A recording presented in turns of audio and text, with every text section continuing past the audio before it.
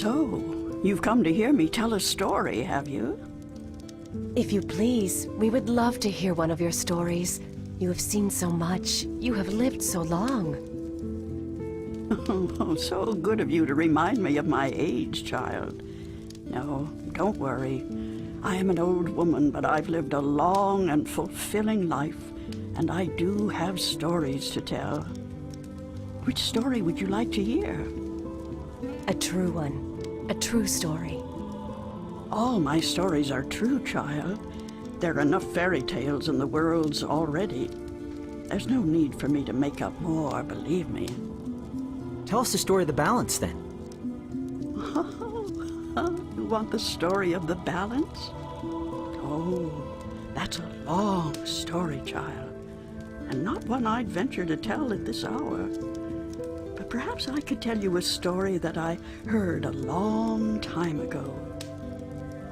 A story that became a crucial turning point in the history of the balance, and that set in motion wheels that to this day are still turning.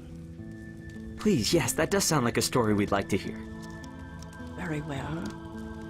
This story, like all good stories, begins where it ends, in a tower, in a realm that is no more.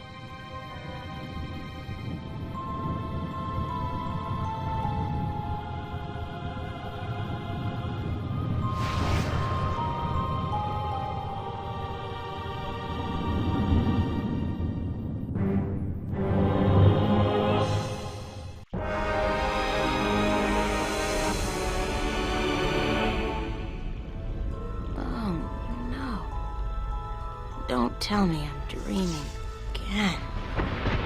You know, for once, just once, it would be nice to have a decent night's sleep without waking up screaming from a bad dream at 4 a.m. Postcard pretty. There's a storm heading this way. Even the weather sucks in my dreams. I feel so charmed.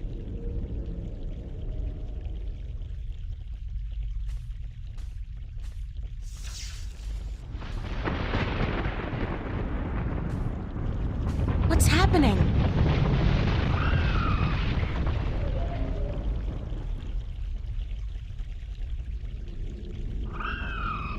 Oh, perfect. I guess if I don't do something to save that egg, I'll suffer 7 years of bad karma or something. It looks reptilian, but it can't be. It's much too big and... I don't much care for reptiles.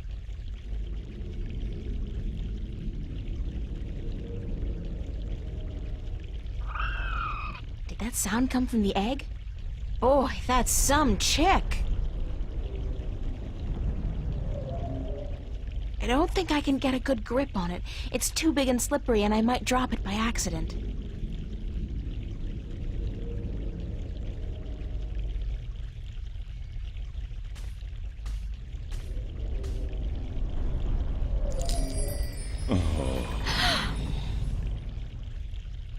Oh, the suffering we must endure. What? Why do you take such pleasure in torturing us? Torturing you? Who are you? We are the voice of all trees, the spirit of wood and leaf. You're a talking tree? No, a tree does not talk. At least not in your tongue. The tongue of trees is the language of wood, root, and leaf. Who are you then? Like we said, we are the voice of all trees. Whenever an injustice is done, we must speak for the tree if we are present. It's the branch. I shouldn't have broken the branch off. Oh, what does it matter anyway? There is nothing more to be done for us. We are simply here to provide comfort in the final passing to Earth. We? I only see one of you. We are one with our host, as we are all one spirit, but legion. Yeah, thanks for clearing that up. We do not expect you to understand. You are human. What happened to the tree?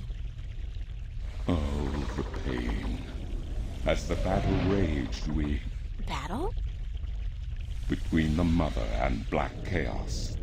She was only protecting her child, but it would not back down, and the force of their battle shook the mountain. The brook that fed us was led astray, and without water, we began to wither and die. What's the deal with the egg? Egg? What egg? Oh, of course, the child. Whenever the mother was absent, we were entrusted with the safety of the child. But now, withered and without strength, we can do nothing to help. We have failed the mother, and we despair. Our shame knows no bounds. Who are you again? We are the wood spirit. We come to all trees in the hour of great need to provide comfort and aid in the passing to Earth, and to give a voice to those who suffer. Our time is running out as we speak. The passing to Earth is about to begin. Leave us now. What about the egg? Oh, it is too late. Without sustenance, we do not have the strength to bring it safely home. We have failed, and the Earth will know our shame for all time to come. Isn't there anything I can do to help? Oh, we do not expect a human to come to our aid. Lose the attitude, okay? Just tell me if there's anything I can do. It is futile. We need water, but there is none. Not after the brook changed course. I'll find a way. Don't panic. We do not panic. Unlike you, we accept our destiny. If, however, against all odds, you do succeed, we will carry the child safely back into its nest. Do not make a foolish attempt on your own. It would spell certain misery.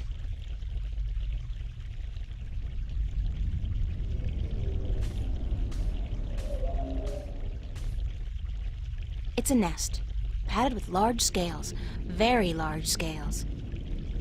For some strange reason, I have a feeling I should get the hell out of here before the tenants return.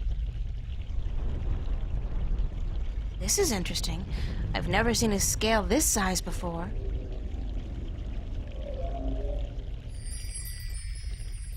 I'll keep it as a souvenir.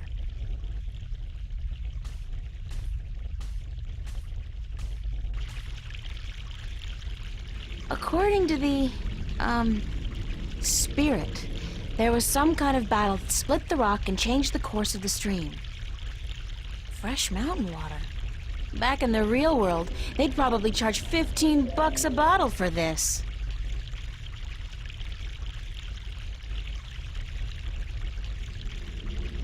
I think I just made a funnel. Cool! I'm so proud of myself. This should do the trick.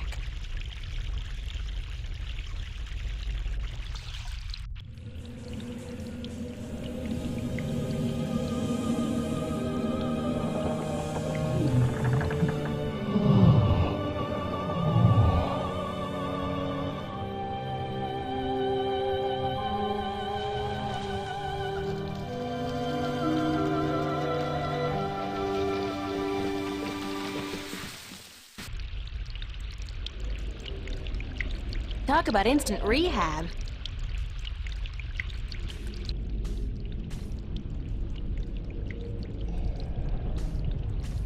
Hello? Hello? Leave us be. Are you okay? We find our strength returned, and so we have no time for idle conversation. We must drink and rejoice. Aren't we forgetting something? Hush, listen. The song of ancient wood. Is it not sweet? Sweet, definitely. Yeah. The baby's probably ready to boogie down as well. The baby. Oh, the egg. Thank the earth. We almost forgot.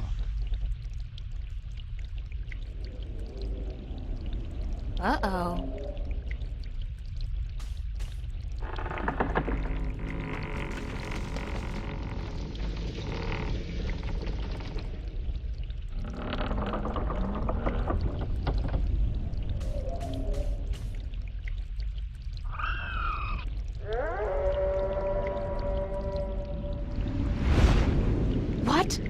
What was that? Uh-oh.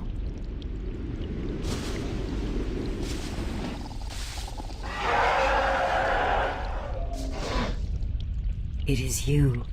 You have come. You know me? April, daughter, I have been waiting for you. Waiting? Why? Because it begins here, with you, as it always has. What do you mean? The breach and the mending, the pain and the joy, the end of the old and the dawn of the new. A different world. I am the mother of what is, but you are the mother of a future that may yet be. How will I know? How will I know what to do? I will guide you, and I will protect you as much as I can. But in the end, you are on your own. I'm afraid. You always were, my child, my daughter.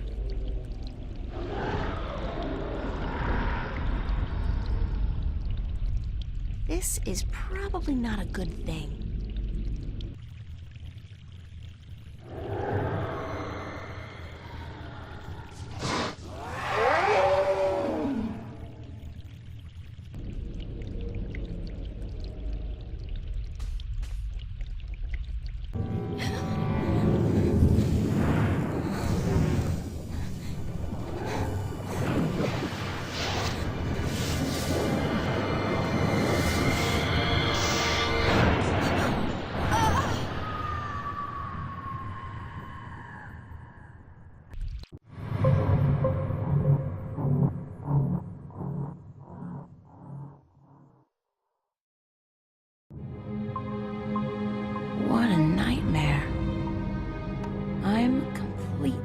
exhausted.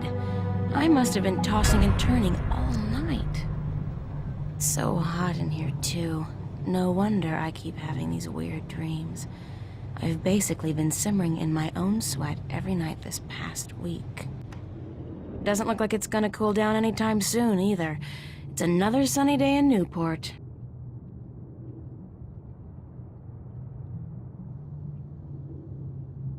Well, it's a good thing the studio's got proper air conditioning. I promised myself I was gonna spend most of the day working, and I don't intend to break that promise. Not this time.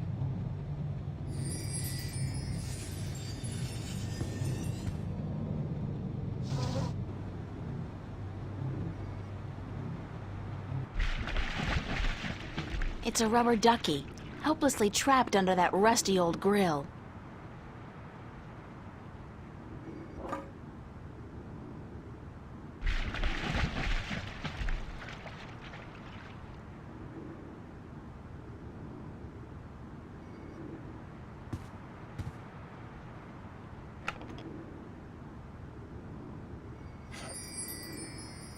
I could only carry one suitcase with me when I left home. There was so much I would have loved to bring, but c'est la vie. At least it was a clean break with my past. I guess when all my hard work starts paying off, I'll get a house and fill it with all kinds of new junk. The past, who needs it? It's a bunch of drawings I drew when I was a kid. I don't even know why I brought them here. They mean absolutely nothing to me. That's my desk, so theoretically, that's where I'm supposed to do my work. I think my muse has departed me for greener pastures, though, because lately, inspiration's been fleeting at best.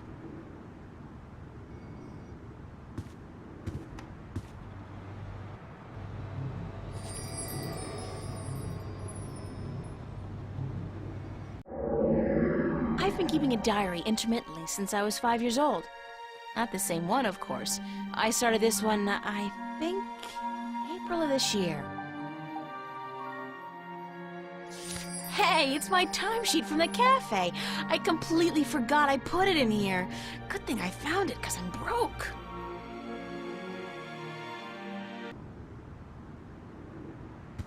I'd better head over to the studio to do some work. Only 2 weeks until the big show opens, and my contribution is in serious need of attention. Might be a good idea to get dressed first, though.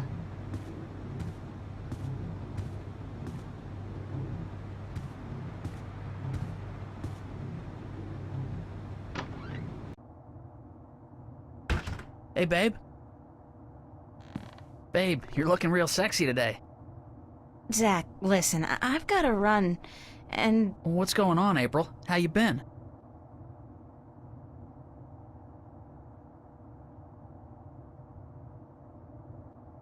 Pretty good, and you? Fantastic. Listen, April, how about you and me getting together sometime soon? Like, tonight. The pavilion is really cooking this week. We could pop some raptures, do a little close dancing. How about it? Let me think about it. So think about it, babe. But don't keep thinking too long or I'll be gone. There are other birds in the sea, you know? Gotta go.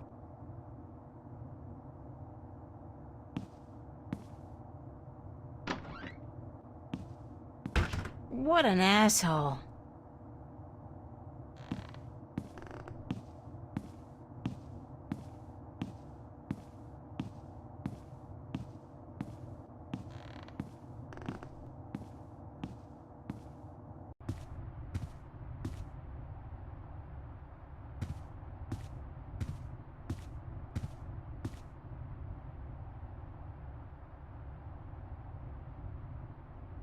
Be considerate. Keep the volume down after 11 p.m. Fiona. Pizza and movie night, Monday, July 31st. BYOS.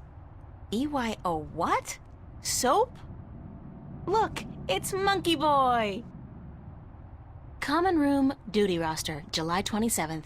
April and Emma. Oh joy, manual labor, my favorite. San Francisco. I'd love to go there someday. Someday soon, hopefully. Annual summer blowout at the Fringe Cafe, Friday, August 4th, 8 p.m. Free food. Live performances by Royne Dale. Harlequin Masquerade. The Go-Getters. Tickets available at the bar. $10 only. Spread the word. I'm sorry, but big sweaty jocks do not turn me on. I'll take a nerd any day. I can't tell what that note's saying as long as it's up there. Fiona's handwriting is not particularly legible.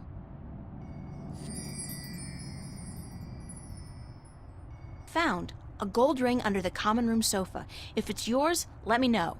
But no false claims, please. Fiona. I did lose a gold ring a few weeks ago. I hope this is the one. I'll have to ask Fiona about it.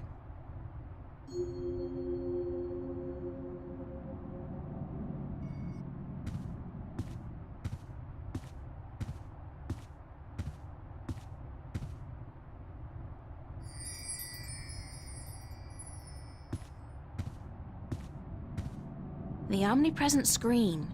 I don't pretend to know how it works, but all the data apparently passes through tiny little black holes in the fabric of our dimension.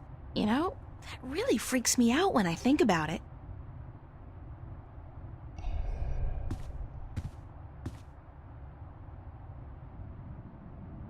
Morning, Fiona. Good morning, darling. You're up early. Yeah, I couldn't sleep. Are you feeling all right? You look a little pale. I had a bad nightmare. Again? Well, you're not the only one, darling. Mickey woke me up screaming in the middle of the night. She wouldn't go back to sleep until I made her a cup of herbal tea. Nightmares? Apparently, but she refuses to tell me what they were. I think she's embarrassed. That doesn't sound like Mickey. I know, darling. Don't tell her I said so, but I've never seen her so agitated in my life. She scared the hell out of me. I don't know why I have nightmares. I guess they could be stress-related. After all, the exhibition's right around the corner. Oh, yes, the school exhibition. How's that going?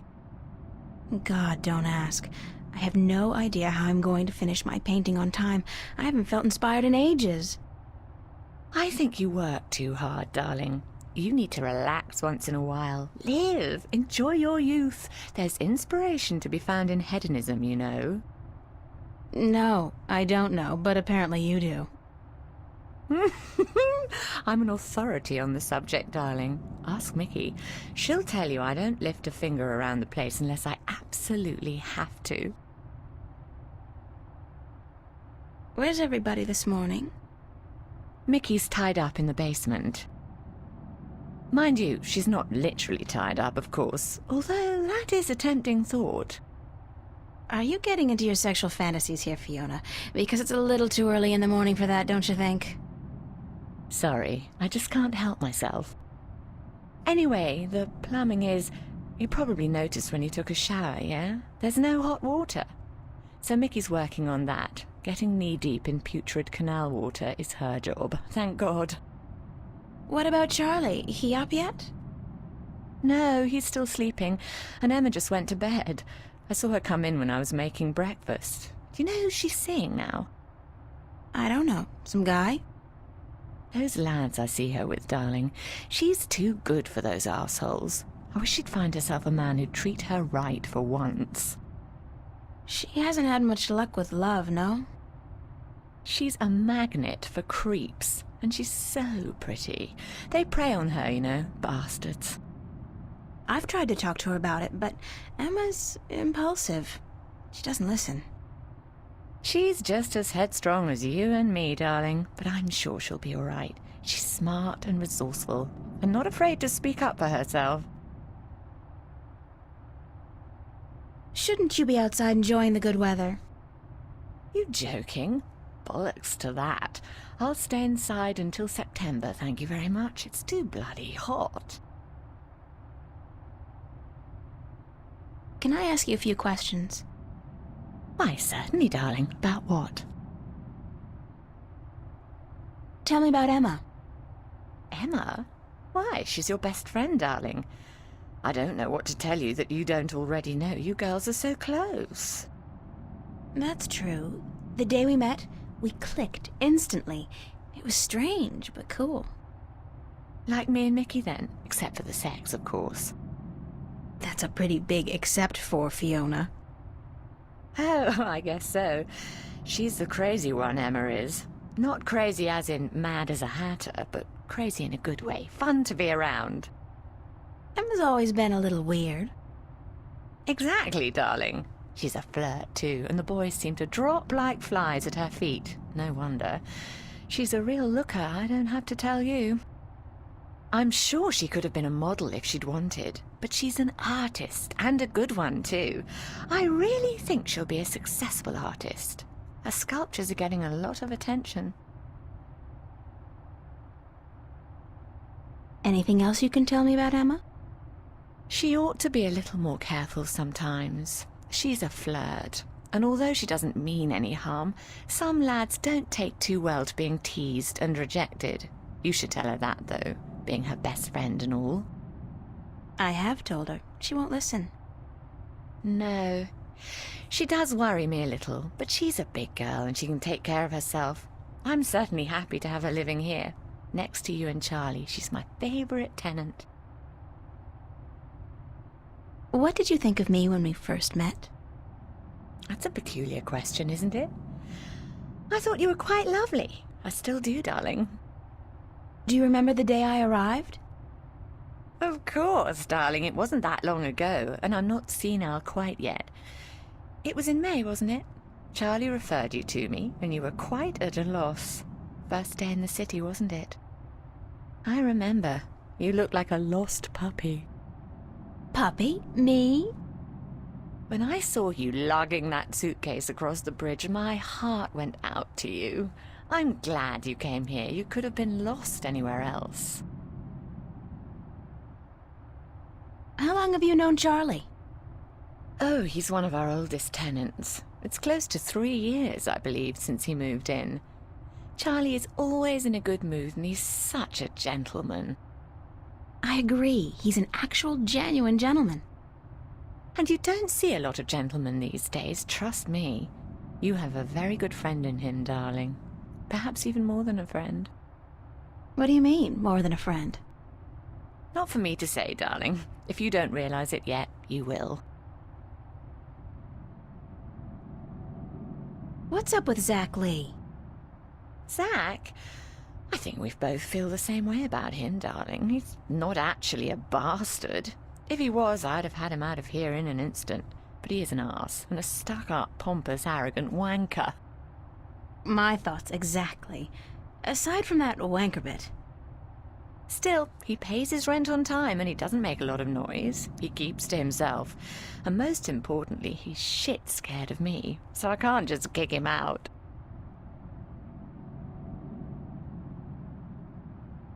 Tell me a little bit about yourself, Fiona. Me? Why? It's not much to say, darling. I love my job, I love Venice, and I love being with Mickey. I'm a happy girl.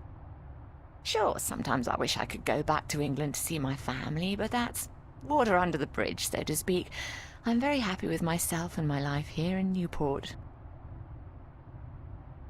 How long have you and Mickey been together? Mickey and I have been together since I was 19. She was in her late 30s then. The older, wiser, worldly woman.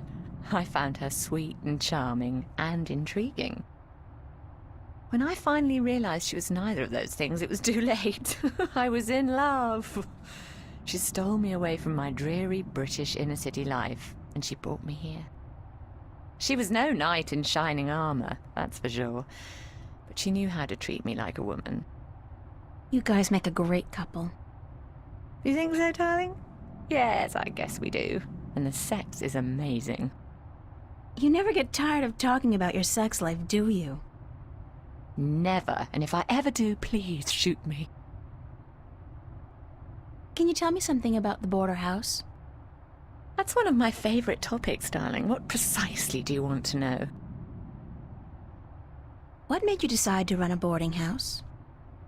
That's a long story. One of the reasons Mickey and I got together was that we shared a passion for the classic English country inns. You know, Quaint, weathered buildings, funny old ladies, and oddly suggestive names like the Lazy Cock. So why come here to the big city? To America? We wanted to create a place with a similar atmosphere and hospitality here in Newport. Like a safe house for people like you and I to call home, if only for a short while. So we discussed different options for a few months, and then we decided we wanted to start a boarding house for young, penniless students and artists. You decided you wanted to do that here in Venice? We knew that Venice was the place for us long before we came here, but the hard part was finding a building cheap enough. And this building was available? Not at first.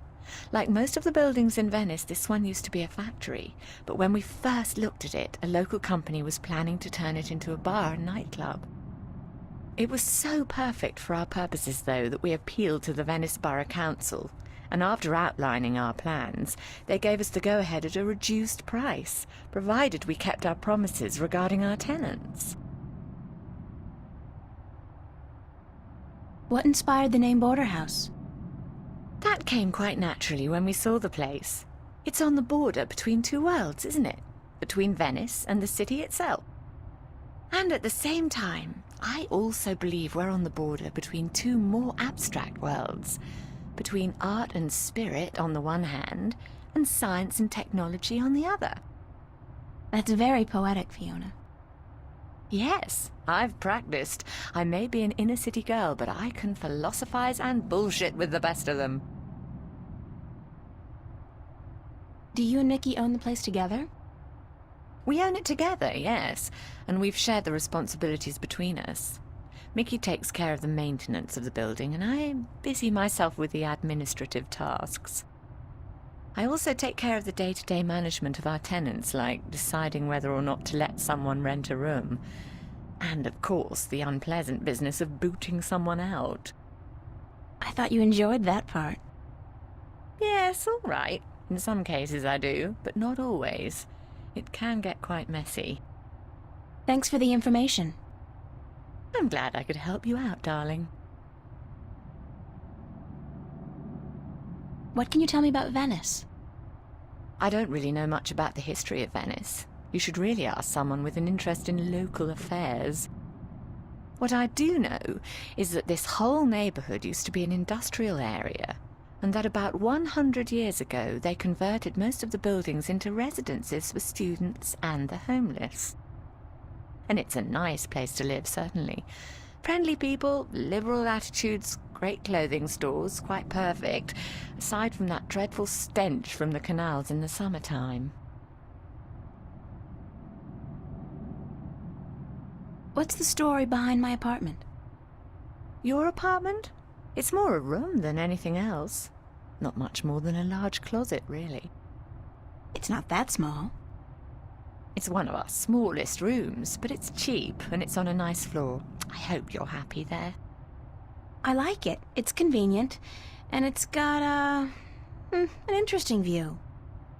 That's nice to hear, darling. As for the story behind it, no unexplained deaths or hidden pirate treasures, I'm afraid. Just a long string of students on a tight budget. Do you like Newport? The city? I stay in Venice most of the time. It's easy to forget we're just a tiny little pocket in the middle of a sprawling urban wasteland. But do I like it? I think Newport is one of the great cities of our age. Love it or hate it, you can't argue with that. And which one is it? Love or hate? I haven't decided yet, darling. Ask me again in another 15 years. Perhaps I'll have an answer then. I don't have any more questions right now. Don't hesitate asking if there's something else you want to know. I'd better get going. Off to school. Yeah, there are no more classes this semester, but I have to finish my painting by next Thursday. For what it's worth, darling, good luck. And don't work too hard, all right?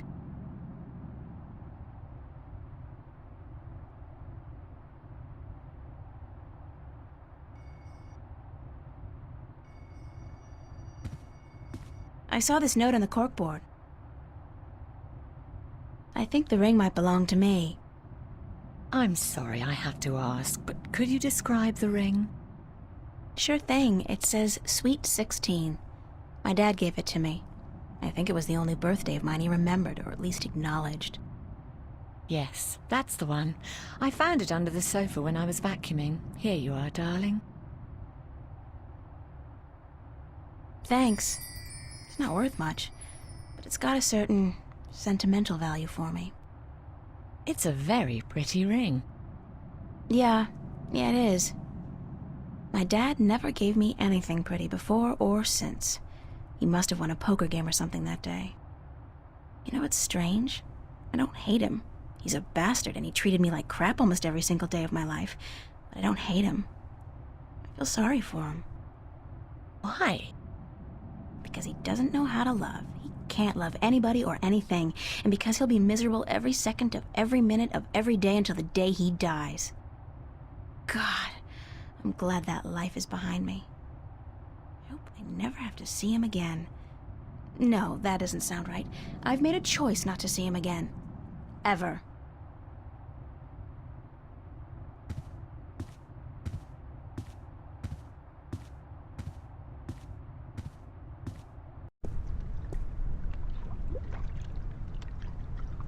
I love this mural, even though the motif is a little trite.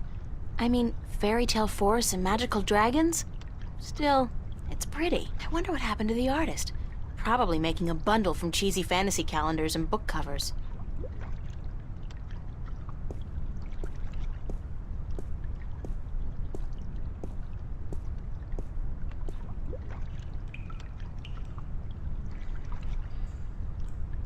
What a mystifying contraption, and completely absurd.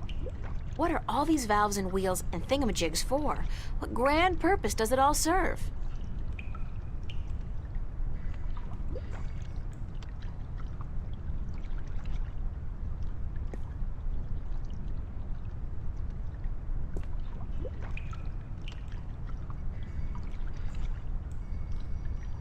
I hope it doesn't melt or anything.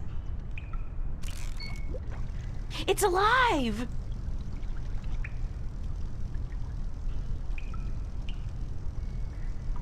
Nada. Nothing. It won't budge. The pressure's probably too high.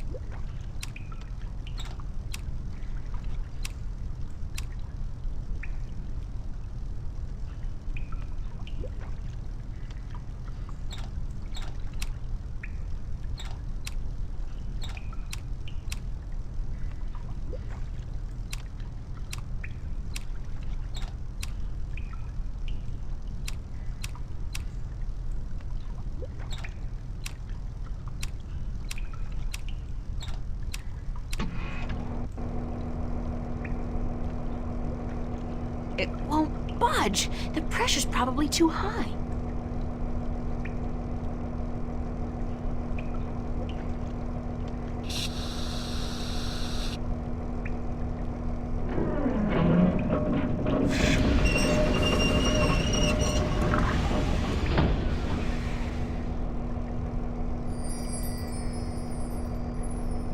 I'm not leaving my gold ring. Somebody's going to have to replace that cable eventually.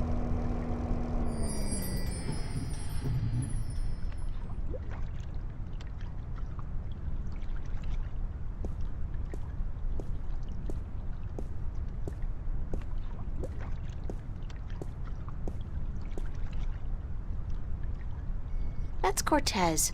He sits in the same spot almost every day. I hate to admit it, He scares me a little.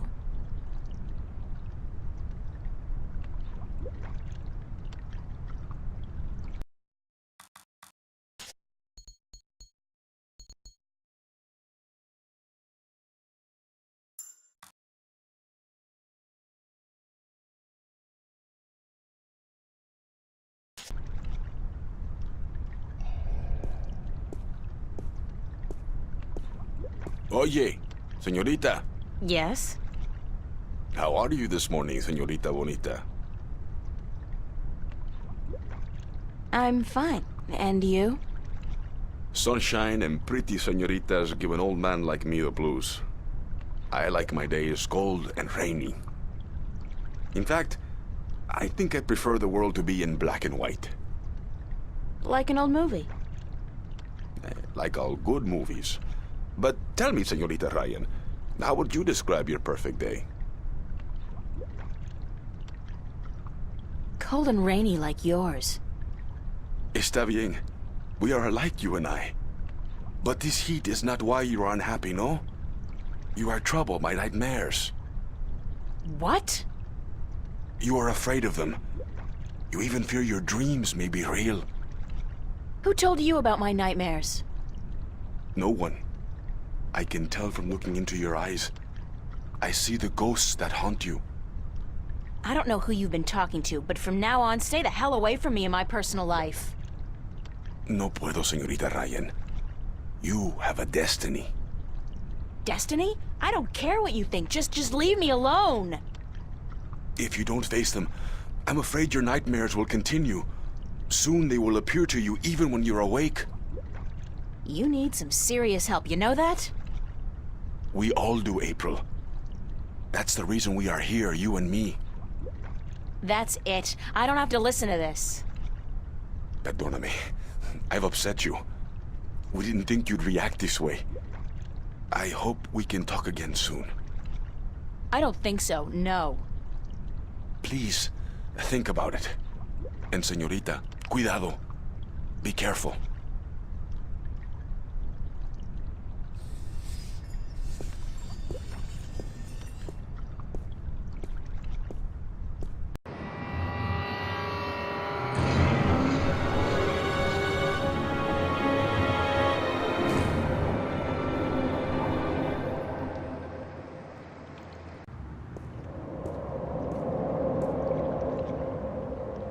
From what I've been told, the clock stopped on the very day of the infamous Venice massacre in 2109, to the minute the police opened fire on the squatters.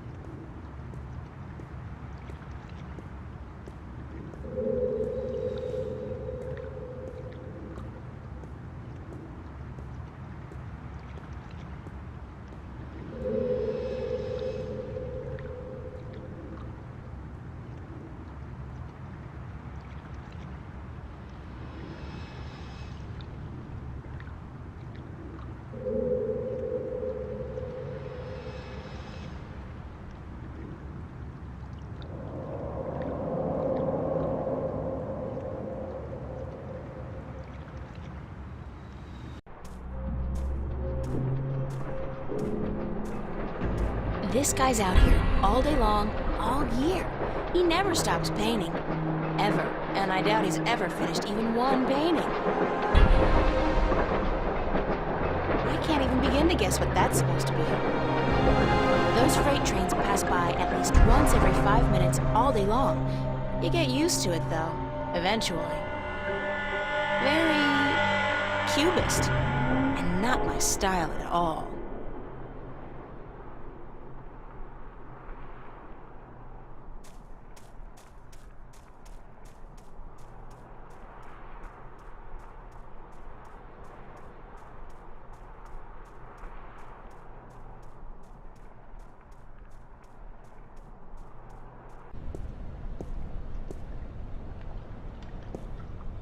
It's the official Vava notice board. Only registered students are allowed to put notices up here. Bishop and Anne-Marie. He's a photography student. She's in my life study class. Nice couple. No, I've got too much to do right now.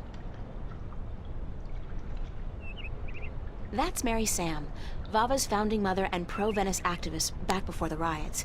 She was assassinated by a corporate hired gun right after the school opened some 90 years ago. The Venice Academy of the Visual Arts, world-renowned, prestigious, expensive, and my future alma mater, if all goes well with the exhibition and I get my grant, that is.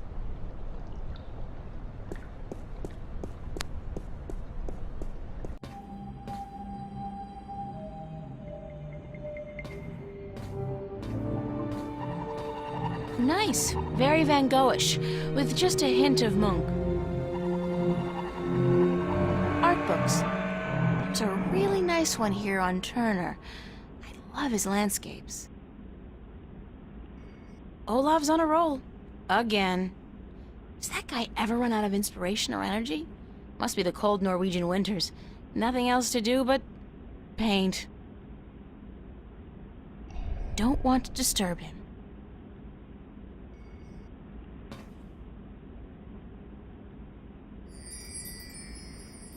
Why would somebody toss out a perfectly good work glove with just one big hole in it? What a terrible, terrible waste.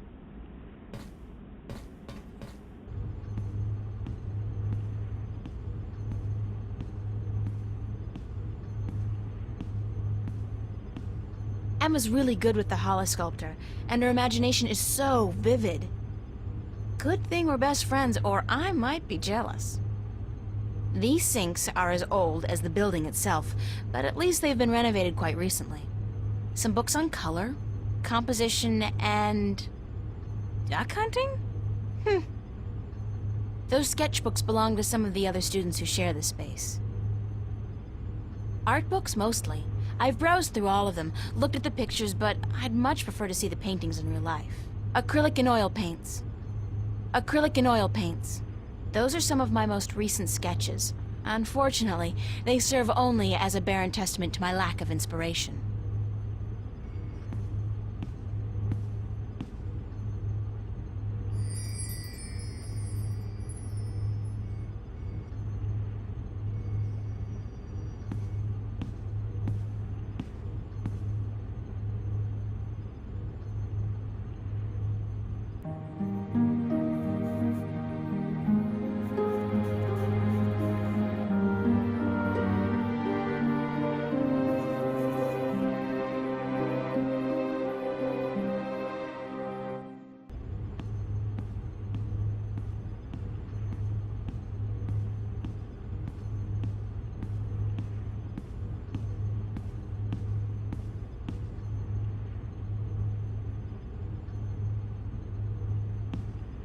Hiya. Emma? Hi! I didn't expect to see you here today.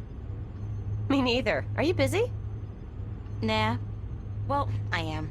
But I was about to wrap up for today anyway. Why? What's going on? I have an important message for you. Yeah? From whom? Believe it or not, girlfriend, but it's from Cortez. Excuse me? He said to tell you that he wants to meet you, these are his exact words, where children visualize their dreams. Visualize dreams? What's that supposed to mean? Me? I was hoping you would know. Did he say anything else? No, that was it. Why does he want to meet you? Oh, don't tell me. You guys are having a secret love affair. Oh, yeah. We're eloping and flying to Africa tonight. It's all been happening so fast. My heart's aflutter. Oh, how romantic. I couldn't imagine a better catch than Senor Cortez, the Latin lover.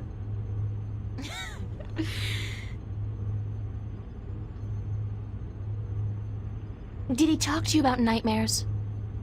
No. Why? I don't know. It's just... my dreams are really starting to bother me. There you go again with dreams. You're obsessing, April. They're just dreams. Sometimes a banana is just a banana.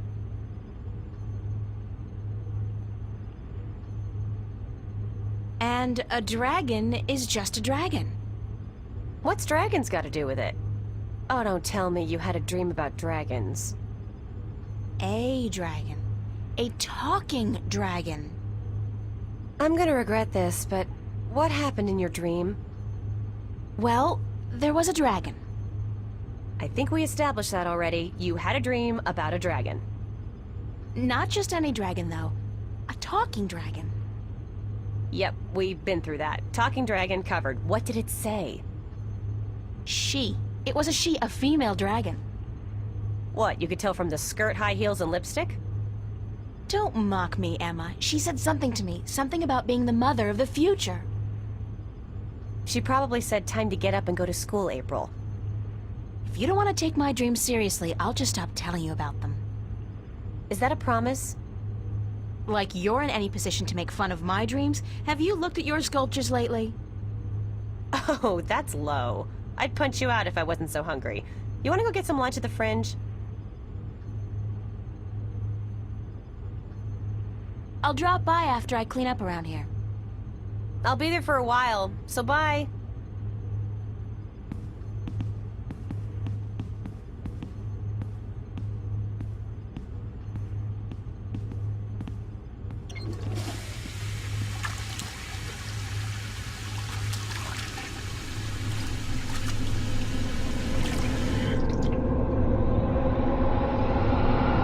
Who's there?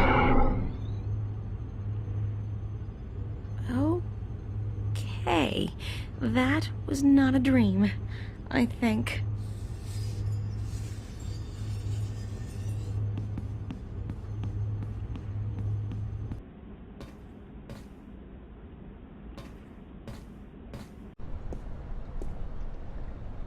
Nice hair color.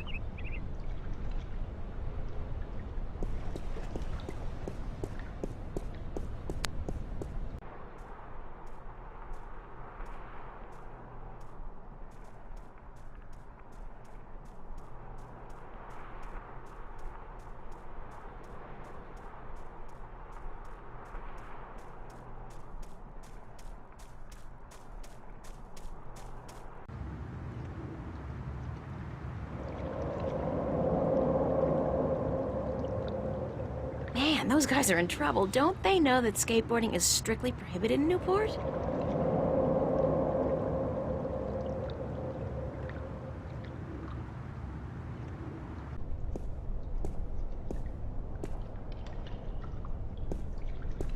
If I turn that wheel, would the drain pipes of the universe open up and swallow all solid matter?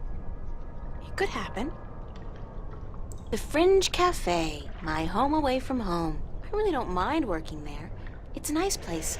I mean, it ranks nice on a scale from begging for food at the bottom to just scraping by at the top. I do not intend to make a career of it. It amazes me why backpackers flock to Newport. You'd think they'd have the good sense to stick to India, Australia, and the near-Earth colonies. I think people should have the good sense to do that kind of stuff behind closed doors. At least as long as I don't have a boyfriend.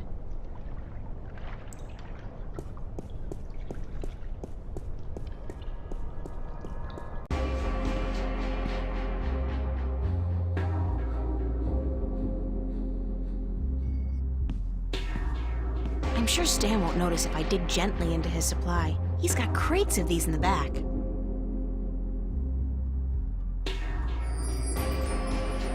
That's my good friend Charlie.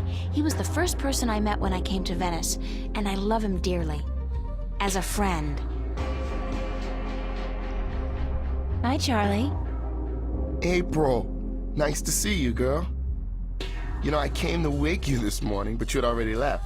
Early bird catches the worm. No, early bird finishes the damn painting on time.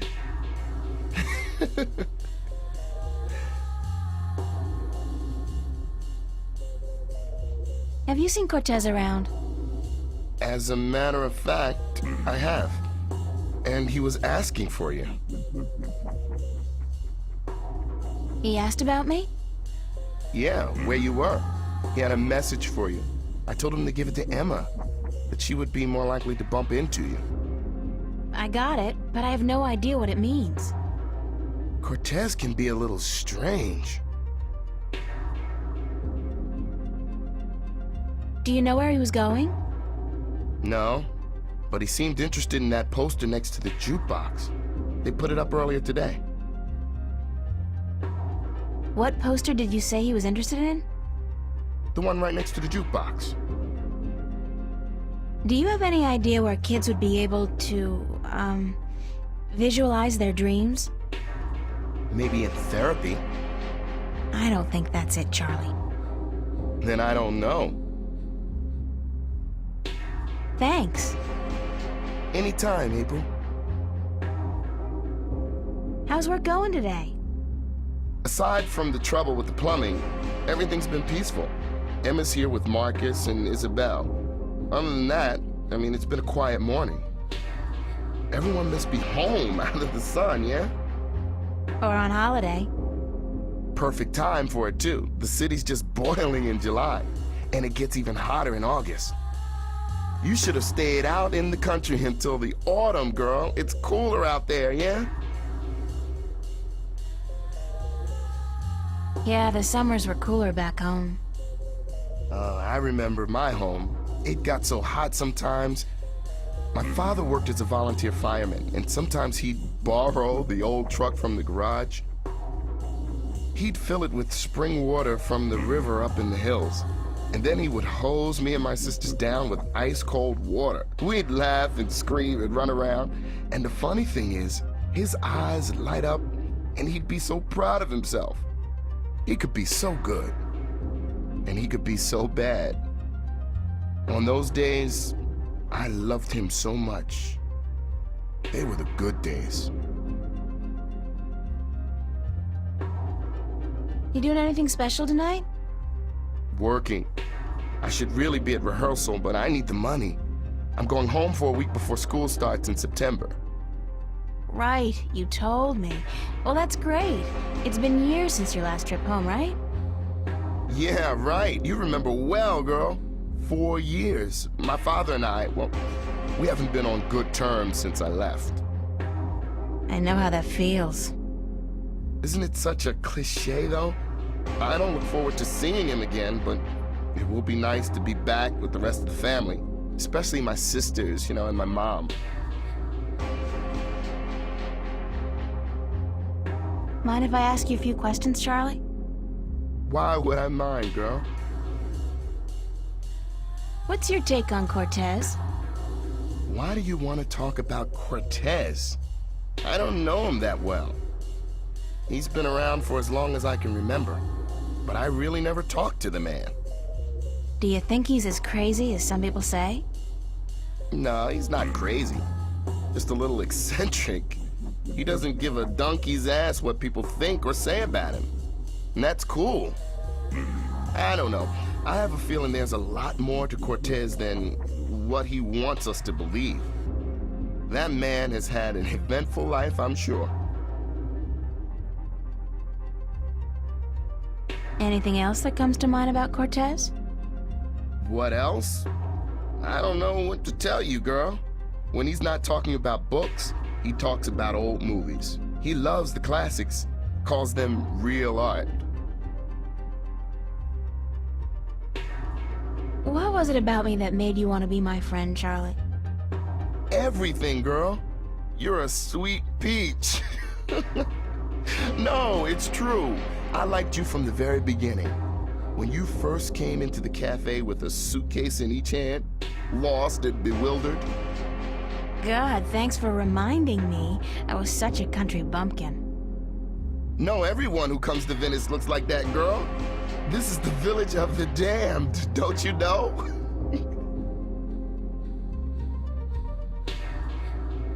How long have you known Emma? I met Emma about a year ago when she started studying at Vava. She moved into the room just opposite mine, and we became friends almost immediately. I like her a lot, and the two of you are the best friends I've ever had. Thanks, Charlie. The same goes for me. Did you ever tell Emma that? Yeah, I told her, and she jokes about it. That's just Emma. I know she appreciates me telling her, though. Does Emma's behavior ever worry you? She can seem a little out of control from time to time, but she's smarter than people give her credit for. I think she's able to take good care of herself. She's a brilliant artist. Her sculptures are inventive and beautiful. I know. Sometimes I'm in awe. They just don't seem to match her personality. She's a deep person, but she hides it well. She's more comfortable being a ditzy teenager than a professional artist. But around the two of us, sometimes she lets the disguise drop. I love her when she does that. Do you like living in Venice? I love Venice. I've been here 3 years now, and I haven't grown tired of it yet. I don't know if I ever will. Venice is like a college campus. There are so many young people here from all over the world. And the mix of nationalities and ideologies and ethnicities is refreshing and inspiring. The fact that we're also right in the middle of one of the great cities on Earth is just a bonus. Call Newport whatever you want, at least it's alive, and there's always something going on. Yeah, Venice is my kind of place, and I'm not planning on leaving anytime soon. At least not as long as all my friends are living here. What about you, Charlie? What about me? Yeah? When was the last time you talked about yourself? I don't talk about myself, girl. You know that. Still, I'd like to talk about you for a bit. If you want, just in general, or is there anything in particular you want to know? What's your biggest dream? A dark stage, a packed auditorium, and a single spotlight. Dancing, girl, don't you know? I'm a good dancer, but I need to be among the best to make it out in the real world. So I'll keep studying and I'll keep working as a waiter to support my studies, just like you. How did you end up in Venice? At home, there wasn't much professional training available for dancers. And my father, he was not happy about my choice of career. He wanted me to work in the factories like him and his father. Out here in Venice, everyone's got their own dreams, and people are supportive of each other no matter how crazy those dreams might be. Your dream isn't crazy at all, Charlie. You're already halfway there. But I still have a long way to go. You're right, girl. I can make it if I work hard enough. So can you. Because we're both just so damn talented. Are you happy working here at the cafe? We make decent money, if that's what you mean. I don't want to be a bartender for the rest of my life, obviously. But yeah, I'm happy I have a job. And you work here too, so I get to hang out with my friend, right? If it wasn't for that, I don't know if I'd be able to do it. Hard work and lousy pay. The hours are flexible, and like you said, I get to hang out with you and my other friends. That's all I wanted to know, Charlie. Okay. Thanks, Charlie.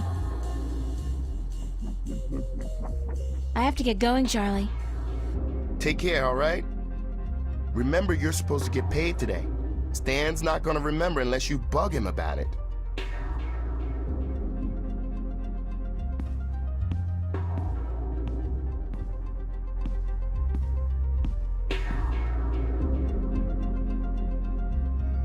My boss, Stan. A hard man with a soft... Nah. He's just a callous bastard. I heard that. I knew that. It's a jukebox, according to Stan. It's an original. Almost 200 years old. I don't know. It looks like a replica to me. A good replica, but still...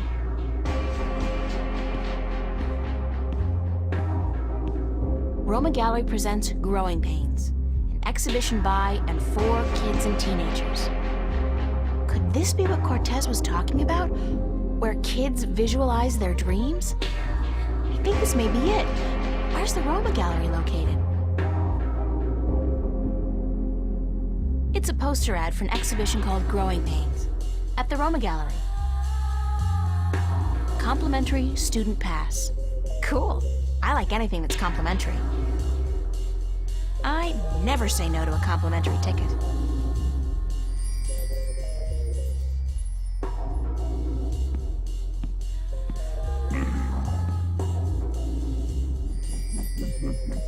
That's well, Emma's friend, really, Marcus.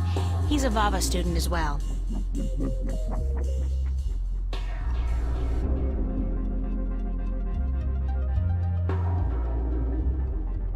Settle this one for us, April. When did Roindale release Sidetracked? 04, right after the Morning Star exile, those sons of bitches. With blood on their boots, yeah. Told you so, Marcus. You said 03. I was closer than you. 07, and you call yourself a fan. I don't. Did you speak with Zach today? Why? He was upset. Called you a stuck-up bitch. He what? You gotta be kidding me. I wasn't even that rude to him. He thinks so. So that even if you came crawling to his door, he wouldn't give you the time of day. Said you called him an asshole. Oh, God. I really don't know when to shut my mouth, do I? Who cares? It's Zach. He hates you, so what? No great loss. That's true. So what else is going on? What are you doing this afternoon? Actually, I came by to see if I could find Cortez. What's with you and this guy? You'd rather spend time with him than us? I have to find out what the message means. Don't look at me. I don't know anything except what I already told you. Ask Charlie. He spoke with Cortez earlier. What are you doing? Staying here. What else? I'm meeting a friend later, but that's not until 9. We're waiting for Isabel and then we're gonna eat. But I guess you're not hungry. No. Figures. I don't know why I even bother asking. Who's this friend you're meeting later? Don't tell me it's that guy you were out with last night. Are you gonna tell me I shouldn't get involved with men like him?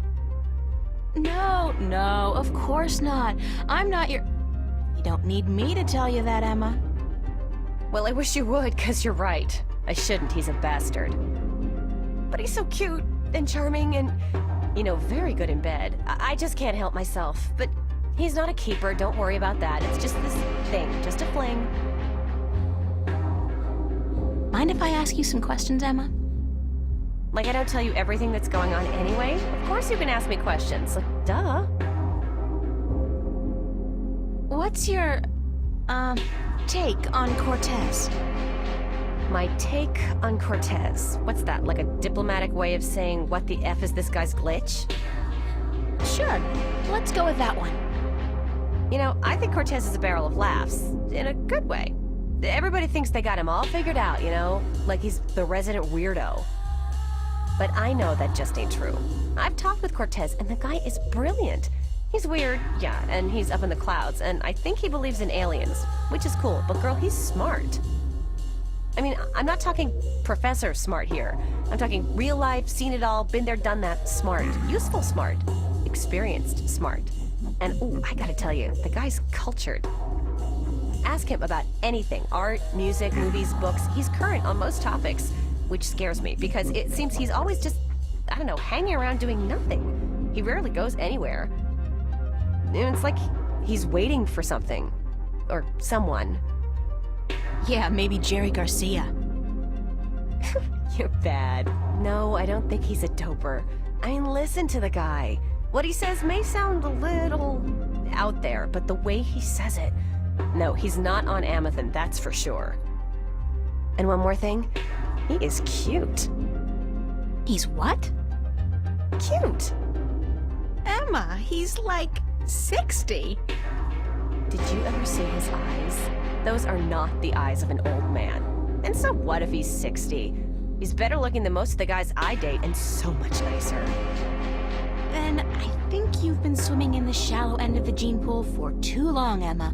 I mean, come on, a 60-year-old screwball with a ponytail and an exotic accent? Hello?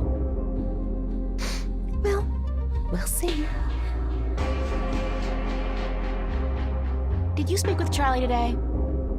Yeah, for a few minutes. Why? Nothing. Just wondered is all. April, did he say anything to you at all? About what? About... nothing. I mean, I don't know anything. Which isn't true because I don't lie, but he... Ugh, forget it. If we were having this conversation in a movie, I'd be going like... Shit, girl, get your act together, open your eyes! But I don't think that's a good idea. Not in real life. Because real life has a nasty habit of hurting people's feelings. Did you finish your sculpture for the exhibit? Pretty much. I'm happy with it, and I know that if I go back and keep working on it, I'll just kill it. So I think I'll leave it alone. You? You know what? Don't ask. I'm praying it'll finish itself one of these days. Sure. Could happen. It could so happen. But I wouldn't count on it. I'll have it ready in time. Yes, you will, or I'll kick your ass so hard that you'll... Okay, I got it. Thanks for the inspiration. Thanks, Emma. Thanks for what? For talking to you? Girlfriend, what the hell is the matter with you? Snap out of it. I gotta run. See you around, stranger.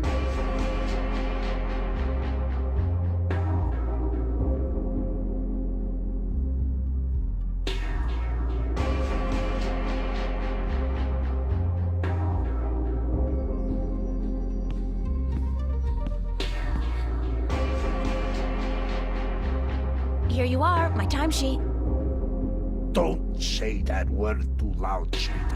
You're killing me. Let's see. What is this? Huh? No. Did I sign this? What I thinking?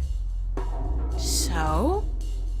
At least it doesn't look like it's been forged. Thanks. Thanks? Where's my money? Oh, you ain't getting it now. Next week, honey. I write down this amount in my ledger. Don't you worry your head from it. I need the money now, Stanley. Yeah, we all need money now. That ain't gonna happen. Next week, I tell you.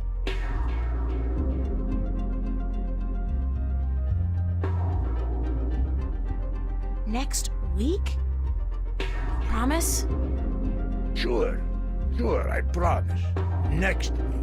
And if that falls through the week after, then you'll get it sooner or later. Forget that. I quit.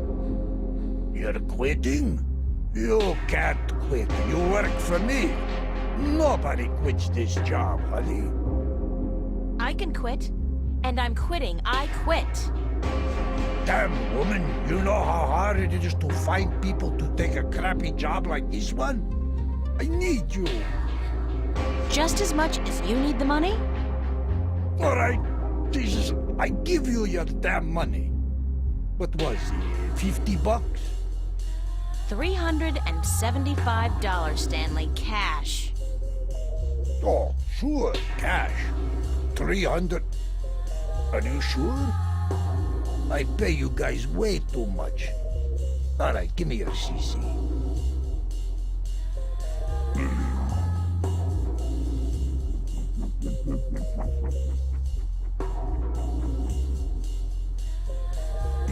Thank you, Stanley. Fine, sure, whatever. Hey, just I mean it. You free tonight? Wanna pull a shift? Sandra, she out sick and I need a replacement pronto. How about it? Yeah, I need the money. Great, hon. I'll see you here later. Don't forget.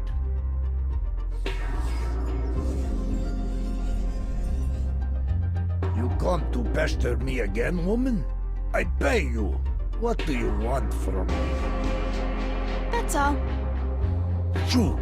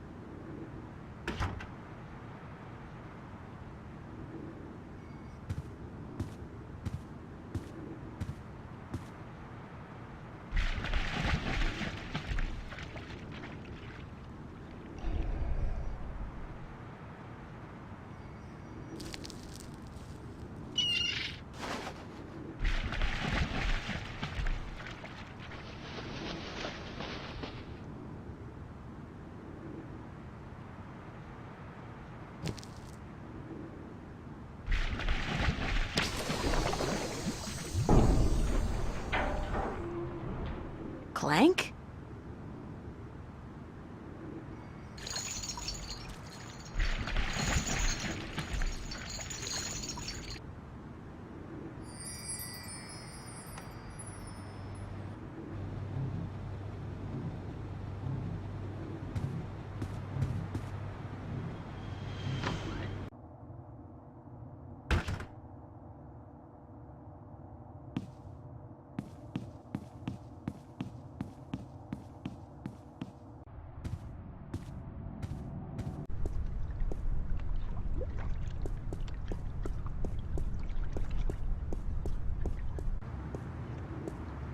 I know that duck. Bon voyage, ducky!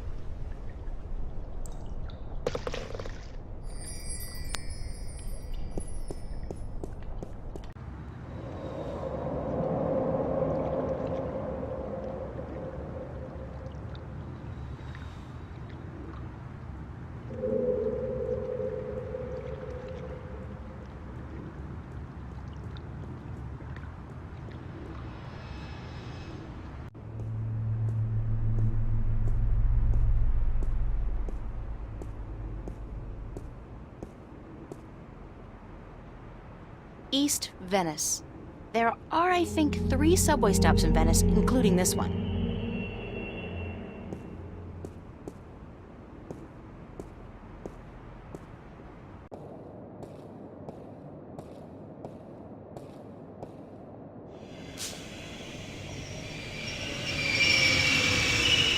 It's a gene scanner. It, scans your genes, puts your genetic signature into a database, and allows you through all corresponding gates.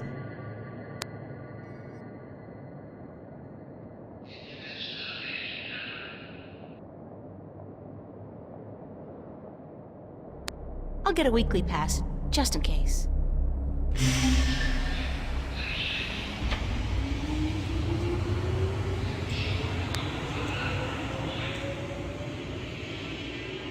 It's a small camera.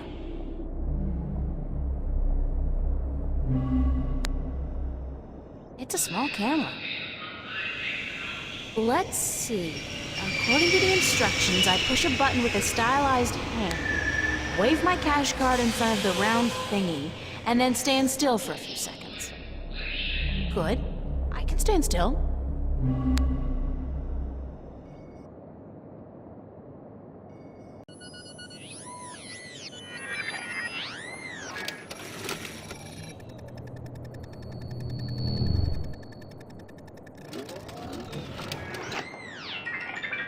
$15 subtracted from cash card. You are now free to travel on all Metroline subways for exactly 1 week. And remember, genetic forgery is a federal crime. Keep your genes clean. Have a nice day.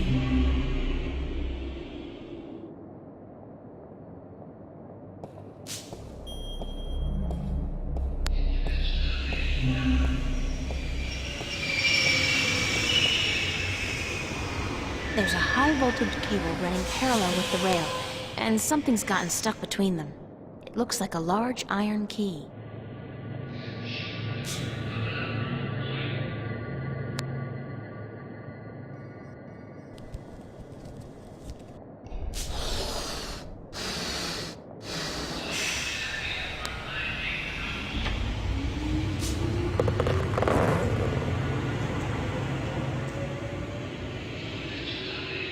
When I was a wee lass, I tried fishing a couple of times in the pond behind my house, but I never caught anything. I hope my luck's improved.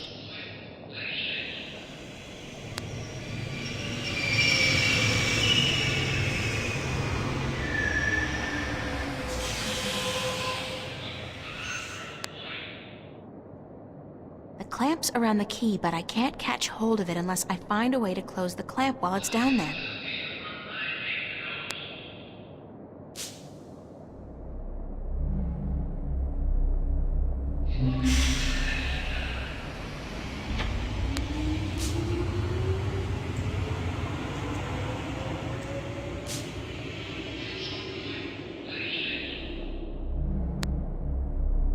It's a rubber glove, but it's pretty useless with that big hole in it.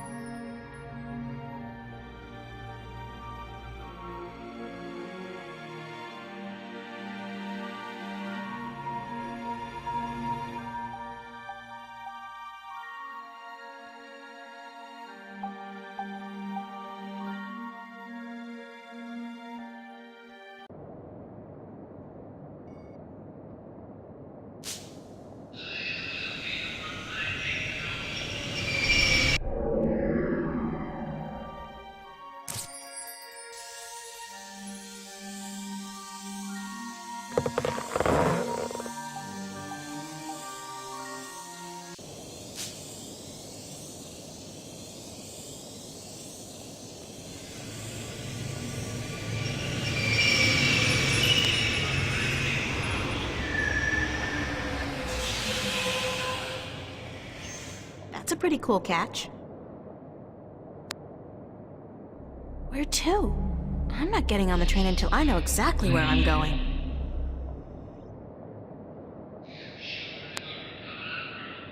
It's the address. The gallery's located near the Watertown Bridge. It's all the way over in West Venice, if I remember correctly. I'm gonna have to catch the Metroline subway to get there.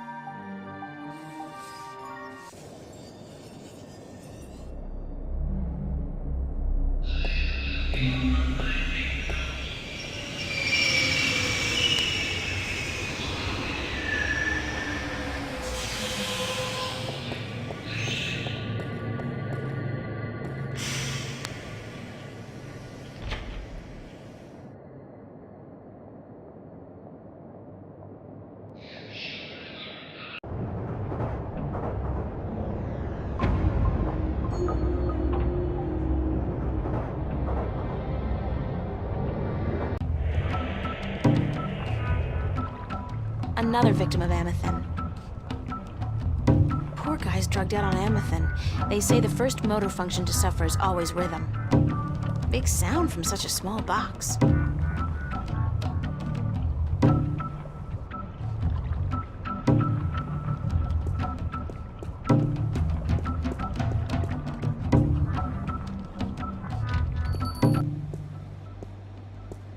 Hello, sir? Sir? I'll just leave my ticket here then, shall I? Yes. Yes, I guess I'll do that.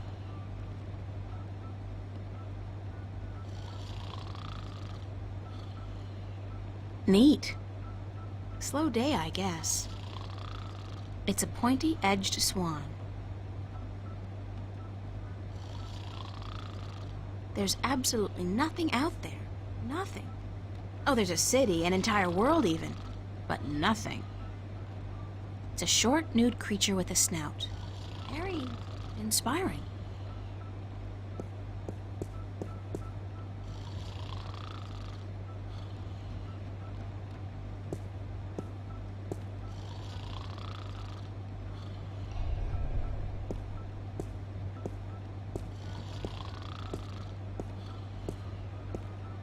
About time you showed up. About time? I spent more than... Mira, this painting. Right here. Look.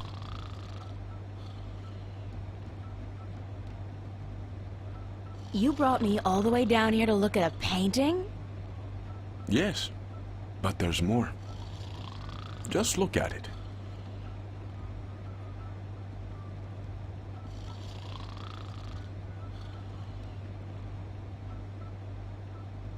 Who's the artist? A boy named Warren Hughes. Not so long ago, I knew him and his family quite well, but he does not paint anymore. What am I looking for? What do you see?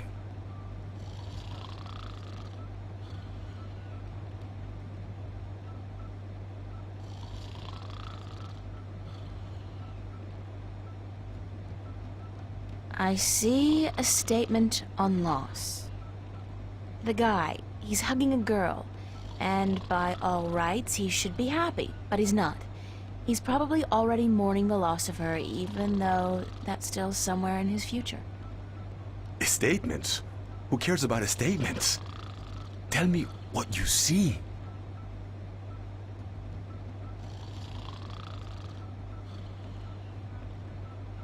I see art. Art, yes. And beyond that, beyond art. Truth? Truth. Exactly. A deeper truth. This painting, this particular work of art, speaks a deeper truth. It has a soul. How can a painting have a soul? It has a soul because it has an identity. It has a heart. The memory of this painting will survive beyond this moment. It will linger in your mind, become part of the tapestry of your subconscious. It has made a lasting impression on you, and you're not quite sure why. It's just a painting by some kid. It's not as if it's a Picasso or a Monet. Now you're arguing technique. Not every painting by Van Gogh or Michelangelo is real art either, although they all demonstrate great technique and craftsmanship. And the scribbled drawings of a 5-year-old child are rarely technically impressive, but they may still have a soul. They may still be real art. So you're saying real art is not defined by the skill of the artist? Then what is art? If just anybody can create something more real than artists who spent their entire lives developing their skills? Art is still the work of artists, and skill, craftsmanship, technique, those things are critical to the success of an artist's work. But alone, those things are merely pretense. For something to be real, to be truthful, the artist must shift part of him or herself into the work to transcend the illusion and reach for the truth of art. And what is the truth of art? Who knows? I've been asking myself that question for years. Excuse me? You don't even know? And what's all this about all the questions and lectures on truth and delusion? For that matter, why did you ask me to come down here in the first place? Because... Actually, you didn't even ask me to come down. I spent my entire afternoon traveling all over Venice, deciphering a cryptic message, spending money I don't have on a subway ticket, only to have to stand here and listen to... You saw something this afternoon. A waking dream, and you can't explain it. That's why you are here, isn't it? Yeah? Good. And I'll do my best to explain everything. Just be patient. My point about art and truth is this, April. Some things look real, but are not. And other things may appear to be of no consequence at all, but are in fact invaluable. Like Warren's painting here. And your dreams. There is both truth and illusion in dreams, and in the images they create. The problem is in sorting the one from the other. You're telling me my dreams are true? I'm telling you there are things afoot, and that you need help in sorting the truth from the illusions. My help. Well, that figures. Good. I was hoping you'd understand. No, actually, I didn't understand a single word. You talk about art and truth and dreams and illusions, and I still don't understand what it all has to do with me. There are things happening, yes, and I came here because I thought maybe you're crazy enough to believe me, to help me. I don't know, sort through the debris and come up with the plausible explanation. But no, you tell me my dreams might be true, that I need your help, and that there are things afoot. I mean, who says afoot? I've never heard anybody use the word before. There are things afoot. Está bien. I understand your reluctance to believe me, señorita.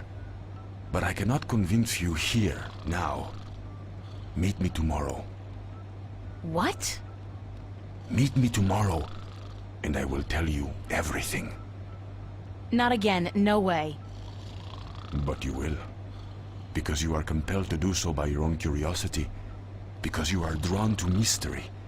And because despite your skepticism, you believe I have the answer to all your questions, yes? No. No, I don't care. I just want to have a normal life. No nightmares, no visions, no strangers telling me that things are afoot. Comprende, amigo? Ay, Dios mío. Is that the time? I've got to run, señorita Reagan. I'll see you tomorrow, then. I said... Goodbye.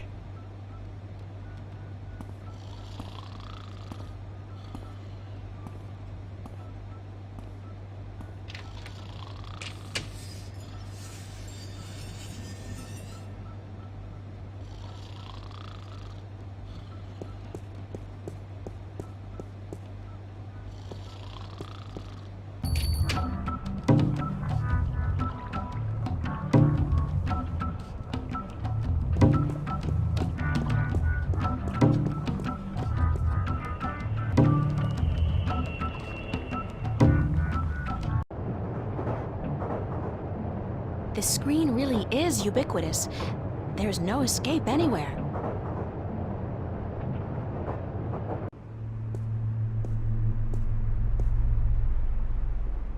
April Ryan, you have got to get past yourself.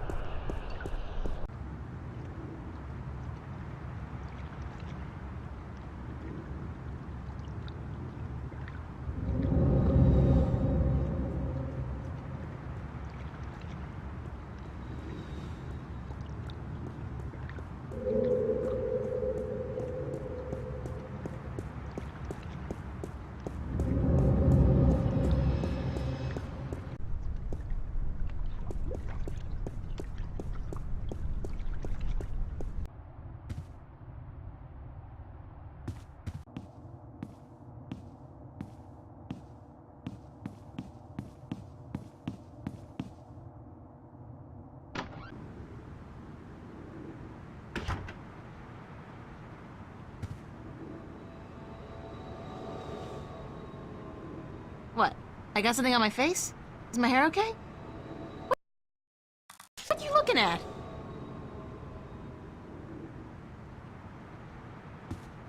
That's my work. It's supposed to be a portrait of my life study teacher, but I think he might disagree.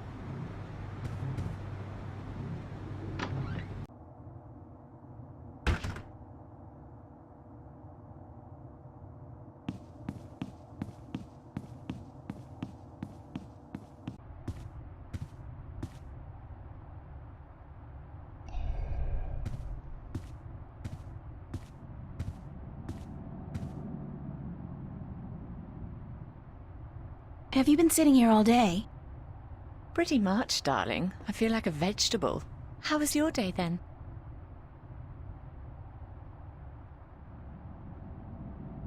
It's been a weird day. How so?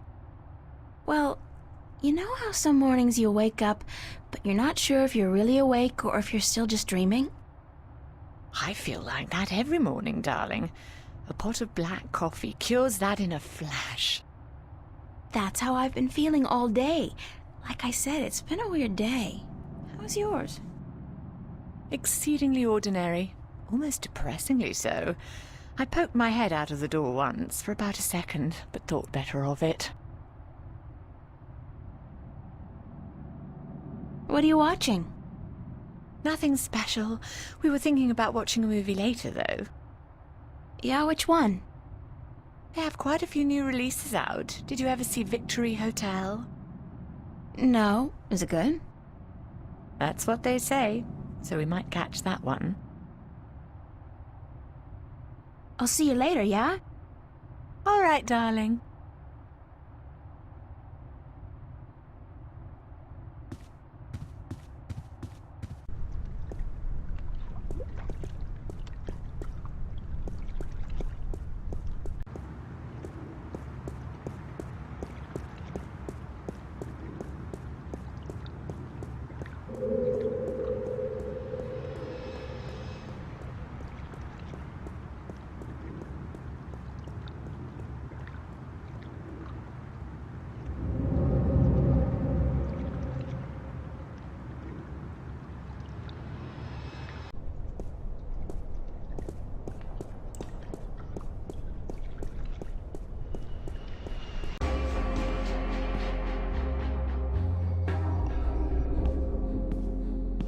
Hi, Charlie. What's up, April? I'll see you later, Charlie. Later. That's Charlie.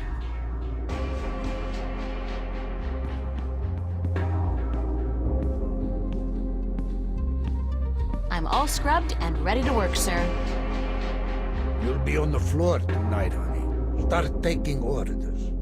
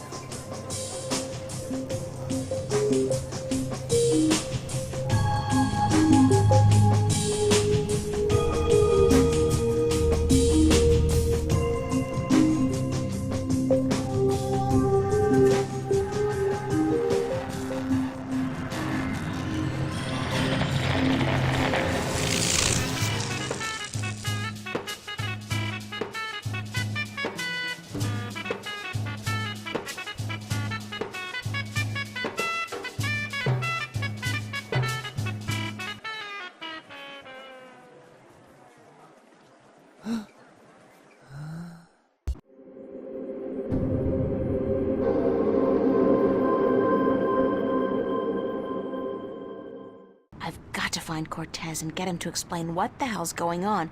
Insane or not, he's the only person I can talk to about this.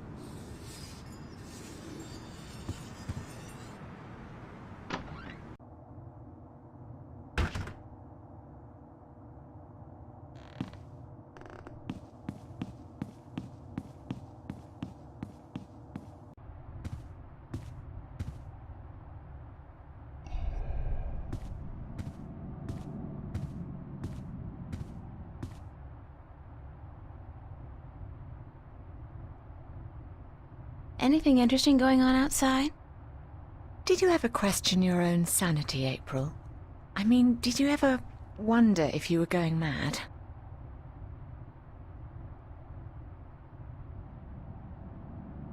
I'm quite certain I am insane.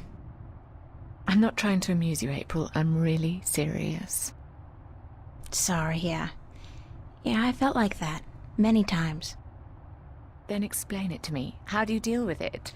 Do you lock it away inside yourself, or do you talk to someone about it? Because I'm at a loss here, April. I don't know what to do.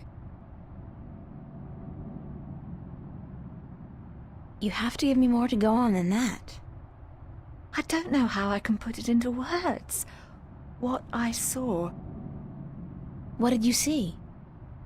Last night, right here in this room, Mickey and I, we were watching a movie, a documentary about the new synthetic rainforests in Mexico.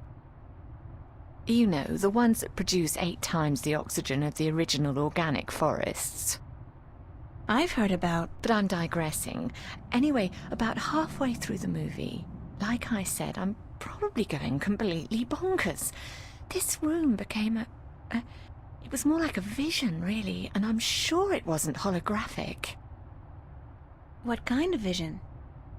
This room turned into a forest. What? It was like the forest came out of the screen and into the room, like being in the middle of a holo theatre, but with added resolution, hallucinogenic effects, and smells. It only lasted for a few seconds, and then it all just disappeared. Did anyone else see this?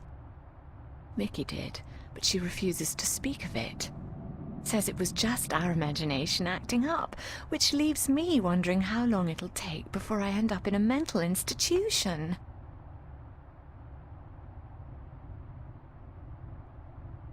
Something equally weird happened at the cafe last night. What was that? Last night, at the cafe, right in front of everybody, this creature appeared out of thin air. Just like your forest. It was only there for a few seconds and then it disappeared, but everybody saw it. Everybody. Oh my. What's going on, love? I don't scare easily, but this is really getting to me. Don't know. But whatever it is, I'm pretty sure Cortez is involved. Cortez? How is he involved? I don't know that either. I'd love to find out, though. What other weird things have happened lately? Little things, like movement in the corner of your eye that's gone when you turn your head. And noises. The kind you're not supposed to hear in the city. Animal noises. Wild animals.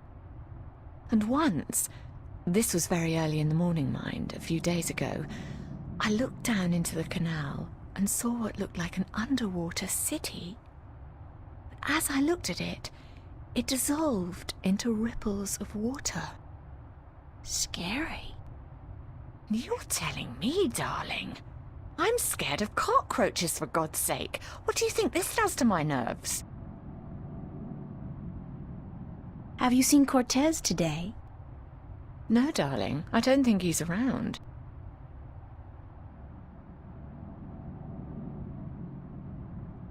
Do you have any idea where Cortez is? Sorry, he could be anywhere.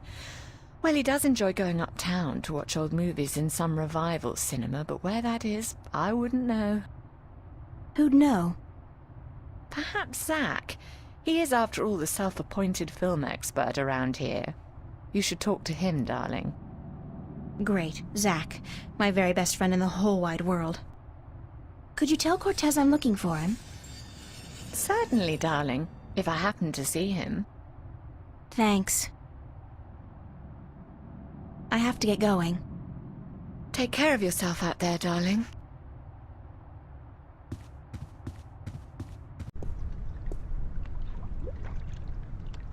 I'd love to just sit here for hours, soaking in the atmosphere of Venice. But who's got the time?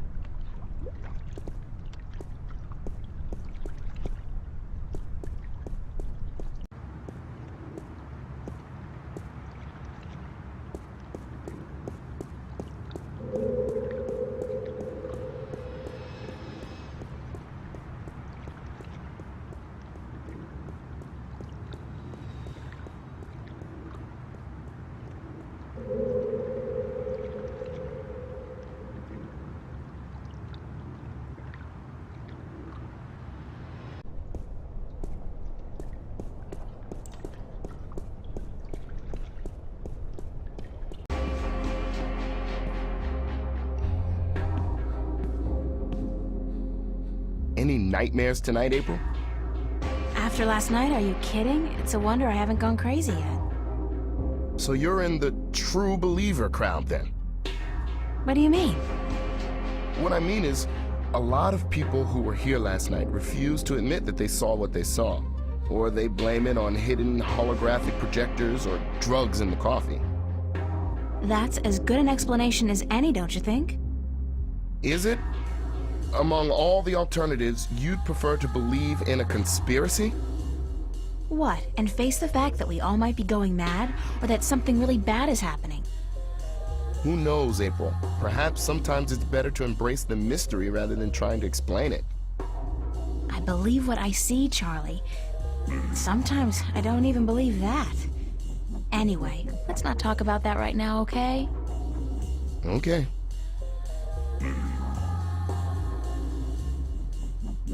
Gotta go find Cortez again. Is this going to be a daily ritual with you guys? I certainly hope not.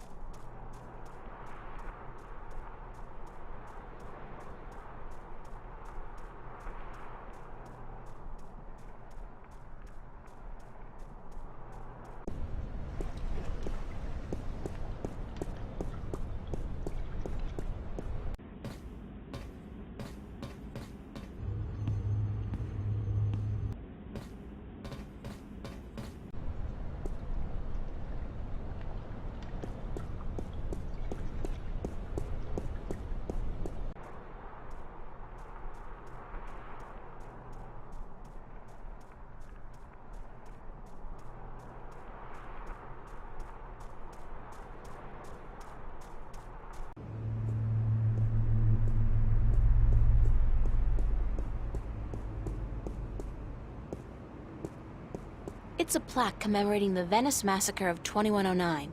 It reads, "In honor of those who died defending our right to live."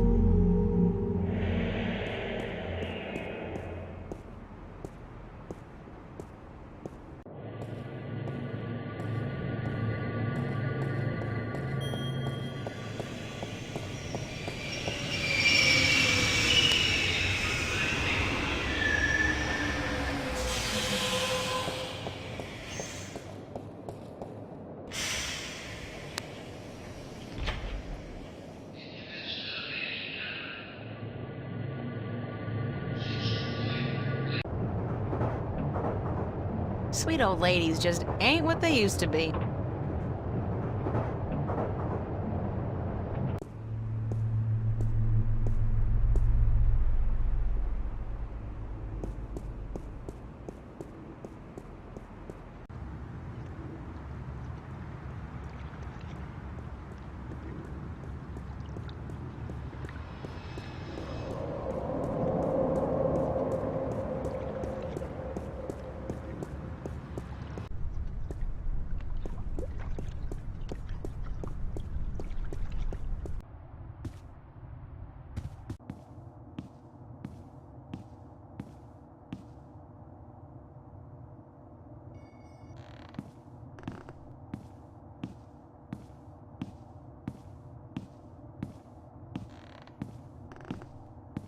I never imagined I'd be doing this in a million years.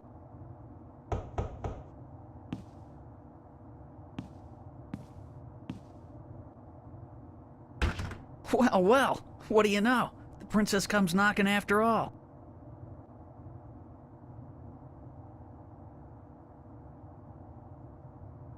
Don't get your hopes up. I think you're the one who's got her hopes up, babe. And you better hope I don't slam this door in your face. Just do me one favor first, okay? Well, give me a reason to, babe. A reason? You want a reason? Okay. What about a date? Yeah. Good. Tonight. Sure. Tonight. I'll meet you at the... pavilion, was it?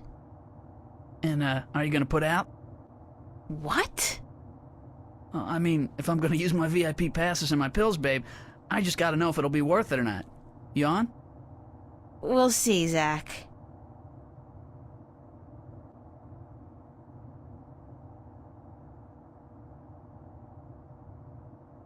Just don't do a Houdini and vanish on me, babe.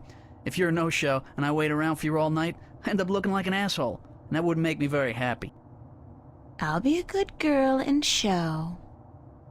Smart. So, what do you want to know? Where can I find a theater that shows old movies? There are quite a few that do, but only one that runs optical stock. I figure that's the one you want, yeah? Why? 'Cause that's where Cortez likes to hang out, and I'm guessing you're trying to hook up with him. No. I just need to do some research for a painting. Babe, I'm not a moron. I see you guys together. What are you, his lover? The shriveled old weirdos turn you on? What is it, his accent? His acute lack of fashion? It's not what you think. Whatever. Hey, like I give a shit, you're with me tonight. And by tomorrow morning, I don't think you'll find that old creep so appealing anymore. So, where's Cortez? When he's not outside reading or whatever the hell he does, he's usually at the Mercury Theater. They show old movies on real celluloid stock through a projector, like in the fucking Middle Ages. Where's this theater located? I don't remember the street it's on. It's been ages since I was there last. But you'll find it if you head out the East Gateway from Metro Circle. It's close to the Radio Power building, and there are tons of adult stores in the area. Actually, if you're not too busy, you could pick up something for us to watch tonight. Something really filthy.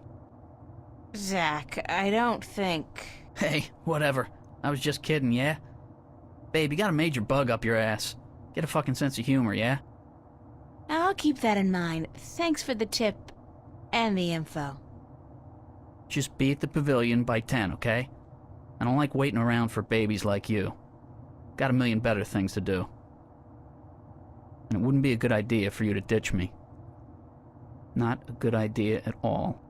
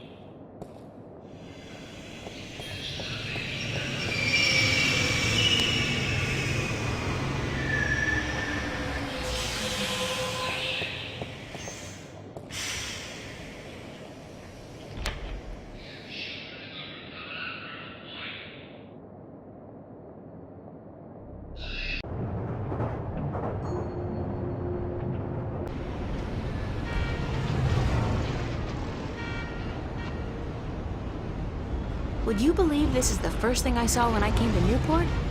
Big city? Gotta love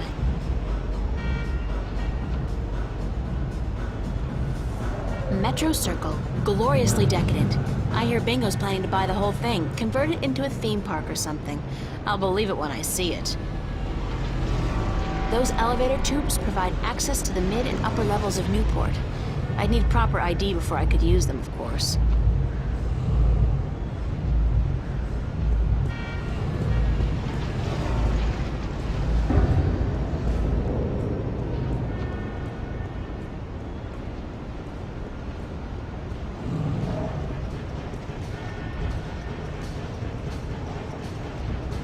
It's a police officer.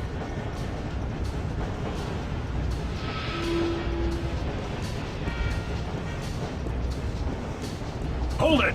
You're not taking this elevator. Why? Because you're not carrying proper identification. Didn't you know that's a corporate offense in Newport? In Venice, you don't have to. I see. Venice. I should have known. Step back or I'll be forced to take you down with extreme prejudice. How do I get permission to go through? Only citizens of mid-level status or above are allowed to use these elevators. I guess you're new to this city, or you'd know that. Yeah, fresh from the countryside. You do look like a farm girl, it's true. Hey, watch it! How do you get mid-level status? Birth, money, marriage. Schmucks like you and me, miss. We're stuck here. Speak for yourself, schmuck. What's up with the cops in this city? I'm sorry? I mean, when you arrest people, you read them their rights, and then you sell them products. It's all part of the job, miss. The police department is a subdivision of the Bocamba Mercer Company and the Bingo Corporation. They pay our bills. Doesn't that constitute a conflict of interest? Not if we don't arrest any employees of either company. That makes so not sense. Does when you're faced with the prospect of getting the boot, miss. I have kids, and I'd like to see them through college. Thanks, officer. We're here to protect, serve, and to inform you of the fantastic range of products offered by Bocamba Mercer and Bingo, manufacturers of the world's favorite soft drinks and handguns.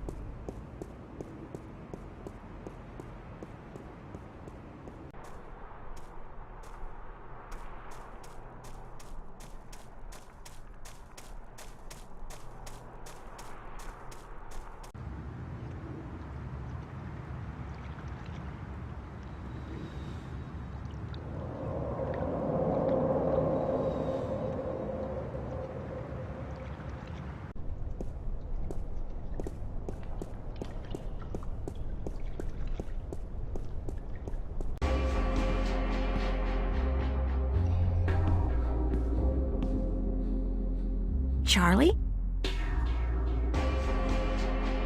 Bye, Charlie. Later.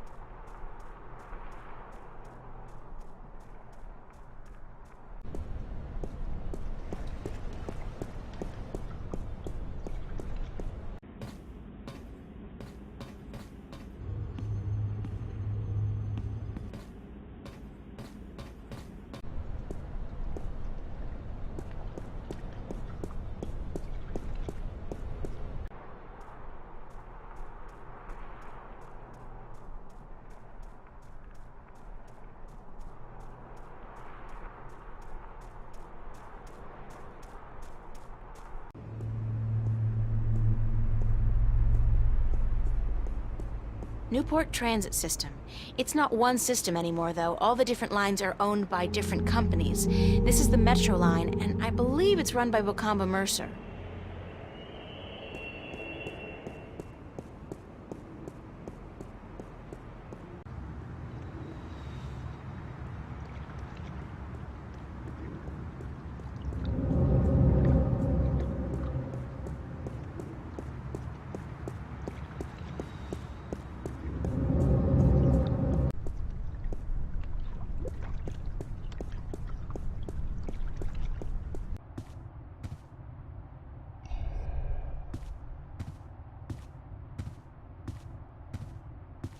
Hi. Yes? What's Metro Circle like? That's the sleaziest and most perverted neighborhood in Newport. On the negative side, however, it's also a dangerous place to hang out. I wouldn't go there alone if I were you. I have to get going. Take care of yourself out there, darling.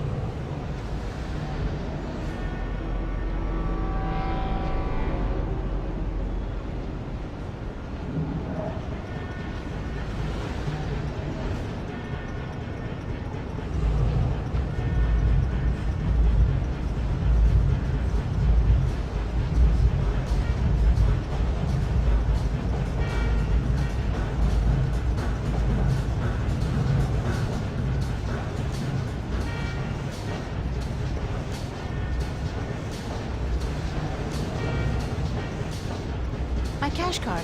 Usable anywhere in the world, and it's totally anonymous. Hold it!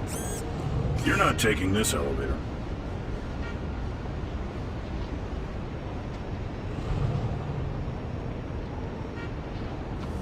It's a police officer.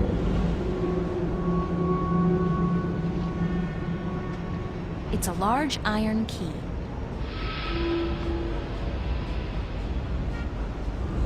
It's a matchbook from the Fringe Cafe.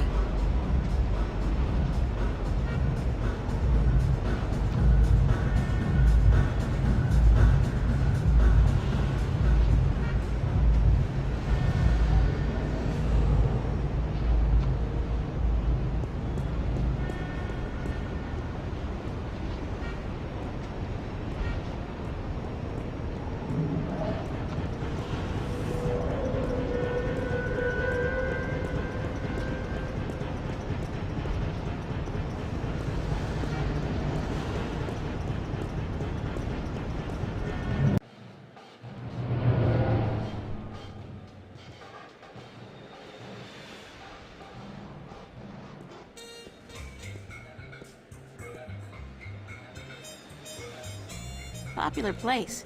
Not my crowd, though.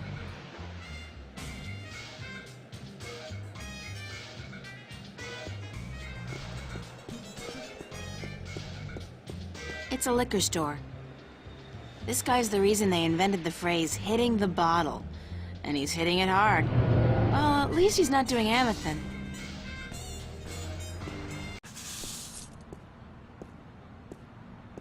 Mercury.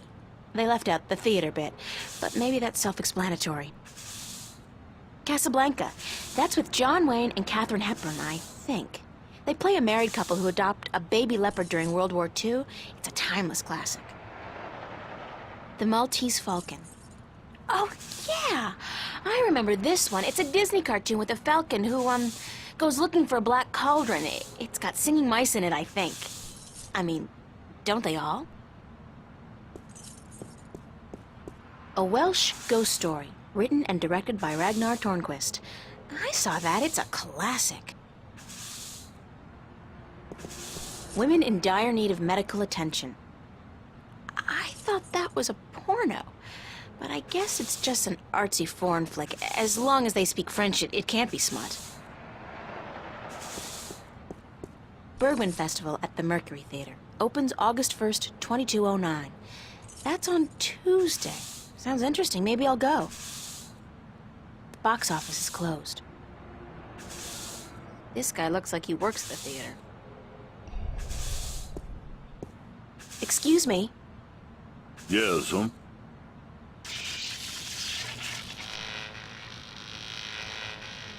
Oh, geez. Hold on there 1 second, lady. Dang marquee, light up!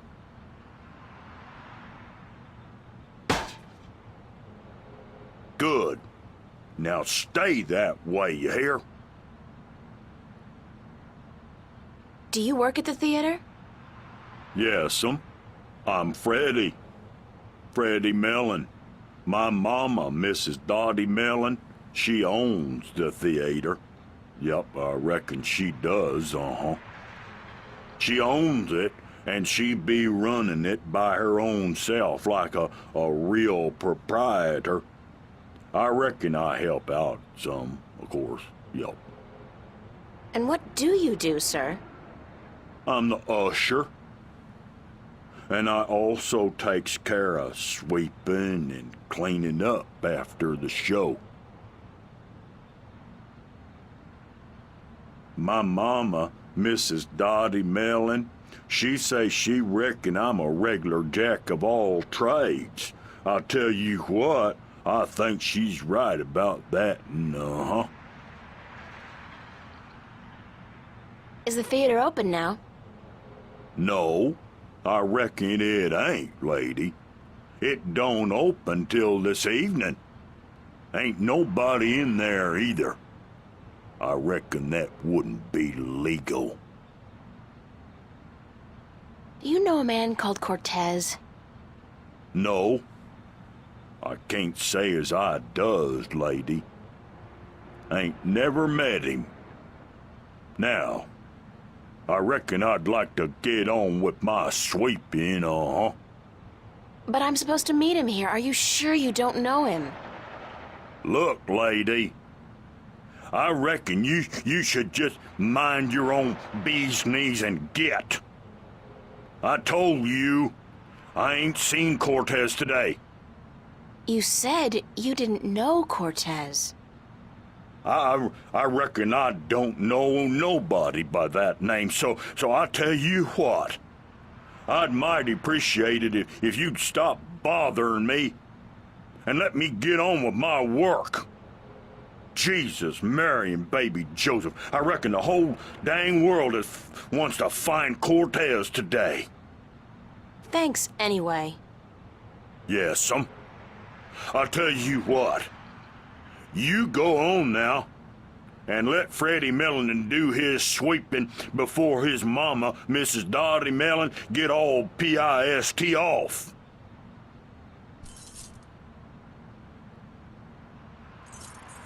That guy's so conspicuous, he's gotta be a cop on a stakeout assignment. Hi there, having fun? Didn't your mother teach you not to talk to strangers?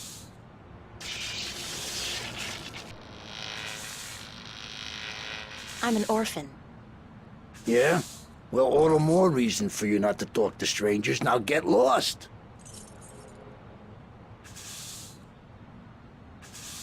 Why are you dressed like a cop? What do you mean, why am I dressed like a... Hey, wait a second, what's it to you? Just trying to do my bit for the boys in blue, sir. You look like a cop, so if you're on a stakeout or something, you should try to blend in a little more. Go native! Yeah, how? I don't know. But that trench coat, it sort of gives it away. Perhaps a pair of blue jeans and one of those I'm with stupid t-shirts might help. Hold on, let me get this down right. Hey, wait a second, what am I doing? Who the hell do you think you are? The NPD fashion consultant? Is that supposed to be funny, ma'am? Are you a comedian or something? Because I'm not laughing. I'm not even smiling, am I? Now get your ass out of here and don't bother me again. Is that a threat? Damn right it's a threat.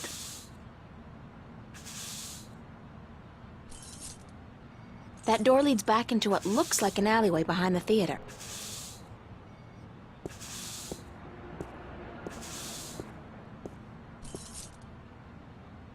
It's locked.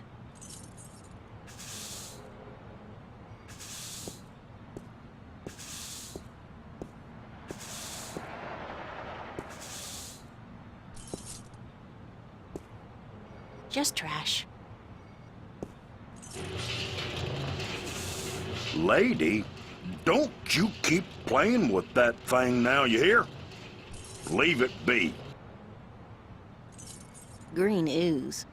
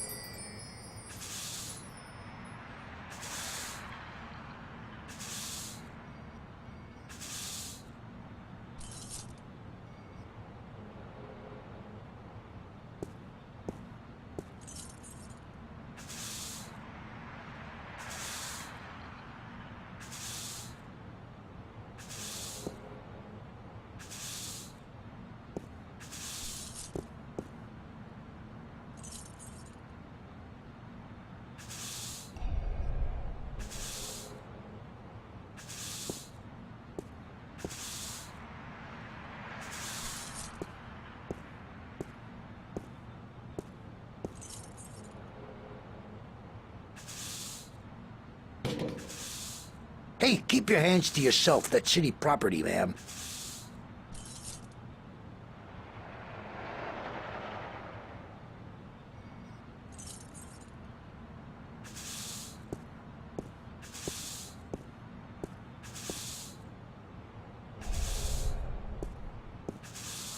Hello again. Christ, don't you ever quit. What is it now? Don't you get tired of hanging around here all day long? No, ma'am. So you're completely fine. There's nothing you'd want. That's right. Nothing at all? Nothing at all. Not even a bite to eat? Just had a full lunch, ma'am. Thanks for asking. So you just had lunch? That's right. At Cool Cow. What did you have? A triple whammy cow patty with a side order of grease onions and a large bingo cola. No ice. What about fries? And a double order of cheese and fried taters, yeah. Tastiest damn fries you're ever likely to find. Soaking in melted goat cheese. And you had this when? About an hour ago. And you don't feel, the urge to go? No, ma'am, no. My bowels are genetically enhanced and require only perfunctory attention. The burger filled you up good? You don't have the munchies? Well, now you mention it, I have a craving for sweets. I didn't have time for my usual Cool Cow strawberry pie with whipped cream, chocolate sauce, and a scoop of ice cream. Wait a second. What am I telling you all this for? Who the hell are you anyway? Hey, get out of here, ma'am, right this minute or else... Is this a threat? I think that was a threat. A very serious one, ma'am.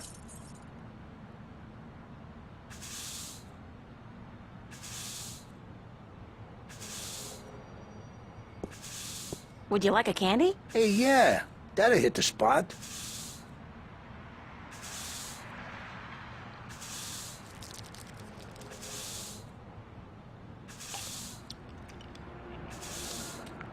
What the hell? The taste? Sickening. I feel kinda... Christ!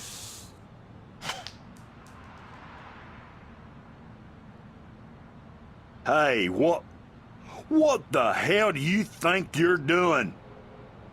Did you just throw a rock at my head? Now, I tell you what, you shouldn't have done that. I reckon that was a bad mistake.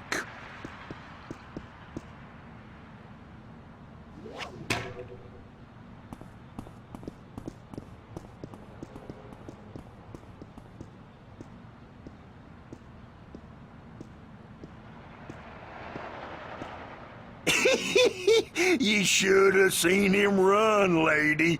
I reckon I ain't never seen nobody run that fast. And he was clutching at his buttocks like he had the runs or something. He even lost his stupid old hat in the gutter. I ain't never seen anything that funny in a while.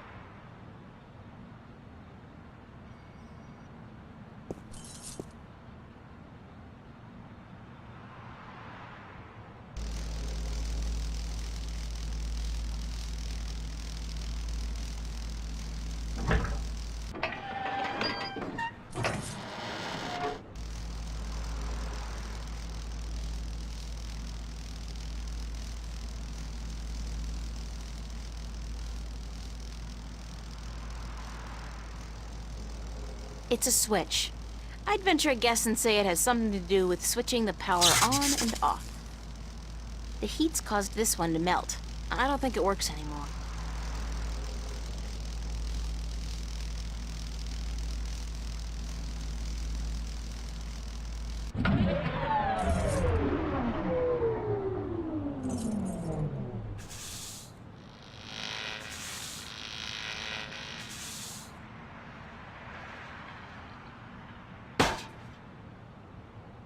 Dang, Marquis, light up!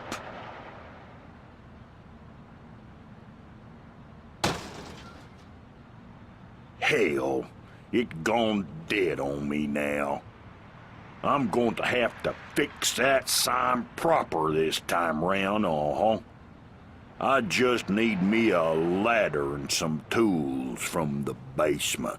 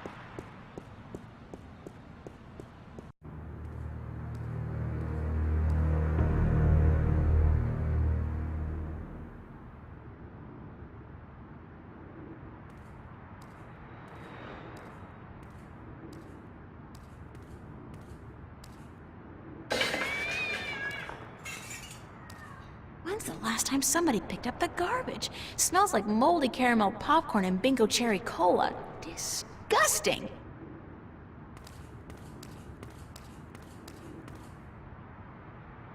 It reminds me of something, but I just can't put my finger on it. I feel an uncontrollable urge to raise my hands, though. The shadow's being cast by those garbage bags.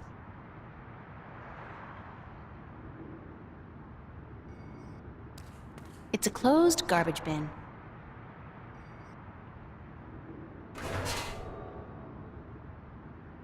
It's filled with a bunch of dry rags, newspapers, and a half-empty oil can. Can anybody say extreme fire hazard? It's the theater's fire exit. There's no doorknob. It's impossible to open it from this side.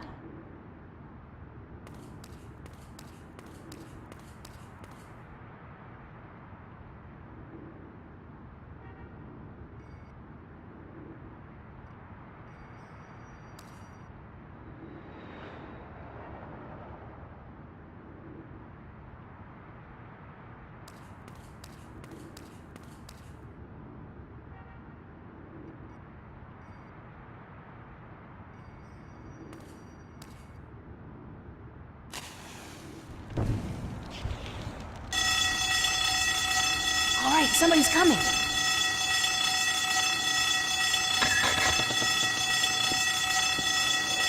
Hell's blazes, we got us a fire.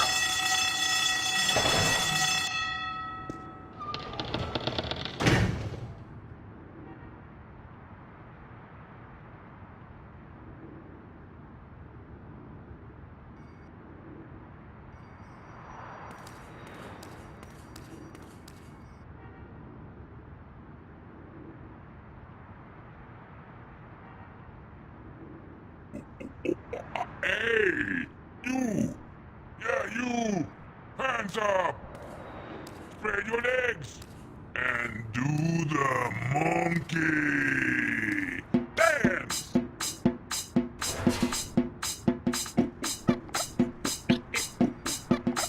Dance! Do the monkey! All right, somebody's coming.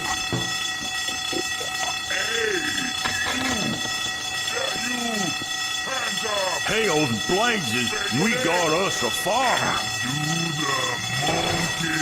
Now, where's that voice coming from? Show yourself. Spread your legs. And do all right there, the mister. monkey. Just don't you fire that gun now, you hear? I'm sorry I chased you earlier. Freddy will do the monkey for you right now, if that's what you want, He'll do the monkey until you ask him to stop, I reckon, Yeah, you!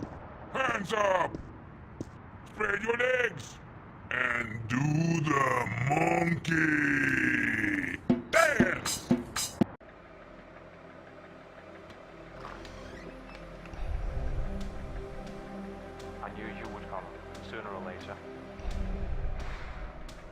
There's no way out of here. Did you know that? There's no way out of Victory Hotel. All exits they just lead back inside.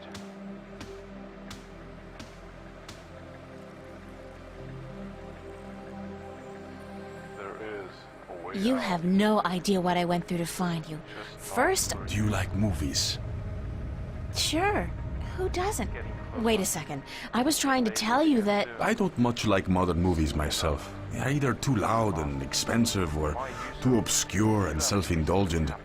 But old movies, really old movies, have a charm and a simplicity that appeals to me. Listen, please don't interrupt me again. It's starting to piss me off. But I have never interrupted you, unless I've had something important to say, of course. But go ahead. What is it you wanted to talk about? Why did you make me search all over the city for you? Search for me? I've been here for hours, señorita. I haven't moved. The question ought to be, what made you go out of your way to find me? Who is it? We agreed to meet this morning, remember? As I remember it, there was no agreement. I said tomorrow, but you refused. I assumed you weren't interested. I apologize for making myself unavailable, however. Don't give me that. You wanted me to come looking for you again. Actually, no, I had to lay low for a few hours. Does it have anything to do with the cop that was staking this place out?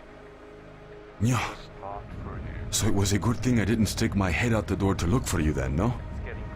He's gone now. Are you in some kind of trouble with the police? Wait, don't tell me. Immigration. No, señorita. Not the police. There are bigger players than the police. I don't want to know. I'm not getting mixed up with the mob or gangs or anything like that. There's not much you want to be mixed up in at all, is there? My life's complicated enough as it is, Mr. Cortez. I don't even know what I'm doing here. Answers. You want, you need answers. You keep telling me that, but you never give me any answers. Just more questions. Like, who's out to get you? What's going on with me? How come you know so much about me? I plan to answer all your questions today, April. By the time you go to sleep tonight, your world will have changed, and nothing will ever be the same. You're just being cryptic again. It's like soap opera sex. Lots of boring dialogue, and when they finally go to bed, everything's dark and covered by blankets. You want the full Monty then? Come with me. Come outside. No more talk. I will show you the truth. A way out. Just thought for you. This is probably as good a place as any. At least there's no one around to see, except rats. To see what? Stand back, señorita. What for? What are you doing? Why, Alice, I'm sending you through the looking glass.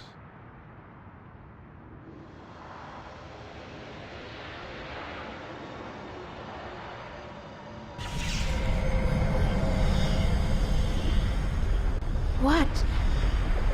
What is that? Please tell me it's a hologram. It's a mirror to reflect your dreams. I don't see anything, just light. Oh, you have to step through. Step through that? Oh no, I don't think so. This is the moment of decision, April. All time, past and present, revolves around this moment. The destiny of worlds is in your hands. But you must make the choice on your own. La vida es corta. You must decide how to live it best. All right. I'll do it. Vamos. Enter the light. Don't say that. It sounds too ominous. Just tell me what's gonna happen.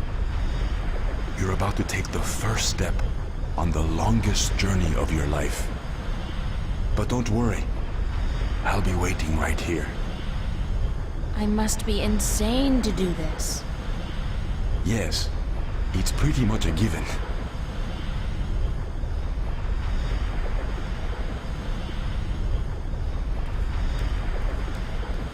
Oh, I almost forgot. When you're ready to come back, pay a visit to a friend of mine called Westhouse, Brian Westhouse.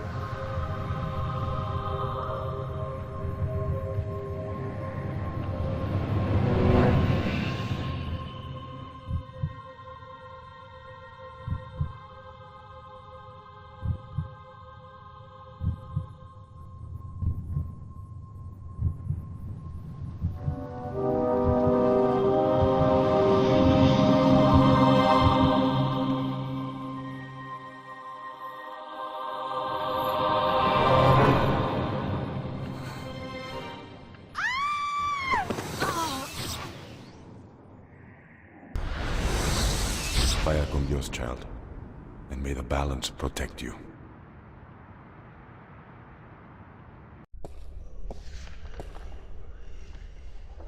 Cortez?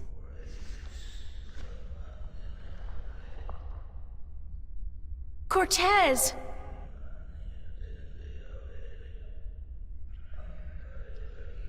I have a bad feeling about this. Wait, what was the name Cortez told me to remember? Westhouse? Brian Westhouse? I think that was it. Cortez said to look him up when I wanted to go home. Well, I want to go home now.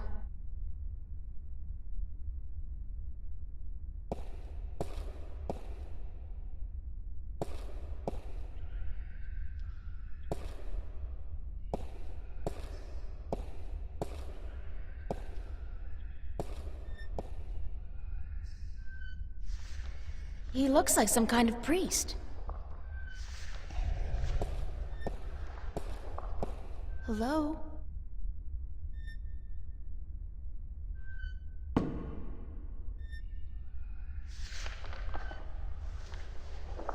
Hi. Et tu? Il tu va?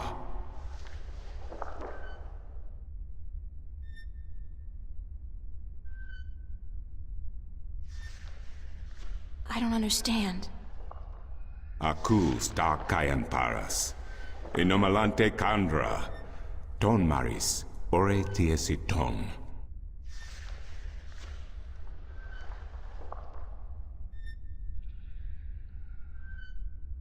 Aku tu fata. Sequandare. Ken estare. Ton. Where's Cortez? Tutone eken. Tu ken vernilia fata tim tu vermilian ton.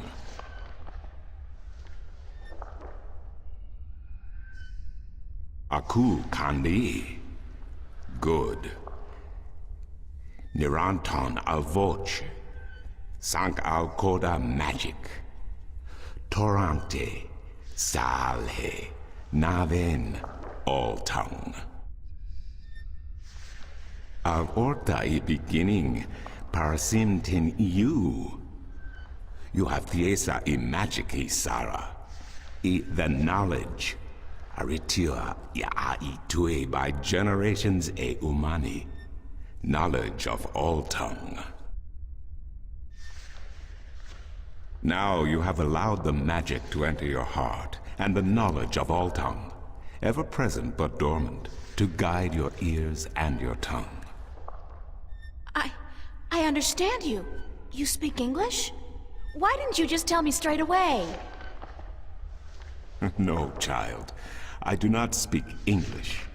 I speak Naven, all tongue, the common language of Arcadia. Arcadia? Wait a second. How did I get here? What is this place, and who the hell are you? Oh, my manners have abandoned me yet again. I'm afraid my preoccupation with ancient texts and the company of my fellow fathers have left me unequipped with the grace of social intercourse. Meaning what? That I have been rude. My name, dear child, is Tobias Grensret, and I am the Vestrum of the Sentinel, the Order of the Balance. We are the Fathers. Okay. I'm April. April Ryan. I take it this is your first shift, your first passage through the Divide? I have no idea what you're talking about, but I guess this is my first shift. Then I will explain everything. Someone must. You are without guidance, without a mentor? Mentor? There's this guy Cortez. He assisted me, told me about magic and truth and dreams and portals. Crazy stuff. Well, it seemed crazy at the time, although now I don't... Cortez? Ah, yes, Cortez. Very good, very good. Then come, let us proceed. Let me show you Mercuria, the grandest city of all ages.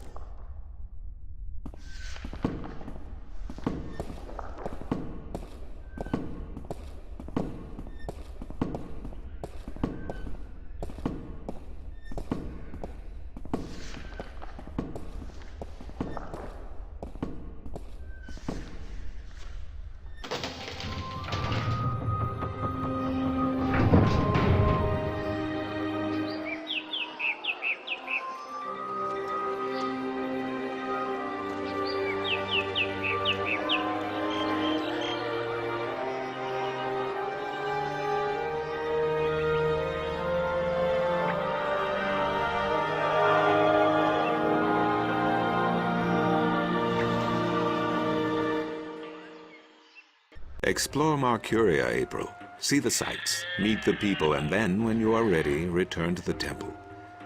I will answer whatever questions you may have then.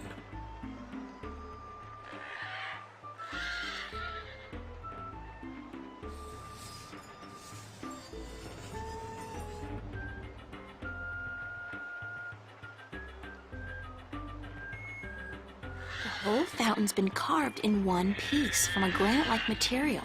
Very impressive.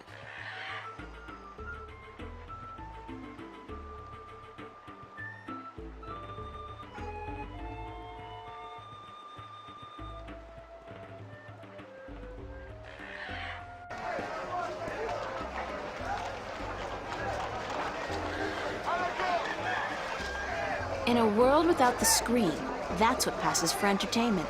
And it's pretty darn good. What a sorry-looking bird. Hey, you don't look too polished yourself, lady. Oops, I didn't know you could talk. Didn't look as if you could talk either.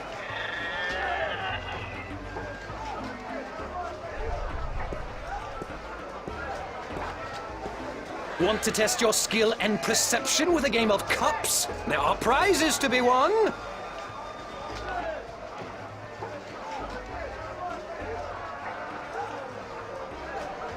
Mind if I ask you a couple of questions?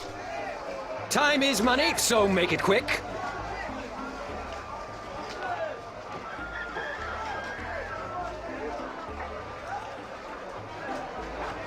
What do you know about Vestrum Tobias? Vestrum Tobias, eh? The High Priest of the Sentinel himself. Did you know they call themselves the Fathers? What a joke. When was the last time they did anything for us, the people? No. They are only interested in sticking with their outdated customs and keeping their secrets under lock. I'm getting more and more inclined to listen to these new people, the Vanguard. Their ideas appeal to me. They may be radical, but we're past due for a change. Only thing I don't wholly approve of is their alliance with the Tyrant. Filthy, dangerous people. But the Vanguard seem to have them under control, so I'm not too worried. I wish they wouldn't allow them into the city, though. How do you get along with your neighbor? The maps merchant? We've faced each other for 6 years now, every single day, and he never speaks a word to me except to insult me. Nose high in the sky, calls me a charlatan, as if he's the guardian himself. You know, good oversized bag of wind? Do you know anything about Stark? Not much. I'm not too sure if I even believe in the place. I mean, you hear the stories and you read the books. Well, I don't, but some do. A place where there's no magic, only science? Sounds like a bloody paradise, doesn't it? I mean, with my, skills, I could make a killing in a place like that. What's Arcadia like? What a queer question that is. What's the world like? It's big, for one, and too expensive. And they should ban Dalmari women from gambling because I swear they have a second sight. Thanks. Now, how about a game of cups? Sorry, but I'm broke. May the balance bring coin to your pocket, young lady, so that you may return to me and invest it in a game of cups. My intuition tells me... Maps! ...that he sells maps. That's the guy in charge of the Cups game.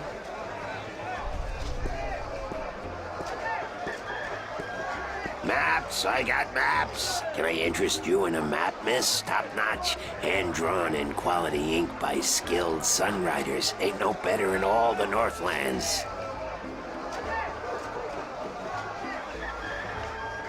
Mind if I ask you a couple of questions? Yes, maps. Do you know Vestrum Tobias? Everyone knows Vestrum Tobias, girl. He's been an important part of this city for as long as I can remember. What can you tell me about him? The Vestrum is an honorable man, but a conservative one, and I don't know if he still has the best interests of the people at heart. Sometimes I think he worries too much about custom. The Sentinel have been our so-called protectors and keepers of the balance for so long we don't even think of it anymore. But now that the Vanguard are introducing a new way of thinking, new philosophies, I'm afraid the Sentinel will find their power diminished before too long. Their resistance to change will be their downfall. Mark my words, their downfall for certain. And Tobias, honorable man that he is, will be remembered as the captain who went down with his ship. How do you get along with your neighbors? The cups handler? Stay away from him, miss. He takes great joy in robbing people's purses. You can't beat him, not without magic. And he doesn't allow magic at his table. How would he know if I did use magic? Oh, he's got one of those blasted talismans. They're always digging up magical artifacts in ch4, and they sell them to dogs like him for a silver coin or two. Get a proper job, you son of a mole!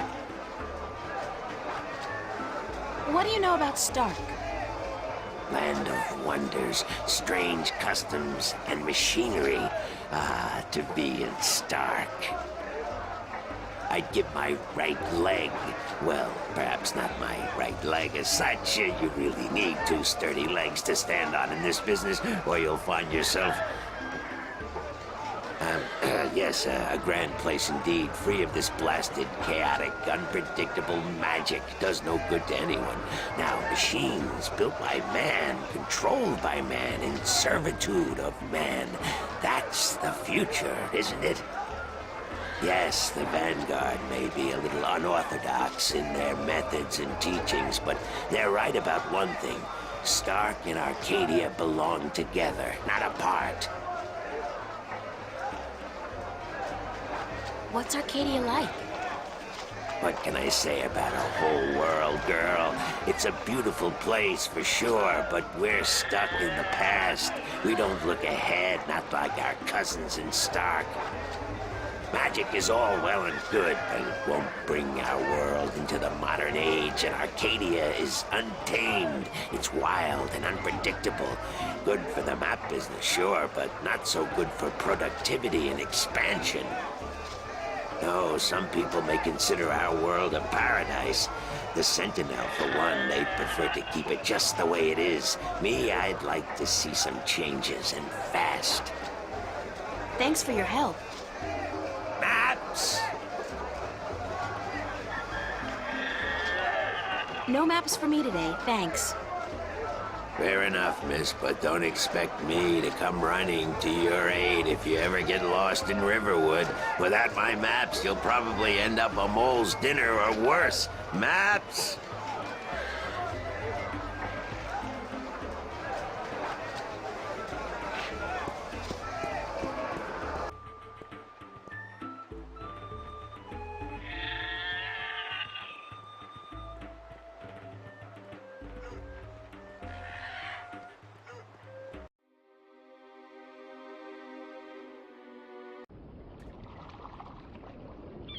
Those guys must be part of the City Watch. They look a hell of a lot more intimidating than the Newport cops, despite the lack of an exoskeleton.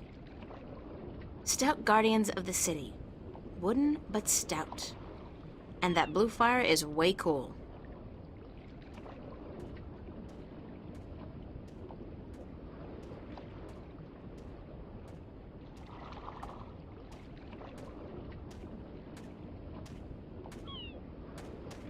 This guy's selling musical instruments.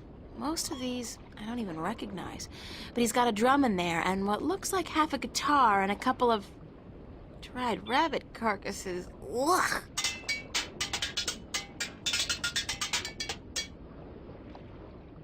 The walls look ancient. Mercury must be at least as old as anything back in the real... in my world.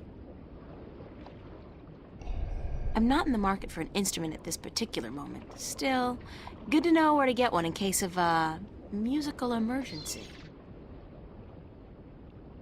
This lady's selling fresh fish. I've never seen fish like this before. But if it's wet and has fins, fish it is.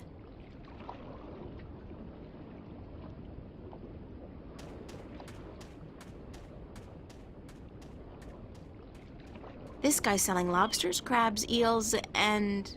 what the hell is that purple thing? That is so not appetizing.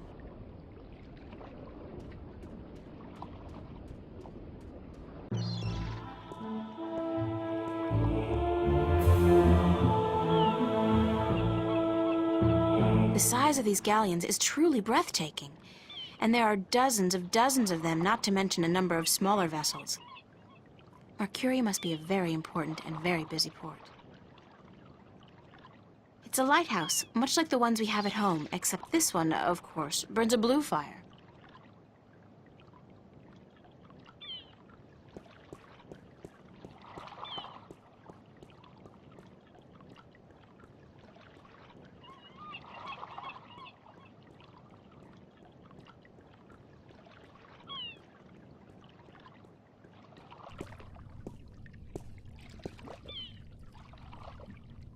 I wouldn't feel too comfortable about sailing anywhere in that.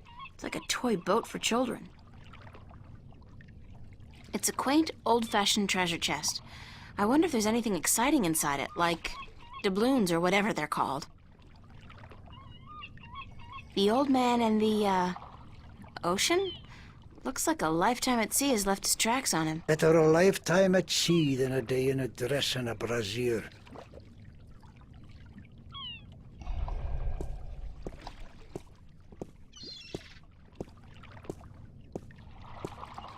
Hello, old man. I got me no treasure, and I got me no map of no buried treasure. I just be an old sailor with no ship, so leave us be.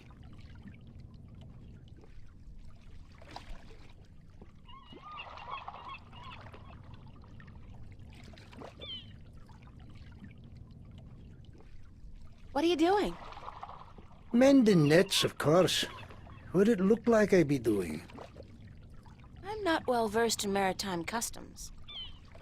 Maar what? Ah, yous mean sea life, do you not? Ah, the smell of the salty sea, the lapping of waves on your ship, the spray of cold water on your face, plump maidens in every part. Aye, I tell yous, I be having stories about the sea. Care to share some of your maritime stories with me? Maar what? Ah, tales of the sea, right? Sure, sweetie, I be happy to. Now, what stories be I wanted to hear, then?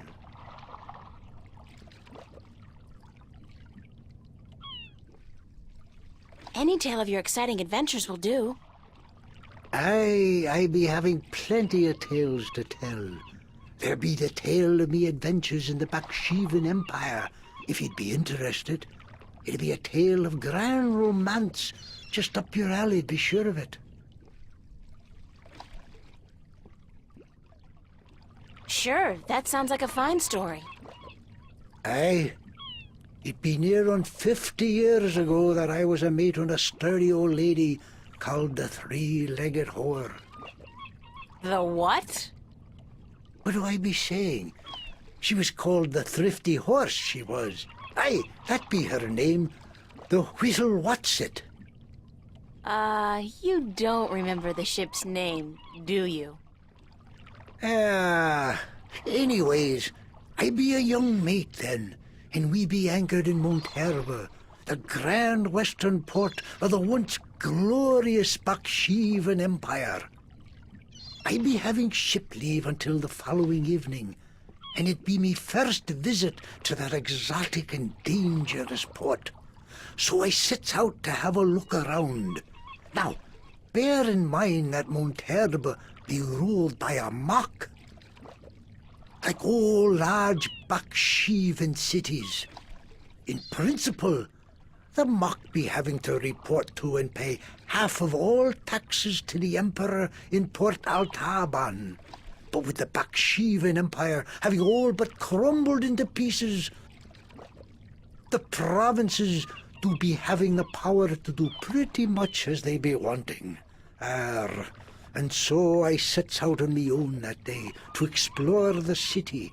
Now, bear in mind that all the cities of the Southlands, and that be me adventures in the once glorious empire of Bakshiva.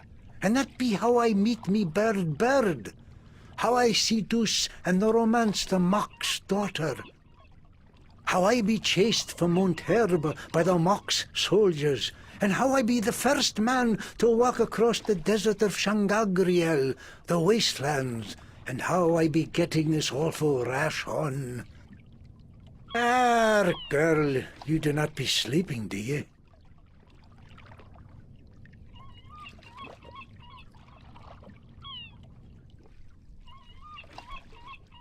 What? What? Sleeping? No. Just concentrating really hard. Arr. Good story, though. Solid material. Ever considered doing a book? Aye, but the agents in Marcuria be bloodthirsty vampires with no thought but to milk your life's blood. Oh, so they take an outrageous commission then? No, they actually be bloodthirsty vampires with a penchant for biting your neck when you ain't be looking. Huh.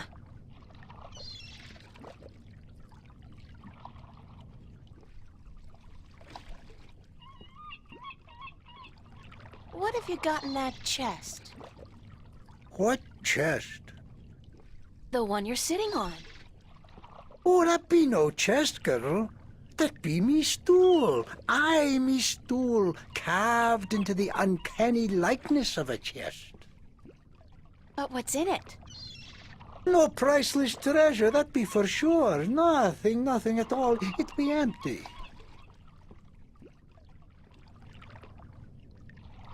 No, really. What's in the chest? Oh, live snakes. Aye, snakes that'll bite your face off before you have time to jump. Better leave them be, then. I'm still curious about that chest. Right. I be telling yous, curse the balance, girl. You never give up, do you? I be having no real treasure in here, like I told ye. But it be where I keep me personal articles and things I be picking up now and then on me travels. And me bed, it's where I be keeping me bed before I be losing him. I be a stupid old man. He be my best friend. I ain't nobody else around to talk to, you see, on account of him being a talking bird. What happened to your talking bird? I be cheated out of him. Aye, that cups handler on the marketplace be cheating me in a full game of cups, and I be having to give me bird up to try to win me money back. And what happened? He be taking me bird when I be choosing the wrong cup. Aye, my best friend taken from me. Cursed be the balance. I be all lonesome now. The worst part is that me bird is now a prize to be won. A prize in a cups game. Beat the handler thrice and you win a prize of your choice, me poor bird. What's your bird's name? Bird.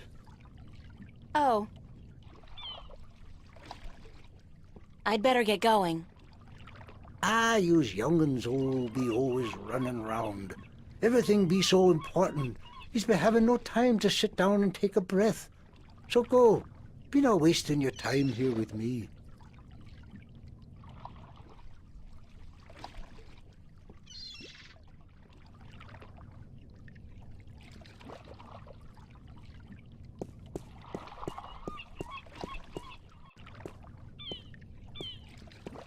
Assorted cargo. It's a small ship or boat. I don't know the difference. Is there a difference?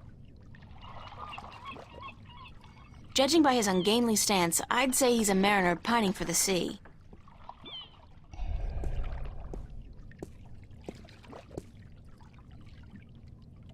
It's a small ship.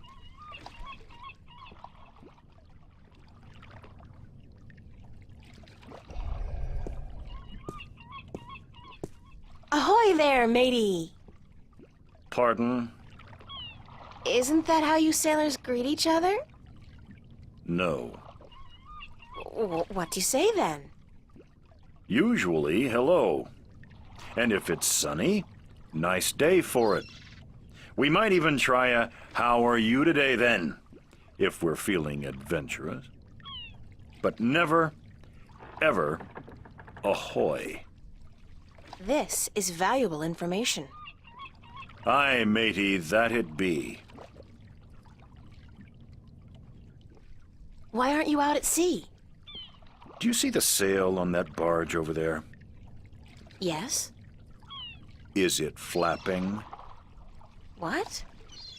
Is it flapping? Is the sail flapping in the wind? No. And why is that then? Because it's not windy? Exactly. Well, can't you just use oars or something? Oh, what an excellent idea. Now, why didn't we think of that? Of course. Oars!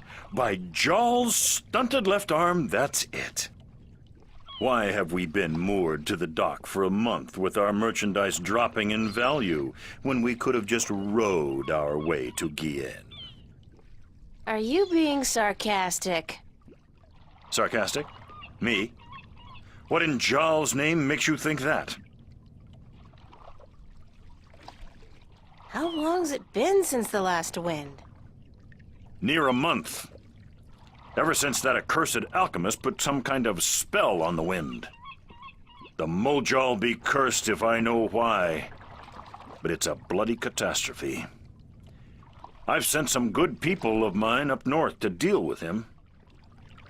But not one has returned.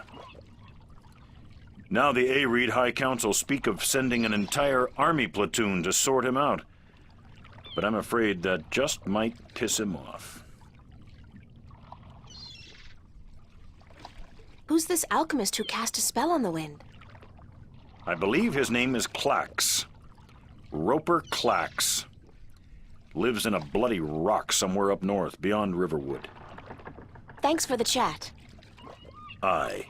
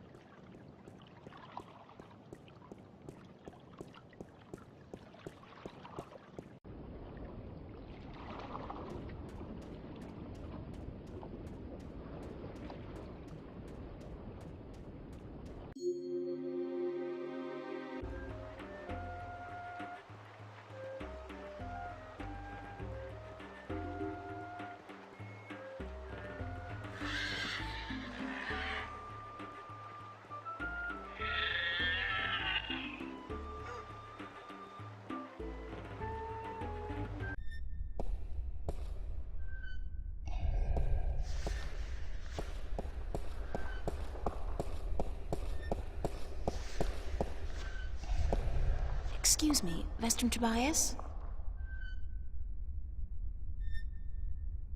Tobias. Just call me Tobias, please. I require no ceremony from a distinguished guest such as yourself. Did you enjoy the sights? I don't know. I'm overwhelmed. Walking around out there, seeing with my own two eyes things that can't possibly exist. I kept thinking, it's all a dream. I'll wake up at any moment now and everything will return to normal. But then I realized, I'm still here. It's real. I can touch it. I can smell it. And you know what? It doesn't make sense. Nothing makes sense here. Magic, alien creatures, parallel worlds. I don't believe in those things. I don't believe in fairy tales. In your world, in Stark, there is no room for magic. That is, and always has been, the curse of science, the fallibility of logic and order. They leave no room for the imagination. If it does not fit into the narrow perception of the laws of nature that your world adheres to, it's a fairy tale. But then, magic has its downsides too. It's unpredictable. It invites chaos. It puts the balance in peril in a way that science alone never could. I keep hearing about the balance, and about Stark, and Arcadia, and... This is probably gonna sound strange to you, but I'm clueless. I have no idea what this place is, or what I'm doing here, or... All I know is that something strange is happening in my world, I guess. I had dreams, and the dreams felt so real, and then things started happening in real life too. Things that couldn't happen, and I think I will begin at the very beginning. I believe that is why you were sent here, to learn, to understand, to see for yourself. Like you said, you cannot believe in this place. Well, you will. After you have learned the truth, you will. Come with me, and I will tell you the story of Earth as your books never have. And when your eyes and ears are open to the truth, perhaps your mind will follow. We can only hope. Come.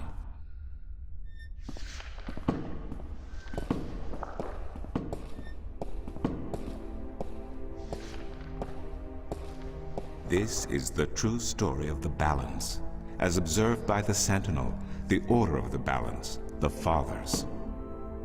The Sentinel Minstrel committed this story to the pages of the scriptures and to these temple walls thousands of years ago, so that coming generations could learn and understand their past and their future. The wall paintings we are looking at became known as the murals of the balance, and it is through these images that I will recount our common history to you, April Ryan. The story begins and ends here, with this mural. Ages ago and in ages to come, the Earth was one, and magic and science existed side by side in nature and in all people. There was balance, and there was harmony. You're saying there was just one world then? One world, one Earth. Magic and science in balance with each other, within each and every living creature. The power to make the stars dance and to create life itself was within our grasp. But then, humankind began to exploit this divine power of two, and they saw fit to use it for their own selfish purposes. The balance of the cosmos was in peril.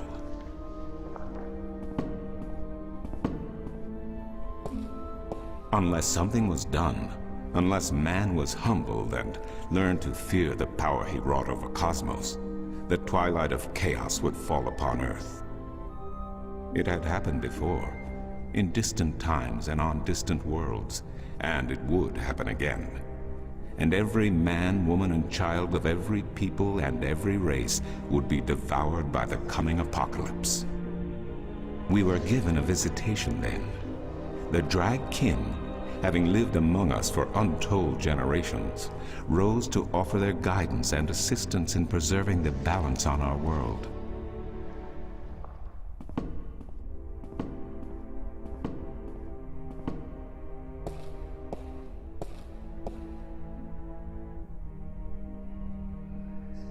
The Drag? I think I've heard that name before. Drag Kin, Draken, dragons, whichever name they go by, they remain the eternal servants and custodians of the balance. There were 4 of them here on Earth, and of the 4, one who would found the Order of the Balance, the Sentinel. The first Minstrel were instructed that magic and science would have to be separated before the balance collapsed and brought untold disaster. Earth would have to be split in 2 equal parts. Arcadia and Stark, magic and science, chaos and order. The first Sentinel were counted 13, 6 scientists, 6 magicians, and one who was between, the Drag Kin, our mentor, our custodian, our learned guide. Both magic and science were needed to perform this most difficult of tasks, to split a world in 2, to create 2 worlds from one. Wasn't the use of that kind of power dangerous to the balance? Yes, and so for this purpose, they built a tower to channel their powers and focus them on the divide that they would create. The Kin had brought a disc with them, a disc forged in the fire of their world. Placed at the base of the tower, and the epicenter of the divide, the disc and the tower would become one, a conduit for the flow of magic and science. At the appointed hour, the 13 came to the tower, and with them a woman whose destiny was decided by the purpose to which she had been born. She would be the first guardian, the human protector of the balance, who would stay in the tower for 1,000 years to watch over the two worlds and to ensure that the flows of magic and science were always equal. And so the ritual began.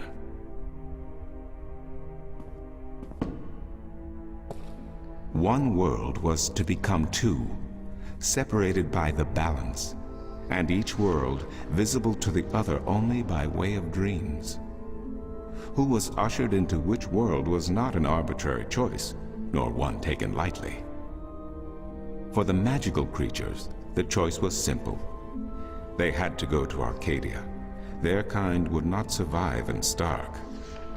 But for others, families were torn apart, lovers separated, and friends lost for all eternity. Encircled by the 12 and the one who would be guardian, the disk at the base of the tower began to spin faster and faster as more and more power flowed through it, until it was a blur. Darkness enveloped the tower, but the disk glowed brighter and brighter. Reality turned, and in one moment, a new reality had been created and two new worlds born.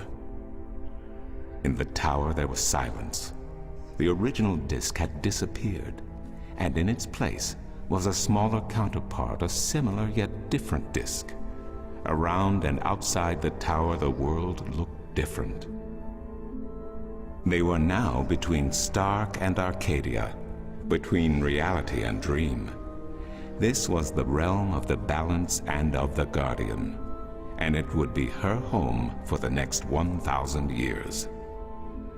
The one who was kin picked up the disk and said, "This disk is a counterpart to the original disk, which has now become this realm, and the key to which has been split and divided in 4. The key is the disk, and the disk is this realm."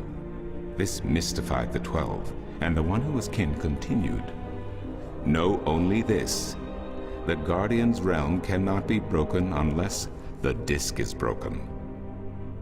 But nor can it be repaired without the disk being repaired.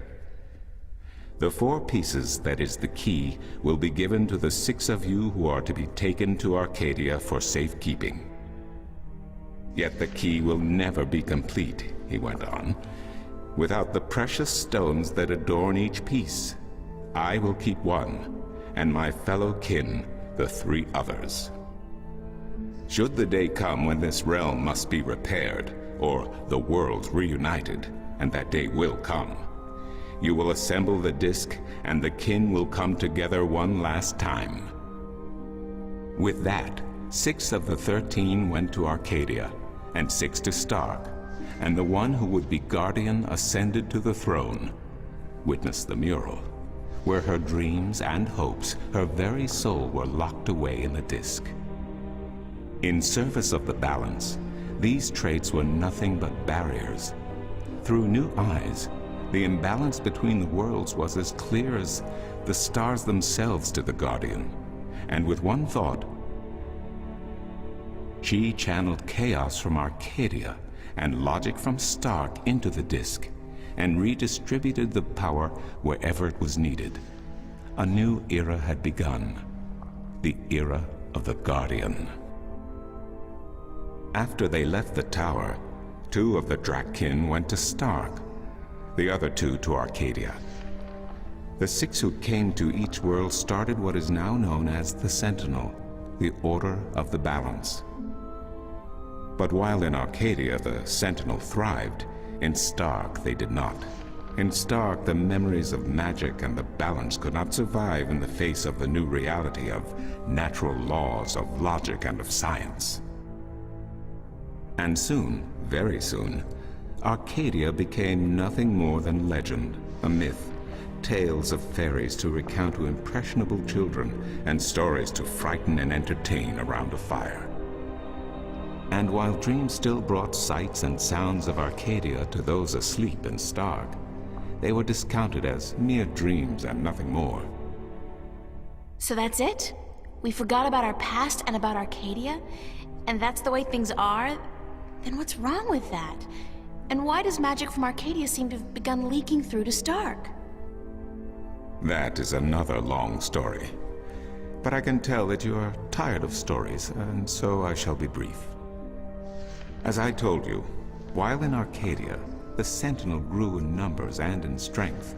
In Stark, while flourishing for a brief time, they were soon diminished and powerless.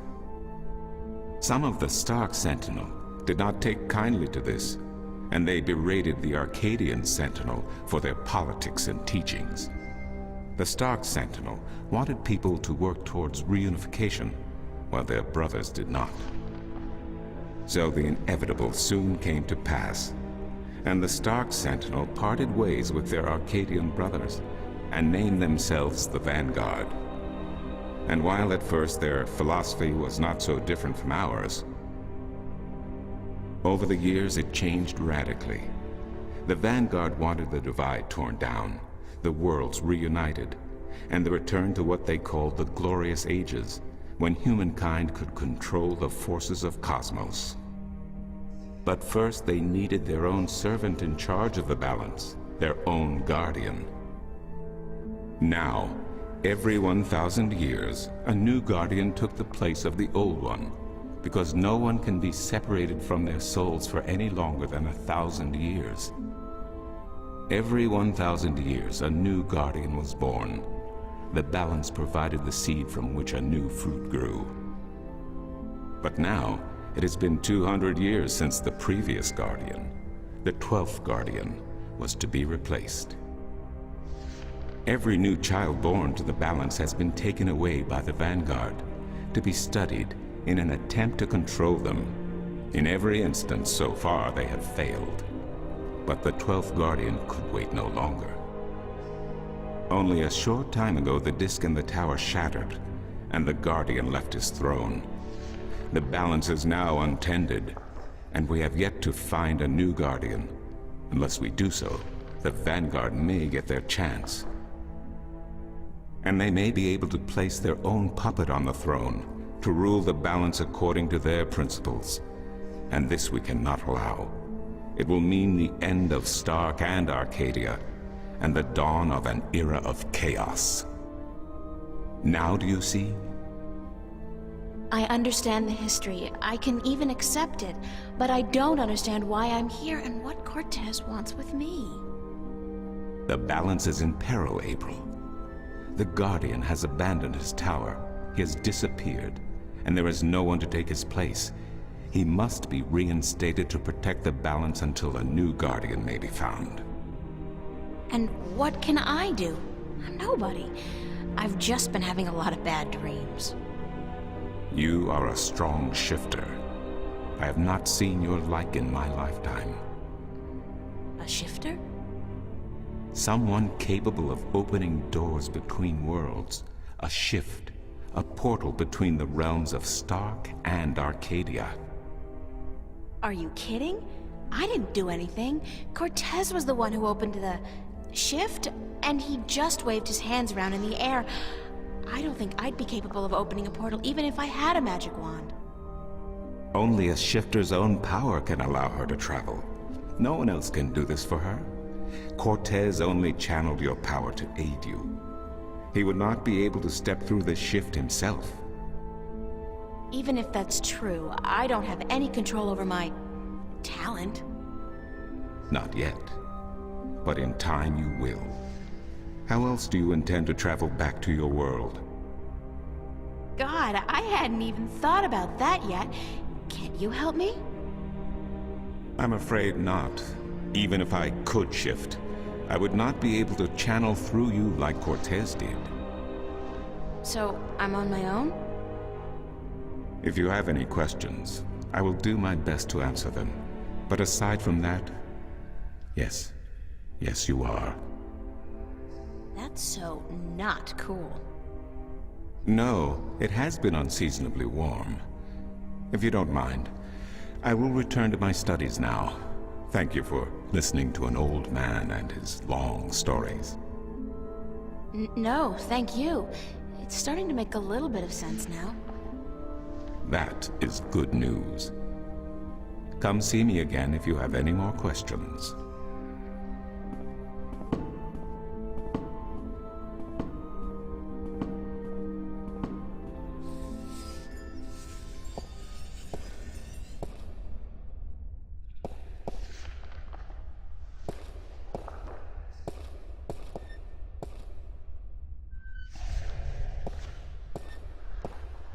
Excuse me.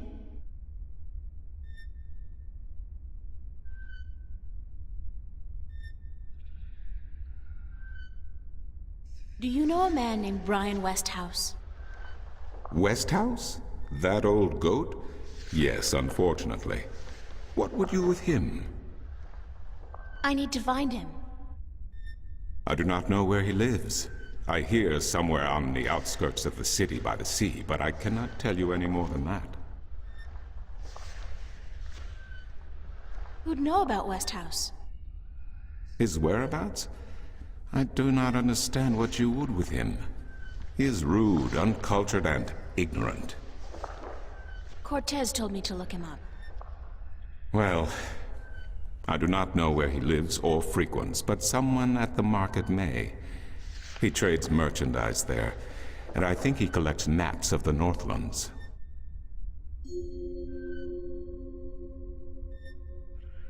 What do you know about Cortez? Your mentor? What has he told you about himself? Not much. Nothing, in fact. He's a complete mystery to me. To learn something about someone, the best way to go about it is to ask them yourself. There is nothing I can do to enlighten you. But who is he? He is who he is, what he is. If he has not told you himself, then perhaps he does not wish you to know. It would be improper for me to divulge his secrets. You're as bad as he is. No offense. It's just frustrating. I understand. The next time you see him, tell him what you have told me. Maybe he will tell you the truth, maybe he will not. It is his choice to make. Do you mind if I ask you some questions about Arcadia? I will try my best to answer any question you may have, April. What's the history of Arcadia? There is so much I do not know where to begin. In truth, it would be wiser to ask someone else, unless you wish to know about the Fathers, the Balance, or Mudhoppers. Mudhoppers? My secret passion. I study them. They are a most fascinating species. Most fascinating indeed. But I am not practically versed in the intricacies of history, I'm sorry to say. What's Marcuria like? I have lived in this city all my life, and still it amazes me what a diverse, exciting, and wonderful place it is. Many have called Marcuria the jewel of the Northlands, and they are right. But it is a diamond in the rough. A city this size can never be flawless. There are always shadows and people who hide in them. Lately, the shadows have grown and darkened, and I fear for the future. But Marcuria is still a wonderful place to live. What else can you tell me about Marcuria? Marcuria is the capital of Ireed, the unified country, and we are located on the southern coast of the Northlands, halfway between Tyran and Khorasan. Between the Snapjaw and the Gatebeast, some might call it. Between the embers and the fire.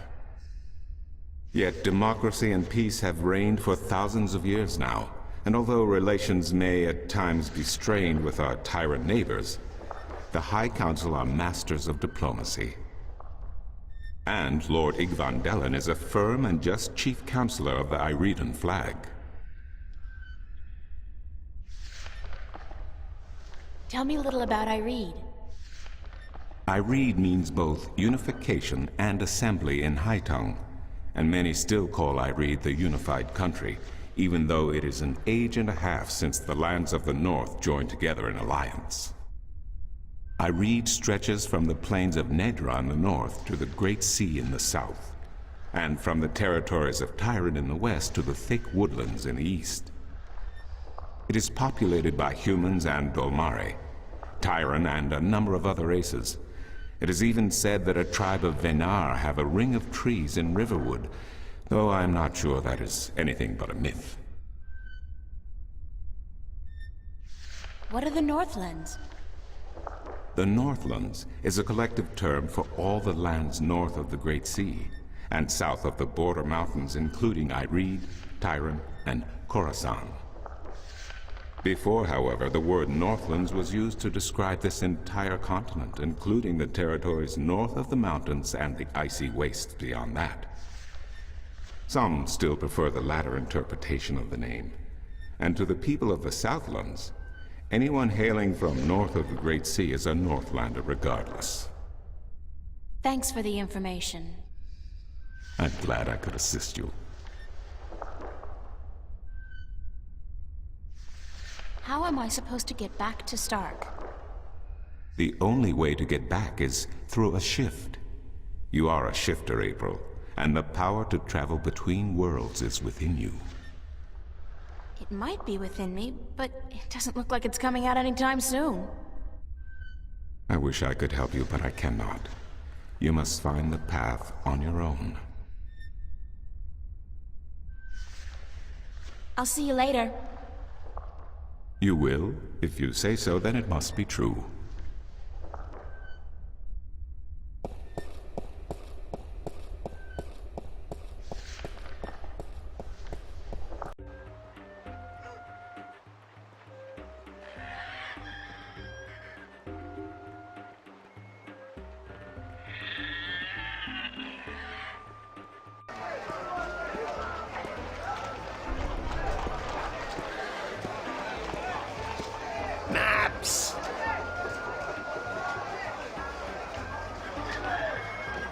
I'm looking for Brian Westhouse. Briar West of House? It's not on any of my maps, and I've never heard of it. Maps! It's a man, not a place. Mr. Brian Westhouse. I would most certainly remember a name as queer as that, and I don't. Get your maps while they're fresh.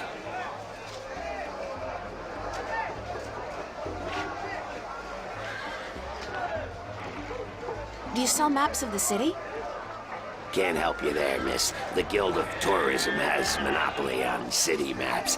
I can tell you're not from around here, or you'd know that. Got tons of maps of all the Northlands, though, from the city of Tyrant to the Bay of Fire. Maps! Where can I find the Guild of Tourism? They're closed for the holidays. Sure, that makes sense. How much are your maps? That depends, miss. I got a very nice one here of the border mountains for only 6. Aaron's fresh from the quill of a sunrider. Maps, get your maps here. Bye. Maps, get your fresh maps here. Buy 2, get the second one half price.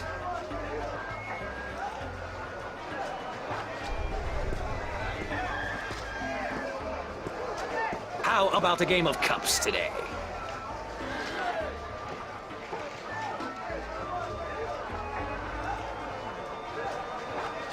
Sorry, but I'm broke. May the balance bring coin to your pocket, young lady, so that you may return to me and invest it in a game of cups.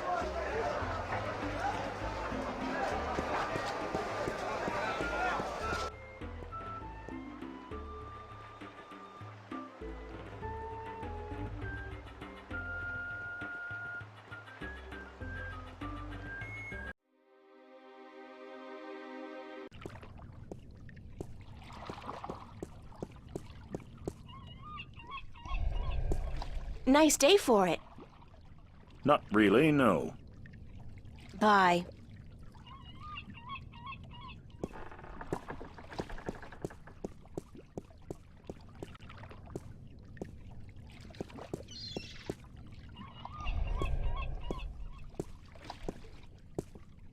Hello again, old man. It be you.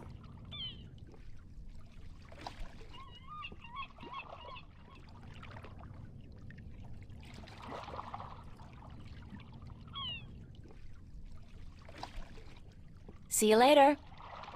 If I not be dead, I...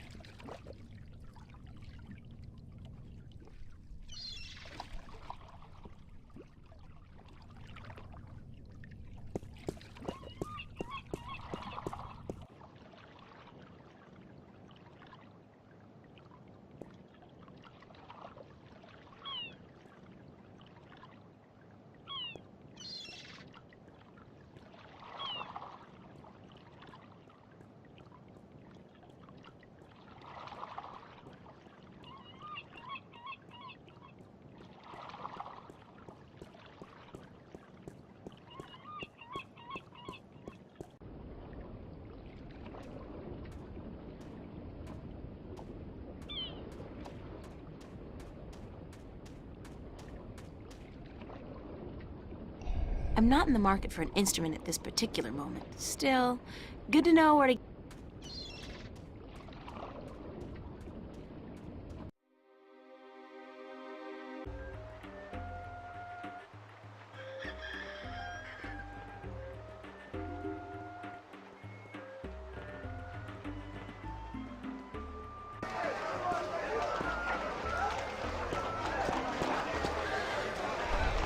Maps!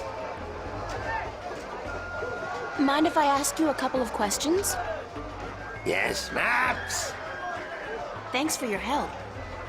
Maps! Bye. Maps! Get your fresh maps here. Buy 2, get the second one half price. It's a talking bird.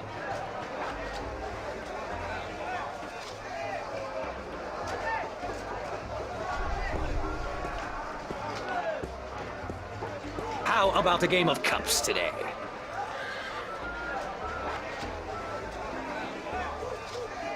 What can I win? Well, there's coin, of course. Double your bet or choose from a wide variety of exotic prizes. Like this antique Domari canter from Guyenne. A superb replica of Mount Tyranny cast in pure solid iron. A magic walnut from the once glorious island kingdom of Ansiel. And this, unique bird. Get me out of here! Keep your beak shut, you scraggly piece of... And he talks! Great for feasts and for the amusement of infants. He's our top prize, a real keeper.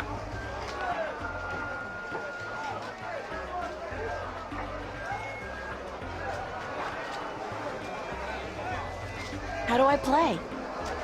You put your coin down on the table. I put a cup on top of it and shuffled it around with the other 2 cups. And all you have to do is guess which one hides your coin. And remember, no magic used and none allowed. This amulet right here will light up if you use magic. Then you'll be banned. For life! Sorry, but I'm broke. May the balance bring coin to your pocket, young lady, so that you may return to me and invest it in a game of cups. It's a talking bird.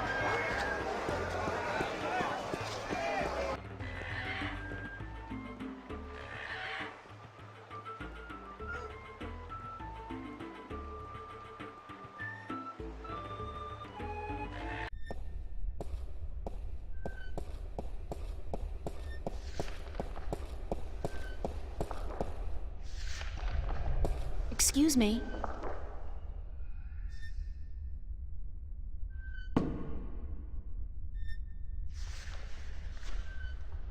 Who did you say I should see about Westhouse? The map merchant at the market may know. There is one thing I must tell you, however. Few would know Westhouse by his real name. In the city, he is known as the Rolling Man, because of his strange 2-wheeled vehicle. A most dreadful and dangerous contraption if I ever saw one. A bicycle? Perhaps. It has a grotesque appearance, much like the Westhouse himself. I'll see you later. You keep telling me so, and I do believe you.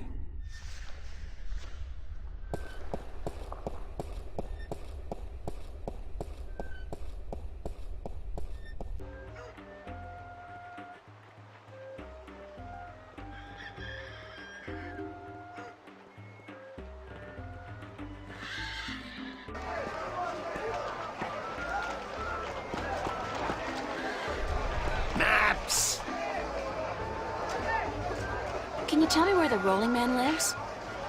Maybe, maybe not. Why? Because I need to find him. Sorry, guild rules. I'm not allowed to divulge any personal information about my customers. Maps! I really need to know where the Rolling Man lives. Sorry, can't do. Please? Pretty please? No, no, no, young lady. Don't give me that doe-eyed look. Don't. Blasted be the balance. You're giving me that doe-eyed look, aren't you? I still can't tell you, though. I got maps. Please tell me where the Rolling Man lives. No, can't do, miss. I can't divulge personal information about my customers.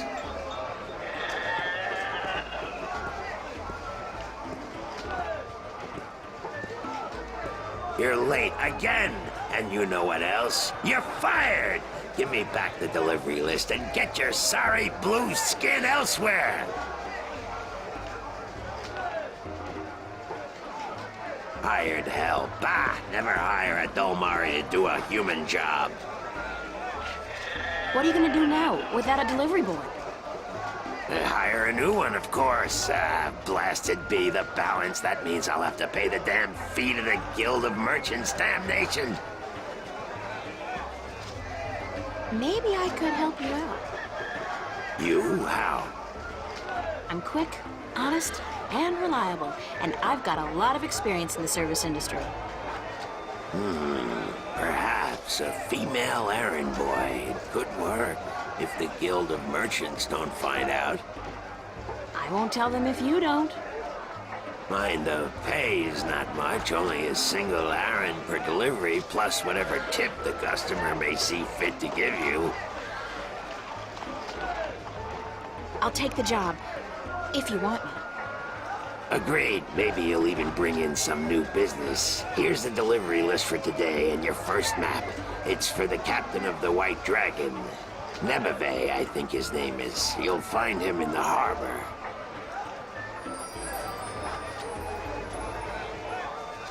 Oh, and remember to have the customer sign the delivery list. The Guild are sticklers for protocol. No signature, no money, no new jobs. Bye now. Maps, fresh, detailed, life-saving maps.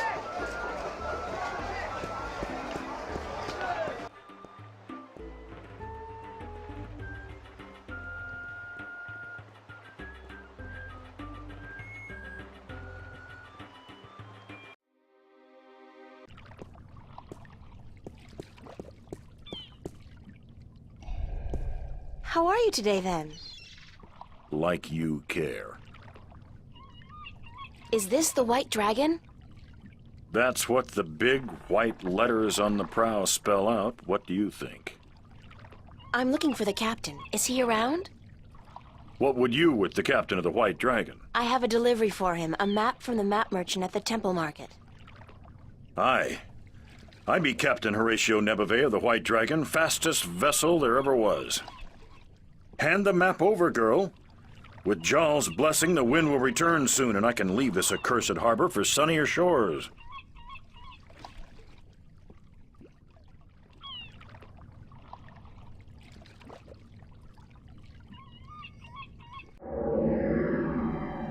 One map of the Sea of Songs to Captain Horatio Nebeve of the White Dragon.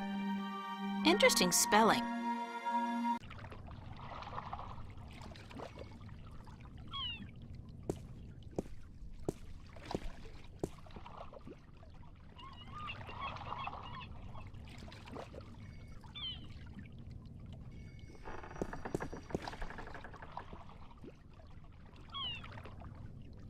Thank you. There's an errand for your trouble. Hello. Uh-huh. Bye.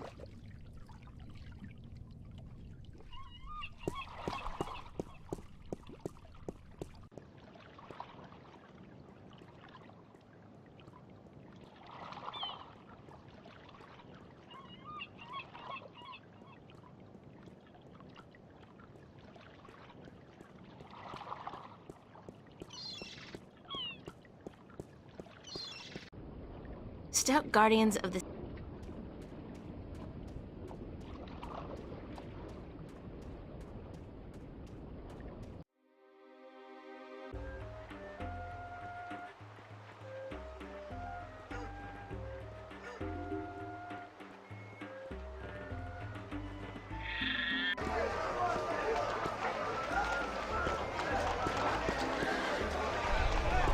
I'm ready for my next job, sir. Yes, good. Did you get the captain's signature? No. Blasted be the balance, you're no better than that Ulan. I'm almost sorry I fired him. Get to it, girl. Don't stand around here wasting my time. Get his signature. The guild will skin me alive if my records don't hold up.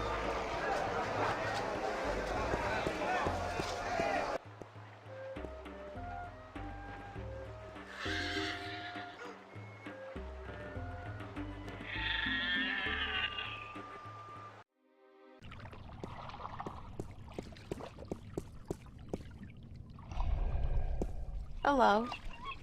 Uh-huh. Bye.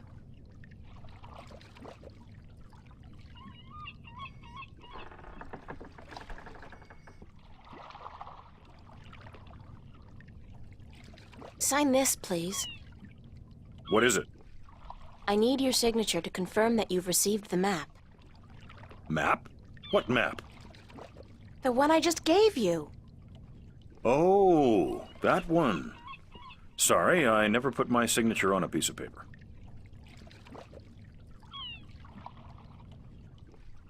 Why not? Brings bad luck to give a piece of yourself in that manner. A signature has untold powers. It's part of your soul. I can't sign away my soul. Who told you that signing a slip of paper is bad for your soul? I'm from Gien, and we're a spiritual people. Our souls are in balance with our bodies, and the great Mojal has taught us not to endanger this balance. Signing my name, giving a piece of myself in that manner, breeds corruption and imbalance within. And it pisses the Mojal off no end. And that's why you choose to make my life difficult? Hey, blame organized religion. You can't write, can you? Pardon? That's what this is all about. You can't write. So what? So what if I can't write? So what if I was born at sea and never spent more than a month ashore ever since? I still won't sign your accursed paper, by Jal. Look, all you have to do is sign an X next to your name on the list. You can't trick the great Mojal.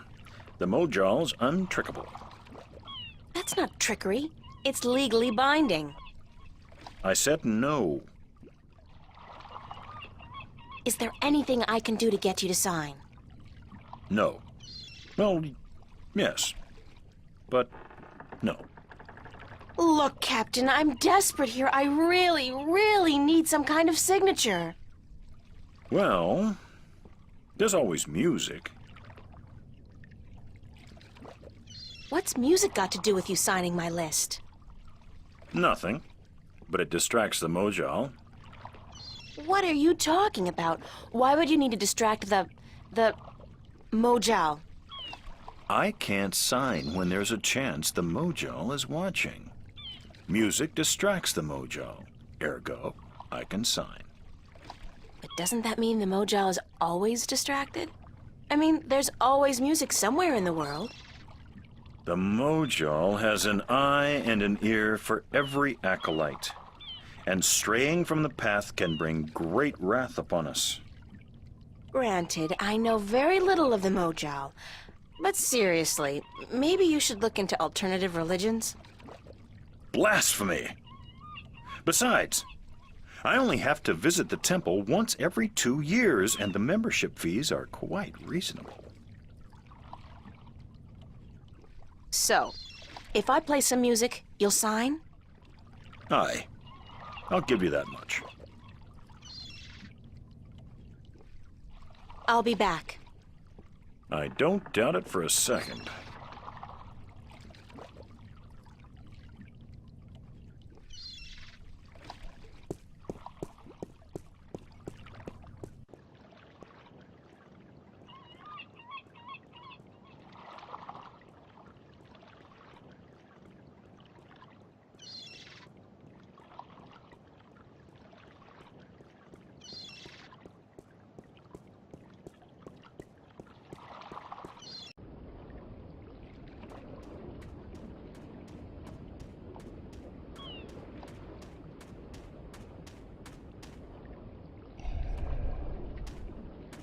What's your, most affordable instrument? That's cute. The flute, right? And how much for the flute? I'm guessing that's 1 Aaron?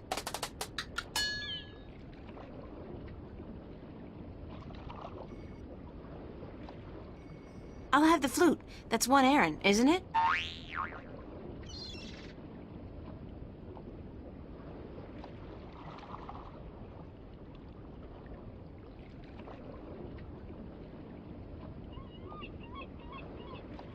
As luck would have it, I actually know how to play a flute. Not very well, but I'm sure the, Mojal won't mind.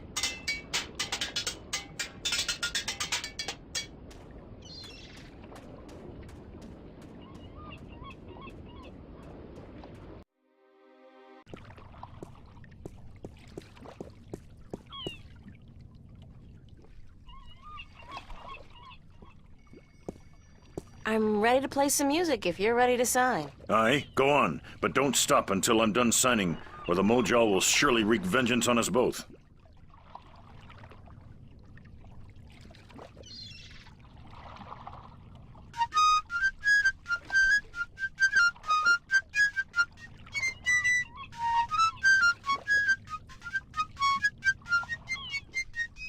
Done.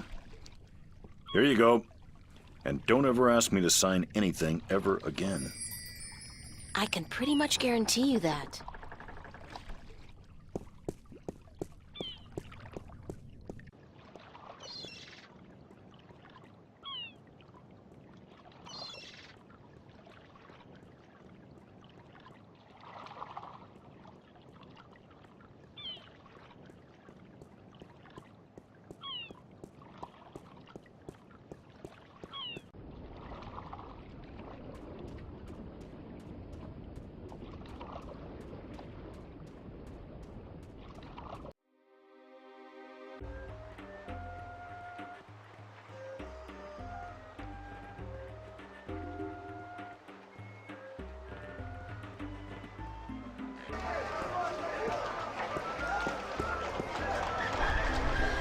I'm ready for my next job, sir. Yes, good. Did you get the captain's signature? Yes. Hand me the delivery list so that I can see for myself. You know, you remind me of somebody I know. A real Scrooge. Good. What's a Scrooge? Maps, new revisions, lifesavers, maps.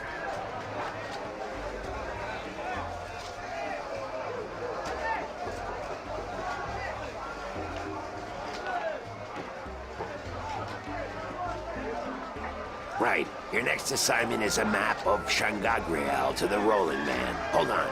Did you not ask me about him earlier today? No, that wasn't me. That was somebody else. I could have sworn. Well, no matter. Do you know how to get to the Rolling Man's house? I forget. Let me explain then. Now, pay attention because this is complicated. He has chosen to live in the most inaccessible place in the city, but I guess he has his reasons.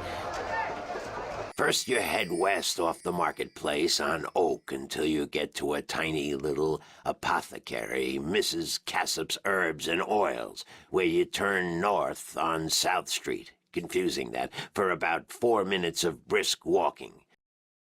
That's when you see a large grove of trees. It's a memorial to those who died in the last war with the tyrant back the balance knows when. Can't see why they choose to remind us of that, where you'll turn left. That's west? No, left. That'll take you back south, but onto North Street instead. And that keeps you out of the Dalmari neighborhood. Down that way, nasty, nasty neighborhoods. Keep walking south for about, or was that north? Wait, north on South Street, south on North Street, or the other way around. Anyway, find the Rose Bridge off Iread Avenue and cross it. There's a river? No, just a bridge. The river disappeared 500 years ago. No one knows what happened to it. After you've crossed the bridge, you'll be on the western slopes of Marcuria. And that's where West House... I mean, the Rolling Man lives. No, far from it, but you need to pass through that part of Marcuria to get to the Rolling Man. Keep south and watch out for the livestock. They're likely to attack in that part of town.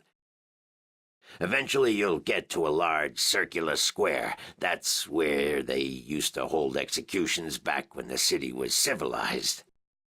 You call murder civilized?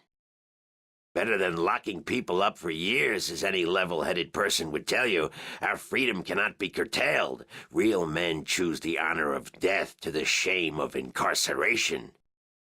Yeah, sure you do. Circle around the square and head down Tandak for half a mile. Or should that be Parrock Lane? Yes, Parrock Lane. Head west on Parrock Lane for half a mile. Then turn right at the Maiden's Honor Tavern. North again? No, west. Parrock Lane has a few twists and turns. Anyway, you should now be able to see the Ivory Tower. Is it a big tower? No, only about 5 feet tall, but it's ivory, straight from the coast of the Southlands, bravely cut from the drooling jaws of the gruesome Kandar. Big creature, 4 legs, large ears, long snout, sort of grayish in color? Yes, the horror of the Southlands. Many a brave hunter has fallen victim to its ravaging hunger. Good grief. Okay, then what? Pass by the tower to the edge of the cliff and look down. The Rolling Man has built his home on the cliffside. It's a wonder he's not been washed away by the storms. I hope I got all that. Basically, go west until I hit the edge, right? Yes, that would be correct.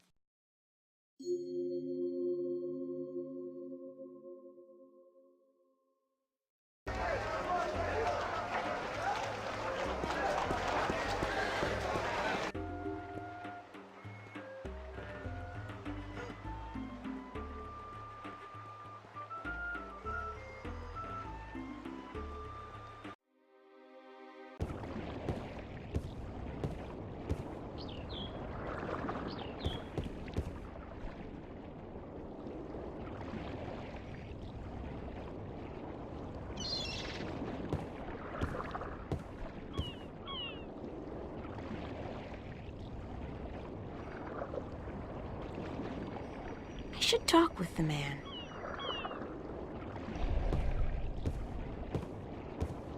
Hello, Mr. Westhouse? Damn, Mason, what is it now? Oh, well, guess you're not calling on behalf of that son of a bitch Sanyef, are you? Sorry, I don't know who... No, that's very unlikely.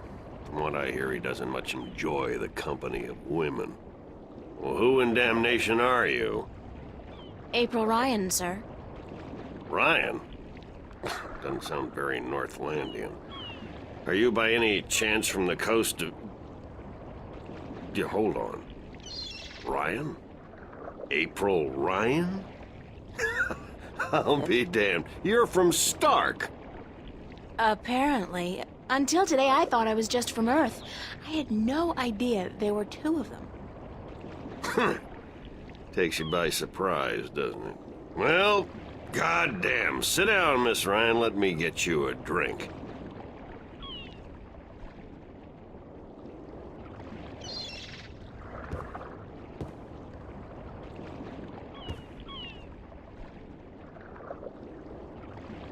The liquor over here stinks to high heaven. Magic pollutes the purity of the spirit, but I keep a bottle of Glenfiddich for special occasions. Thanks for the offer, sir, but I didn't come here to have a drink. Really? I see. This isn't a social call. No, sorry. Oh, no matter. It's still a pleasant surprise to meet someone from home. Now, what may I do for you?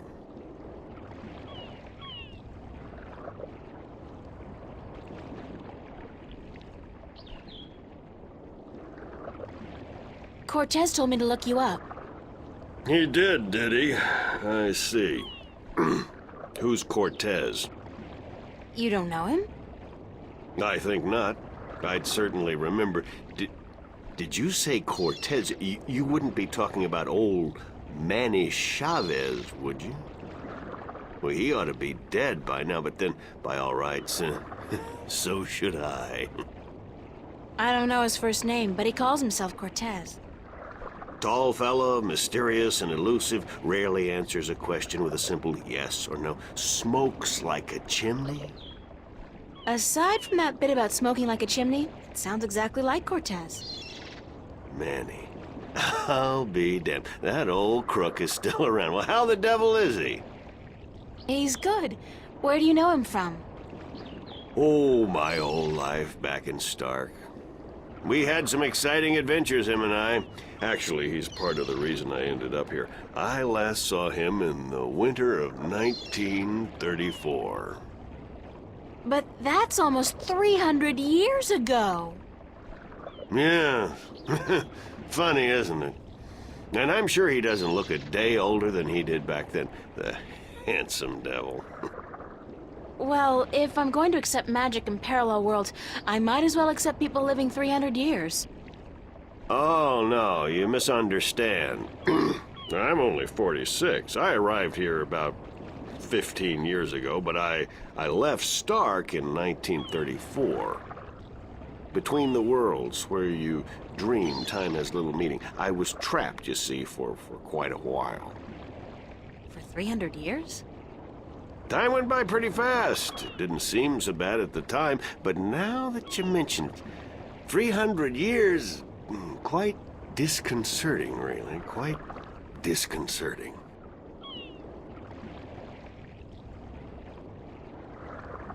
How did you end up here in Marcuria?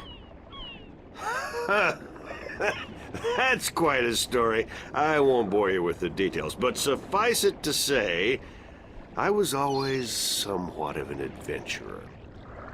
The promise of virgin territory untouched by civilization held great sway with me in my youth, as did the idea of a highly spiritual state of mind. The occult, magic, karma. I was born in 1902 in Boston. By the time I was 17, I'd put that life behind me. I spent the next 3 years at sea, and then I wandered around Europe for a time. In the early 30s, the 1930s, of course, I found myself in India working as a journalist. That's where I met Manny, and that's where I first heard of Arcadia. I was amazed and quite skeptical at first, but the thought of a whole new world to see and magic? I was a fool, of course, but who knew where my curiosity would bring me? So what happened in India? I've tried to forget about it, to be honest. If I could go back and convince myself not to... but I still wouldn't have listened, of course. The unknown attracts. I ended up in Tibet in the winter of 34, wading through snow up to my chest, thinking for sure that this was it, and I was going to die. Manny pulled me out of that one, thank God. I spent 3 months in a monastery before pushing on into the void. There's only one way for a non-shifter to pass through the divide, and it's not an easy road to take. Now, if you don't mind, I'd prefer not to talk about the past anymore. There's more than enough to worry about in the present. I have a delivery for you. A delivery? When did the U.S. Postal Service start delivering mail to Arcadia? It's from the map merchant at the market. It's just a map. Oh, good. I've been waiting, Faye. Hold your horses. What are you doing working for the Guild? Are you planning on staying in Marcuria? I'd strongly advise against it, Miss Ryan. Arcadia may look like a pastoral fairy tale realm, but it's not. You bleed as easily here as you do in Stark, and magic can do more damage than a gun. I'm not planning on staying, but I had to find you. The map merchant was the only one who knew where you lived, and he wouldn't tell me. So I got him to hire me, and you were the second delivery on my list. Gods. Carrick and his misguided loyalty. I'll have a word with the man. Thanks for the map, though. I collect them. There's not much else to do in this godforsaken city.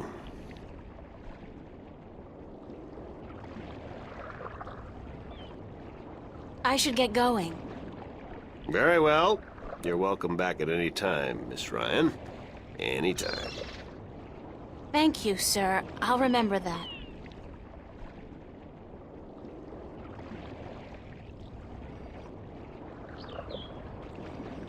Sign this, please. It's just to confirm that I made the delivery. Certainly.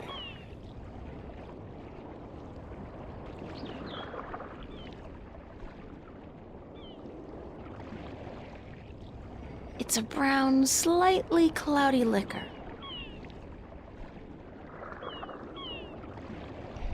I can't hold my liquor. I'll be spending the rest of the day doubled over, staring into the ocean, and, I'll just not have any. Great view. Back home, a place like this would easily set you back tens of millions. Here, it's probably free.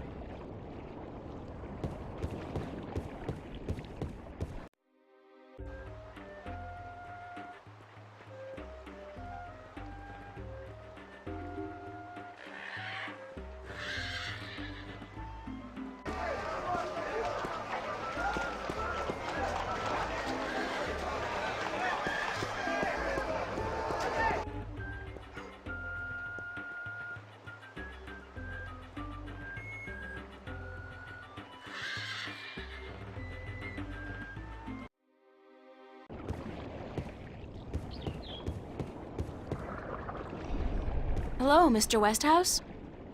Back again so soon, Miss Ryan?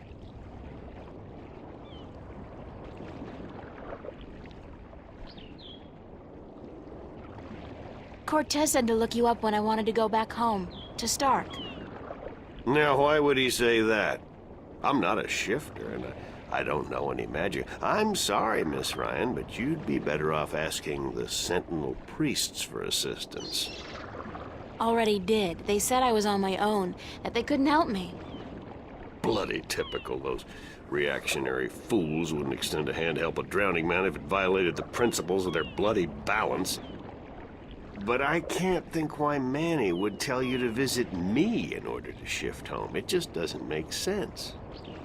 I should get going. All right.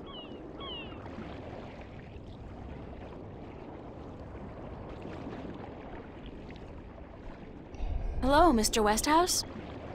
Back again so soon, Miss Ryan? I should get going. All right. Hold on one second, Miss Ryan. I just remembered something. It's such a long time ago, I'd almost forgotten, but Manny did give me something that might be of interest. What is it? It's a pocket watch.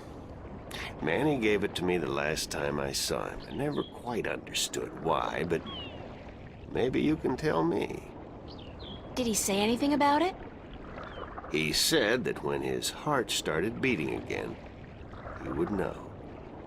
It would be like a message in Morse code, a beacon. Damn watch never worked, and the winding mechanism is broken, so it's probably not worth much. You're welcome to it if it's any help. Thanks.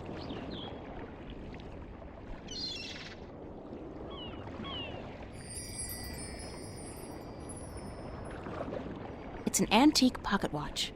It's not ticking. The knob used for winding the watch seems to have broken off, and there's only a tiny hole left.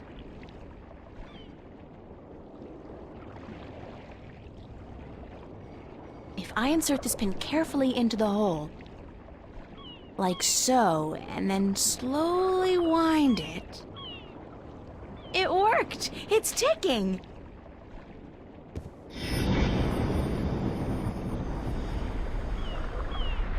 I did it! It's a shift! I can go home! By God, it's a shift. I haven't seen one for ages. Why don't you come back with me, Mr. Westhouse? You could say hello to your old friend, Manny. If I tried to step through that, Miss Ryan, I would suffer a most unpleasant experience. And I would be lost in the between forever. Besides, I built this house with my own 2 hands. I wouldn't want to leave it to these barbarians. And what does your Stark have to offer me?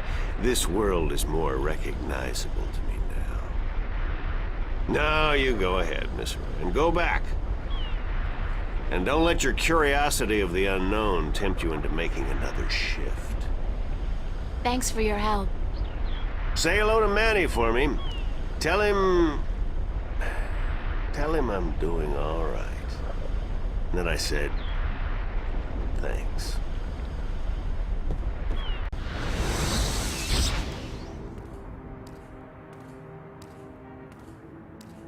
Cortez. Oh, God, it's real. It's all true. I saw it. I saw the other world. Arcadia. Either I'm going crazy, or you were right about everything. Let's hope for the latter, mi amiga? So I gather your trip was a success. Success? My whole world has been turned topsy-turvy, so I don't think success is the right word. Nothing about it makes sense. Fact is, I don't believe in magic. The sun does not need you to believe in it to rise in the morning, señorita. You have seen the truth with your own 2 eyes.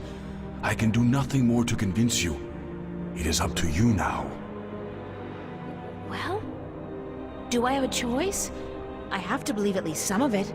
My life wouldn't make much sense otherwise. You are a true skeptic, April. Está bien. We need your kind to balance the hopeless romantics like myself.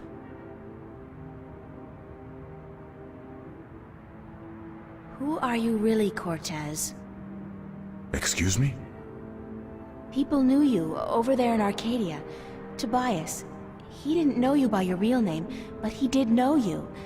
And Mr. Westhouse, he knew you too, as Chavez, but several hundred years ago. So my secrets are being revealed, are they? I wouldn't say that, because you're still a mystery to me. Or so. Good. You see, señorita, mystery is important. To know everything, to know the whole truth is dull. There is no magic in that. Magic is not knowing. Magic is wondering about what and how and where. I'd settle for the truth, just to be able to know you. Because, honestly, I don't mean this in a bad way. You scare me, Cortez. I'm afraid of you. And you are not the only one, mi amiga. I'm sorry, but whatever it is about me that mystifies you, it will have to stay a secret. There are things even you should not know. Gee, thanks. That really helped. Perdóname. Perhaps later, when we are certain of what the future holds, okay? I think I can promise you that, Señorita Ryan. Later. But for now, we must speak of more important matters.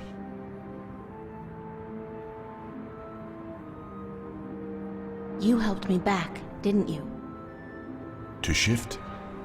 See? The power is yours, yes? But for now, you need me to focus your powers to call forth your dreams. Dreams? Yes.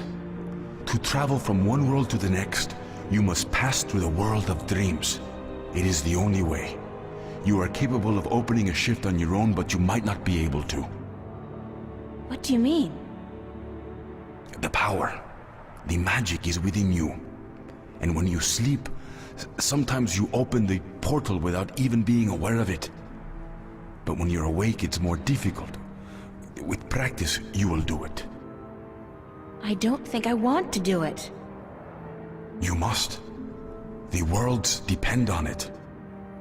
What happens now? The minstrel told you about the balance, about Stark and Arcadia. A man named Tobias. He was called the Vestrum, I think. Vestrum Tobias. Ah, so Tobias made Vestrum que bien good. I knew he would go far when I first met him years ago. He was just an instrument then, a student of the balance, but he was smart and resourceful. So you know what is going on with the balance?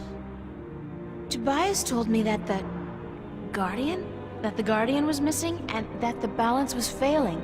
He said this would bring chaos into both worlds. As we are already seeing, your dreams, your nightmares, they are part of these. You sense chaos more keenly than most, but even they are beginning to notice that things are not as they should be. Like last night. What about last night?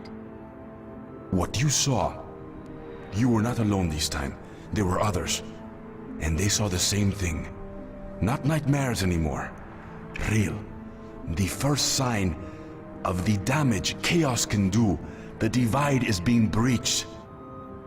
It is not yet time for the worlds to be united. A breach could prove catastrophical. So what do I do? We must work together, April. I can't do it alone, and neither can you. But what exactly is it that we have to do? 4 things. We must find the lost guardian, we must locate the gateway to his realm, and the disc that is the key to his tower, and we must do what we can to curtail and defeat the Vanguard.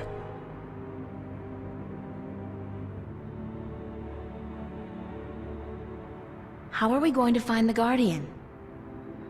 The moment he surrendered his throne and left his realm, he stepped back into our world, this world, Stark. This is where he was born, and so this is where he must return to. But he could be anywhere, right? This city has power, April. Not magic, but the opposite of magic. And it draws people to it like flies to an open fire. All the pieces of the puzzle come together here. You, me, the Vanguard, the Guardian. I can guarantee you that he's here. But where exactly I do not know. I think maybe the Vanguard do. I think they may have him. If they have him, how are we going to get him back? And why do they need him? Why do we need him? He left his realm, but he's the last Guardian, and only he can open the doorway back to his realm to let his successor through. The Vanguard knows this, but what they don't know, yet, is how to get there.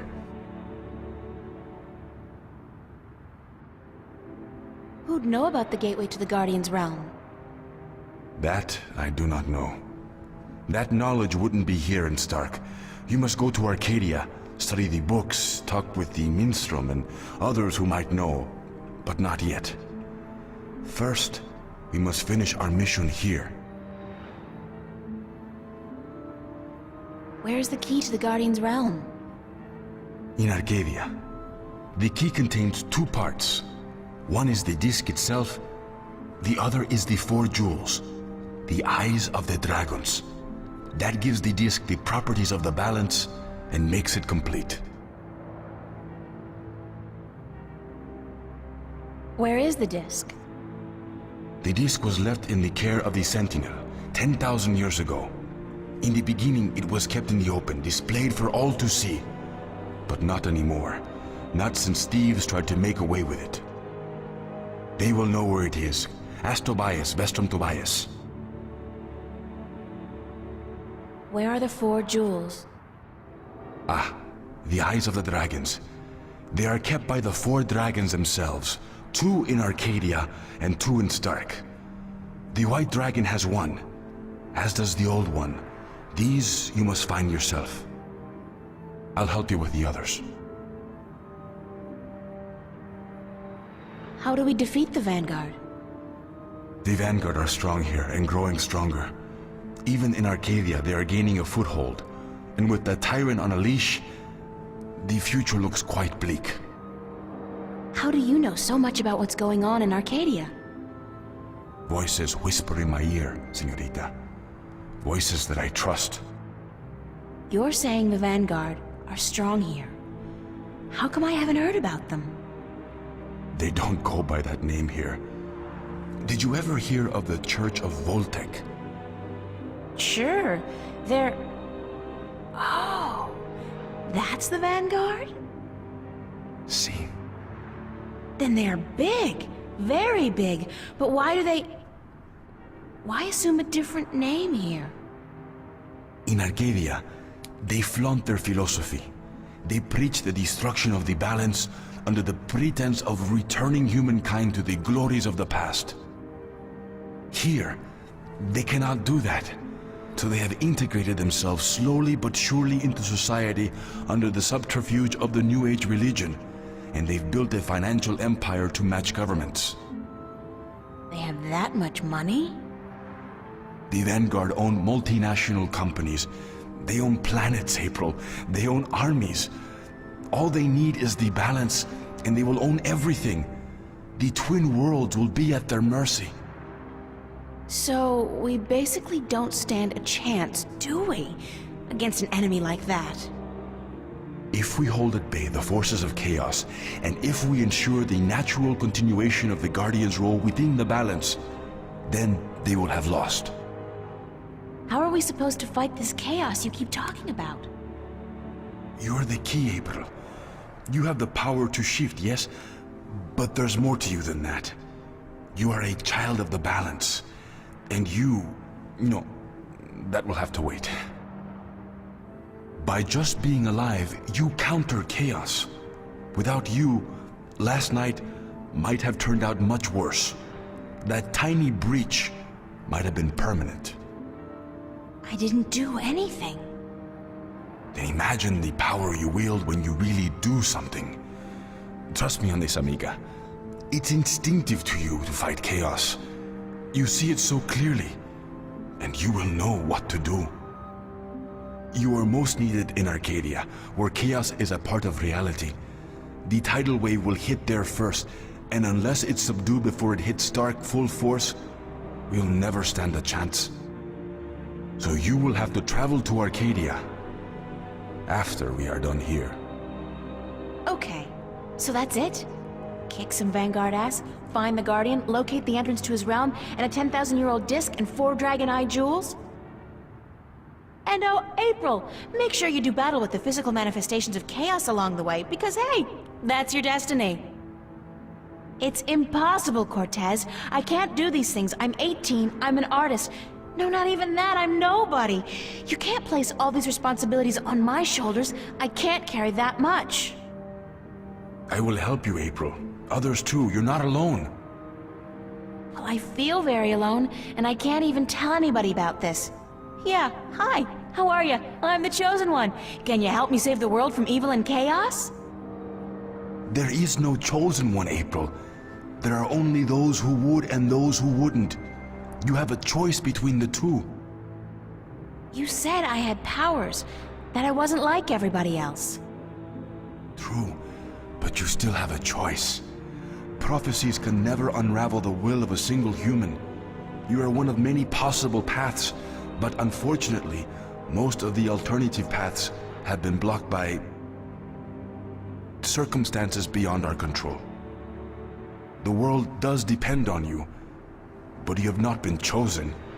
You choose for yourself what you are and what you will be.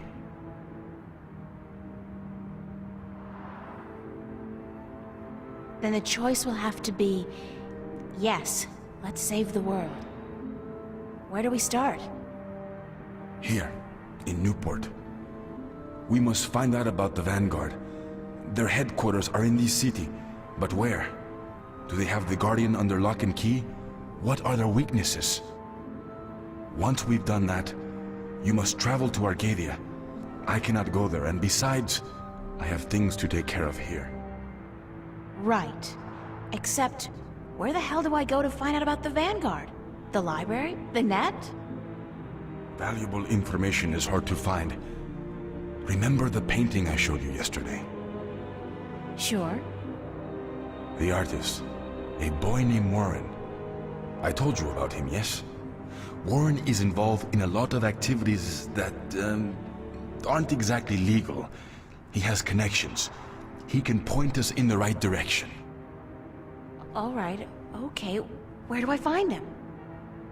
My friend, Father Raul at the Hope Street Cathedral, he's had some contact with the boy lately. Ask him. Wait, did you say Hope Street? Yes? As in the most dangerous neighborhood in Newport? Is it? I don't usually follow the civic affairs of the city. I remember Hope Street when they first built it, a clean neighborhood. That must have been a very long time ago. Still, I'm sure you'll be safe. You're a girl, no? A self-respecting gentleman would never harm a girl. It's the self-respecting gentleman part I'm concerned about. Still, I can handle myself. Father Raul, was it? At the Hope Street Cathedral? Yes. He will lead you in the right direction, help you find Warren Hughes. When you're done tomorrow, we will meet up at the cathedral late in the afternoon. I need to speak with Raul as well.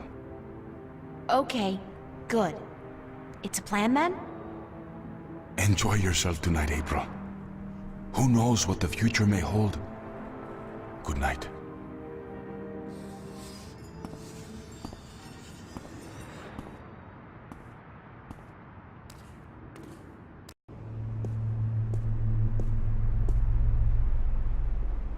It's getting a little too late to head downtown. I think I'll stay in Venice.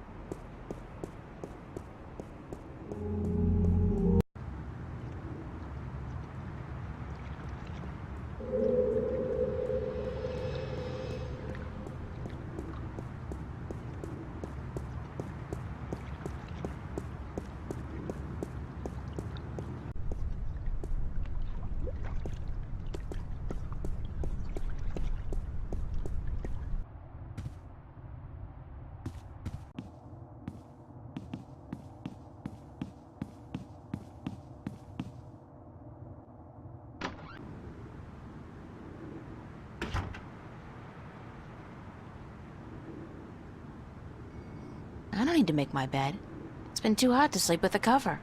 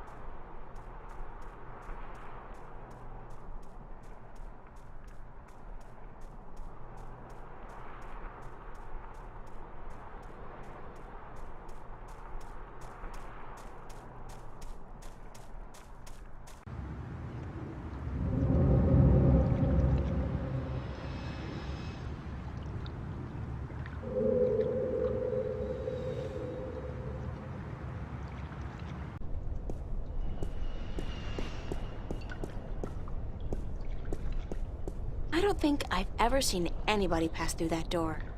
Isn't that peculiar? And if I was Nancy Drew, I might actually care.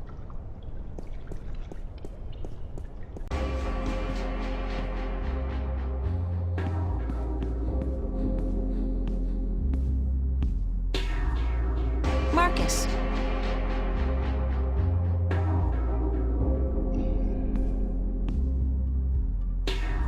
Yeah, Shoo!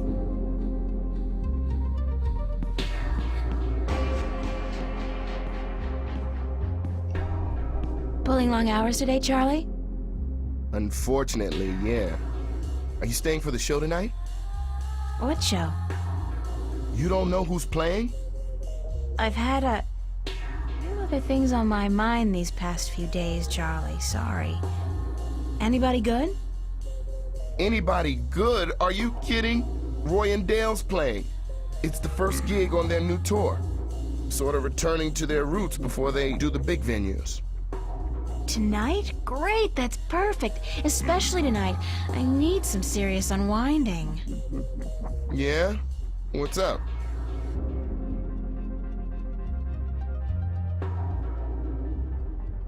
I just had the weirdest experience of my life.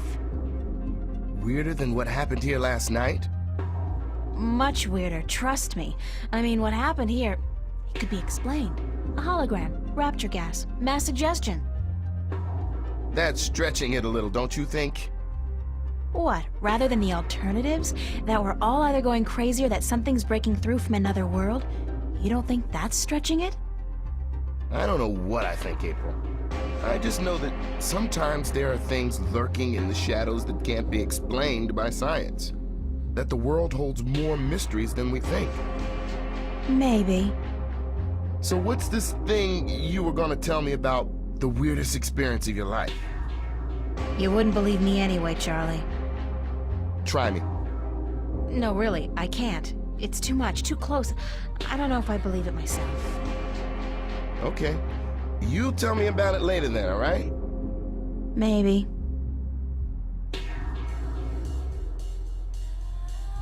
Is Emma around? Haven't seen her.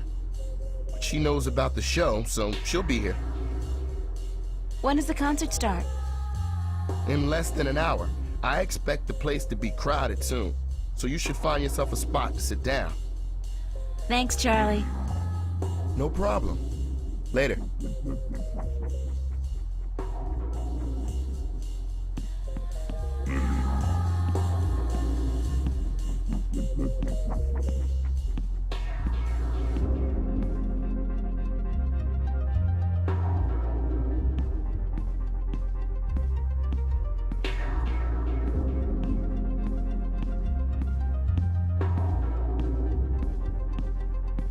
So where have you been all day? You didn't show up at school, you weren't at work, and then Fiona tells me you're out looking for Cortez again. And on top of that, Zach brags about bagging a date with you. What's up with that? Oh, shit! Zach! I totally forgot. He's gonna kill me. If I don't show up, that is. You mean it's true? You have a date with that asshole? I told him he was full of shit. I needed some information. And you sell yourself to get it? April, you're insane. Well, you're just going to have to disappoint him. I made a promise. To that sleazebag? That's a promise made to be broken.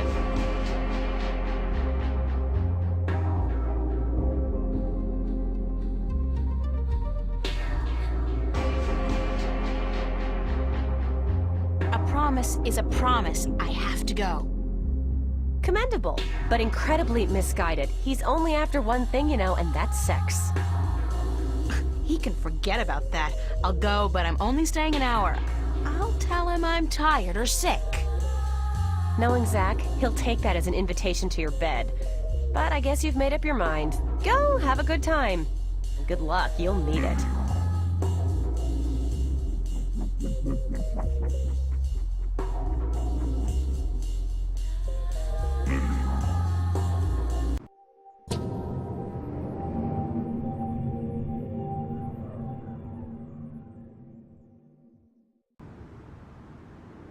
Oh, God. Headache. I didn't really have that much to drink, did I? No. But I did travel through a shift into a parallel universe, which would explain this weird compulsion to curl up into a fetal position and go back to sleep.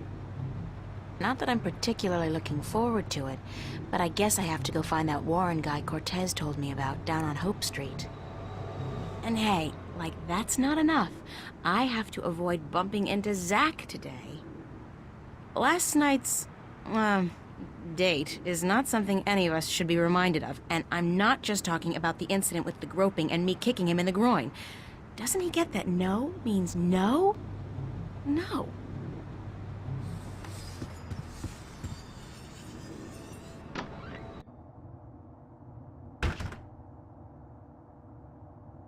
What the fuck was your glitch last night, bitch? I'm sorry? What did you call me? I take you to a top-class club, wine you and dine you, and you slap me in the fucking face? Did you ask yourself why I slapped you, Zach? I don't fucking care. You'll regret fucking with me, bitch. I can promise you that. I'd call you a bastard if I didn't think you'd take it as a compliment. If I wasn't such a fucking nice guy, I'd smash your fucking face in, bitch. You're gonna be so fucking sorry you ever fucked with me, April fucking Ryan.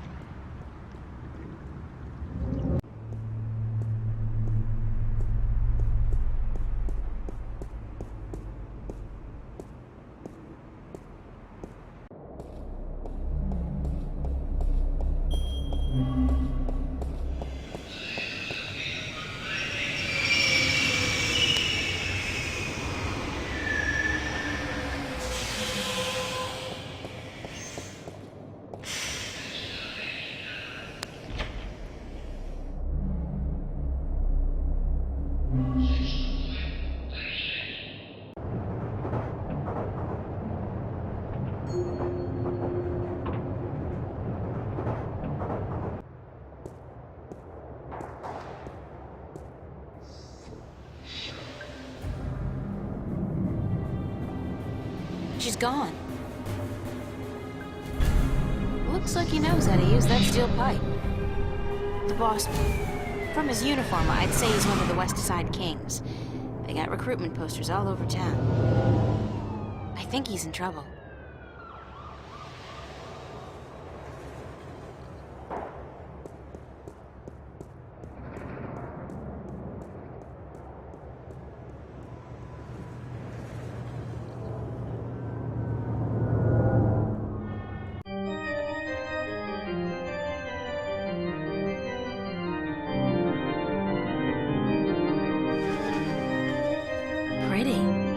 Considering the neighborhood, it's a miracle that it's still intact. Maybe it's bulletproof stained glass designed for inner-city cathedrals.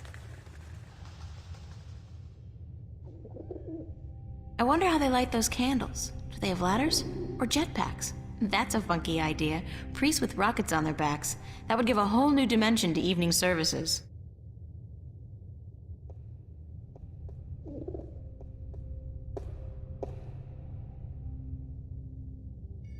It's the confessional.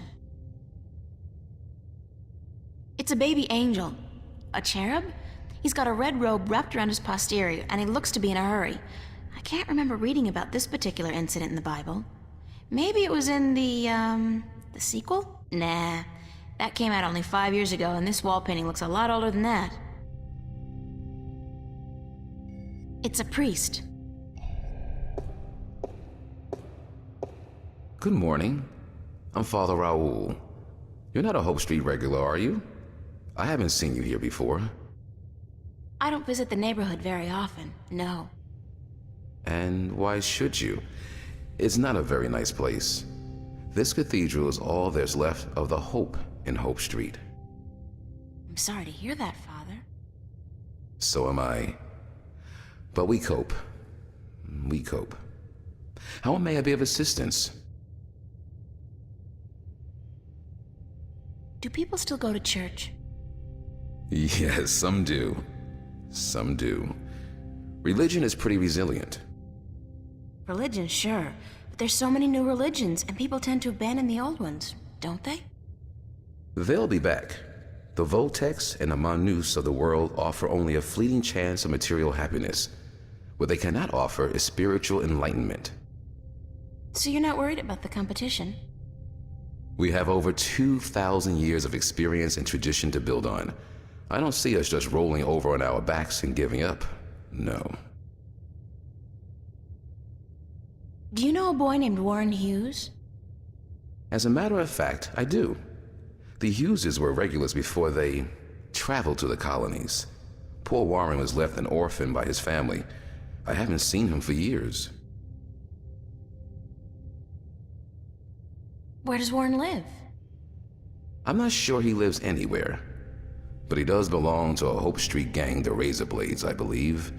They seem to congregate just down the street in Building 87. Be careful, though. Although they're far from the worst gang around here, they're not a particularly friendly lot, and they don't care for strangers. I can take care of myself. I don't doubt that. Still, be careful. Thank you, Father. Please come by again if you're ever in the neighborhood.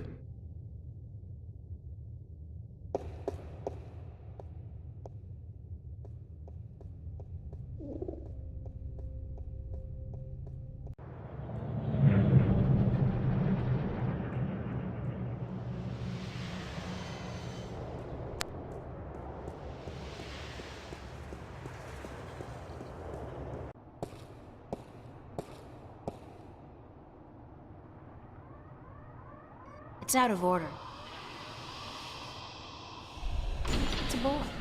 Looks to be about 15 or so. Can I talk to you for a minute? You know where I can find a kid named Warren Hughes? Who's asking? I am. Warren Hughes. Never heard of him. What's your name? What's yours? April Ryan. Lucky you. All right, well, I guess you can't help me. Nope. Nobody can. What do you mean? A nice, pretty girl like you in a neighborhood like this, asking all the wrong questions. You're heading for some serious trouble, you know. I can take care of myself. Sure you can. The thing is, there are 4 guys waiting downstairs for you to come back out, and they can take care of themselves real good. I'm not looking for trouble. Trouble found you, girl.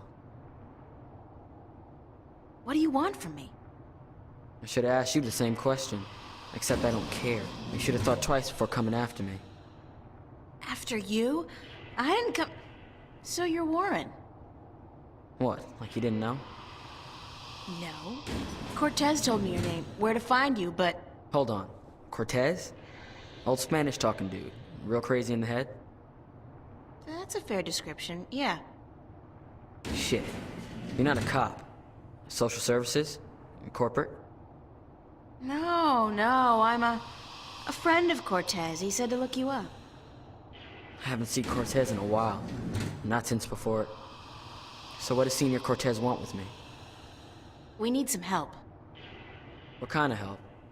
Look, I gotta stay incognito most of the time now that corporates and cops are stepping up their search for us. I can't go risking my ass for nobody. Not even Cortez. That's all right. I just need some information on a group called the Vanguard and their leader, Jacob McAllen. Oh, sorry. Never heard of those guys. You wouldn't have. They keep to themselves, and they got some kind of cover operation going, but I don't know what it is, and... You need to find out? Alright, here's the thing. I got a friend who might be able to help you out. Great! Hold on. Before I use up my favors with him, I need you to do me a favor in return. Probably even help yourself out at the same time. Fair enough. What do I have to do? Easy. Break into the Newport Police Department computer archives. Get me some information on my family. Destroy my criminal record and get the hell out of there. Preferably alive.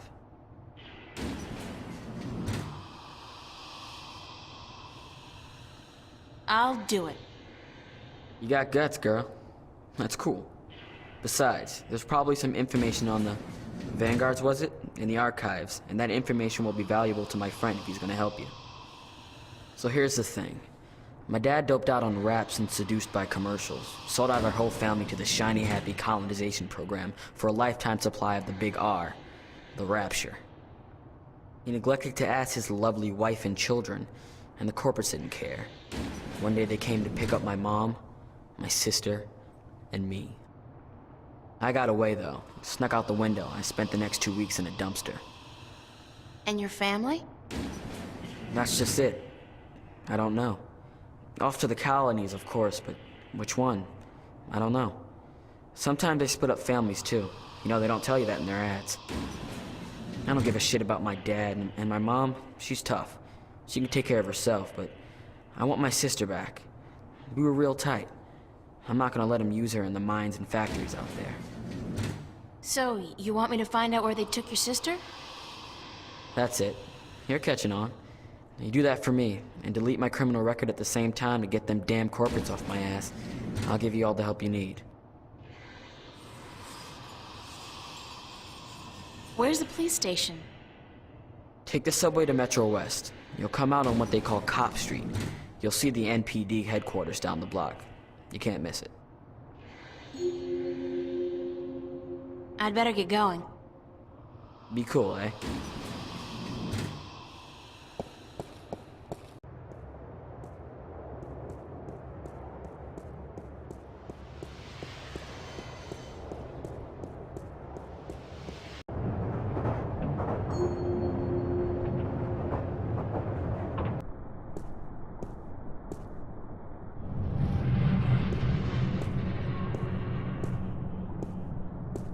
What? I got something on my face? Is my hair okay? It's your garden variety robotic roadblock.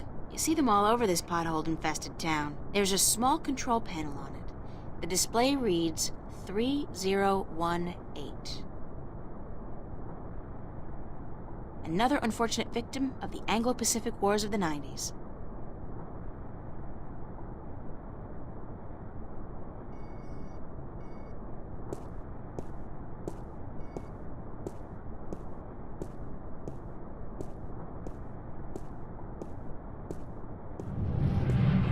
It's a garbage container, and it's mostly empty, save for a couple of sticky old newspapers and bottles.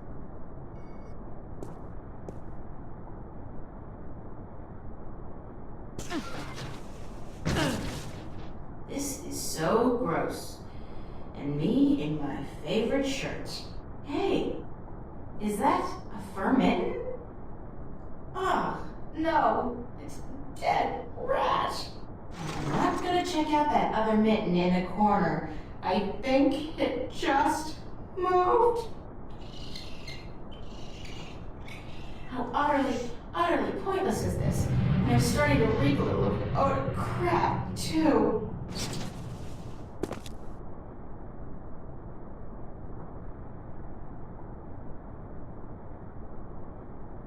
I do all my grocery shopping at T-Rex. Not that their food is particularly good, nor their prices particularly low. I just love their ads. They're pretty cool. Especially the one where they built an actual-sized robot dinosaur and sent it out to mangle a competing chain of grocery stores. For real. I don't know if anybody got hurt, but man, that campaign kicked ass.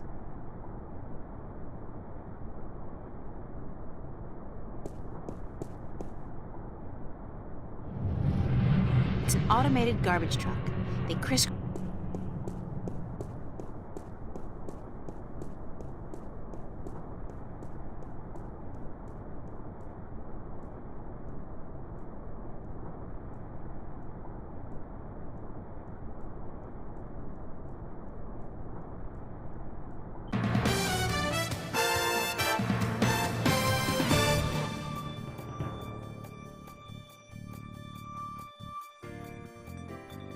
This is Lucinda Carlisle reporting live from just outside the Metro Precinct Police Station, and I bring you today a senseless and tragic display of technology gone wrong.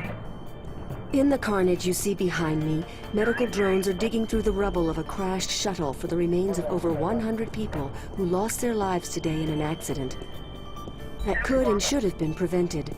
Only hours ago, a Brave New World Airlines shuttle carrying starry-eyed colonists to the Metro Tower experienced an engine failure and came roaring down on this street without warning, crushing 3 cars and burying 9 innocent pedestrians and 2 would-be carjackers. The cause of this human tragedy? As of yet, there is no official report. We can only speculate, and speculate we will. Was the pilot drunk? Was he hopped up on Amethyst? Was someone aboard carrying a bomb? Did the manufacturers of the shuttle, Monster Limited, skimp on a part and import it from a bootleg factory in Germany? The truth could be any or all of the above. But whoever is responsible, and whatever the punishment, it won't bring any of those bloodied, mangled corpses to life. It won't bring Teresa Roseman, mother of 3, back to her husband, Marty. That loss is forever, and a huge cash settlement can only ease the pain. It can never remove it altogether.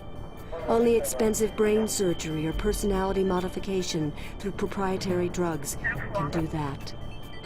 The exact death count is still under wraps, and work will continue throughout the day to identify the thousands of body parts that are being picked one by one from the twisted wreckage of BNWA Shuttle 709. What repercussions will this accident have on our city? Probably none. You fly a shuttle, you take your chances. This is Lucinda Carlisle, reporting live for the Metro Channel Action News. Back to you, Lisa and Dan. Are we clear? How did I do? Uh-huh. And what are the ratings? 5 million? That's it? 5 million? Jesus, we've lost out to reruns of Gillian's Island? What the fuck, Gregory? Why the hell did you... Yeah. Don't give me any of that shit. You were the one who said this would broaden my audience. I should have stuck with the game shows. Jesus!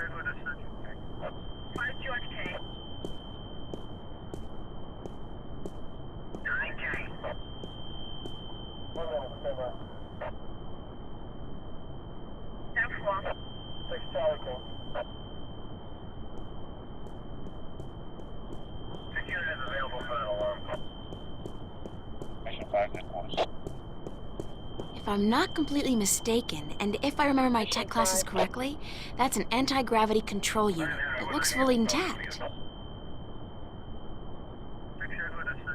It's a high-voltage laser perimeter fence. The color indicates that they're using military-grade lasers. It's a police officer. He's guarding the wreckage.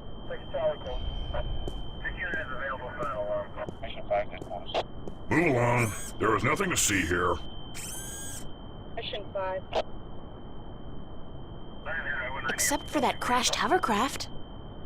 Nah. You see those everywhere these days. Sorry? Dime a dozen. Crashed hovercraft are a dime a dozen? 15 a week, ma'am. At the very least. In this city alone. But they say it's the safest mode of transportation available. Statistically, yes. Unless you're aboard one of the buggers. Then your chance of survival drops drastically. What? Mission 5. They're the safest mode of transportation, if you stay on the ground. The chances of being hit by one going down are relatively low. Thanks for ruining my trust in modern technology. We're here to protect and serve. Isn't it the other way around? Just keep it moving, ma'am. Nothing to see here. Except for you, officer. Eh? Me? I always did love a man in a uniform. Mission 5. Sorry, ma'am, but I'm gay. Now, move along. Nothing to see here. Except for the escaped convict right behind you. I'm on special duty today, ma'am. So that escaped convict will have to take care of himself. After all, who'd guard this perimeter in my absence? Me? I'll be good. That was a rhetorical question, ma'am. You are not qualified. Now, move on. Nothing to see here. Except... I won't tell you again, so move along. There is absolutely nothing to see here. Nothing. Jeez, don't you people have anything better to do? Are you feeling all right, officer? Thank you, ma'am. I'm fine. All the dust from the debris is just choking me up.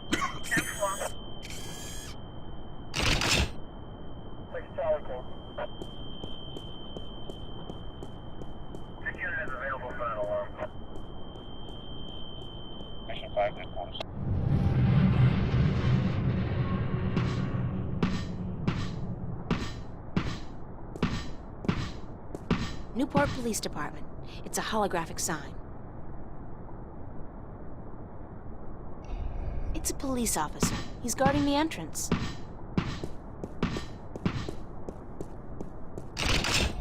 Hey! How do I get into the station? That is the question, is it not? Pardon? To get in or not to get in? That is the question. Good grief, more weirdos. Oh, I'm not a weirdo. I'm an actor. No offense, but isn't that an oxymoron? Lady, you are the cruelest she alive.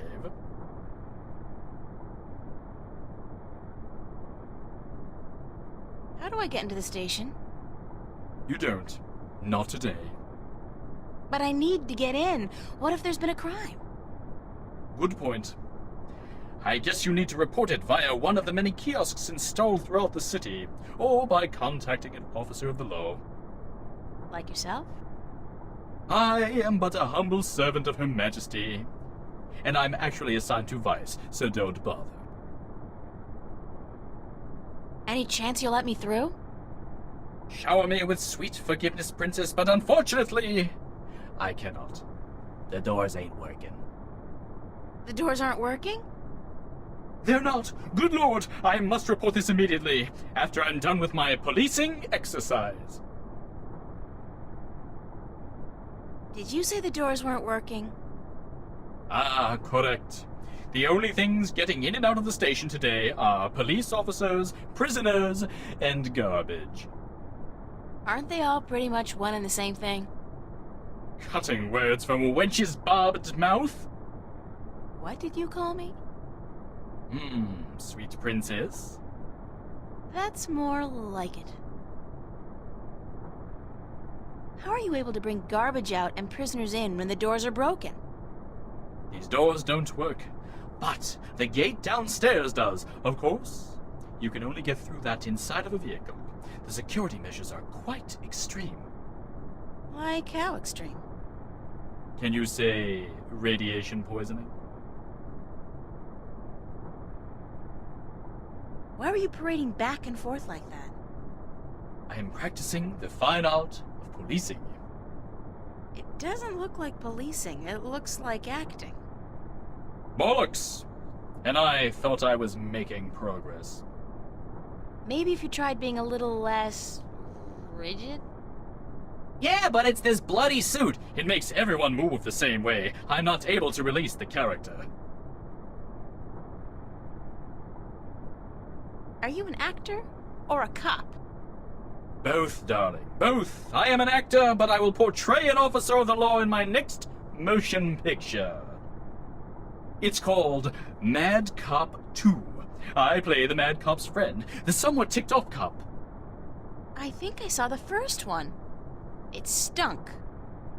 I agree. But this one has a certain, je ne sais quoi, flair that the original lacked. You mean more violence, more sex, less plot? That's it. So you're doing research for your next role? Indeed, my fair maiden, I am. I have been assigned to a squad to capture the essence of Her Majesty's honorable service. And what squad would that be? Vice. Thanks, and good luck. Parting is such sweet sorrow. Farewell, princess. Till we meet again, farewell.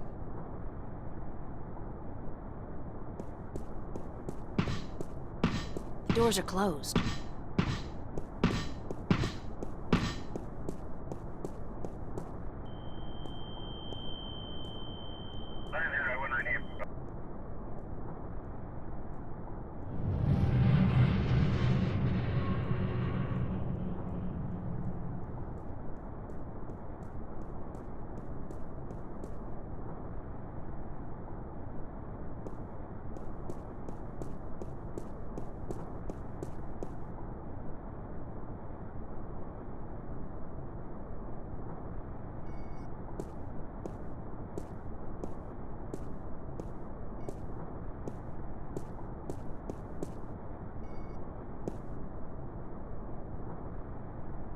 It's a numeric keypad, but I have absolutely no idea what numbers to type in to move the roadblock.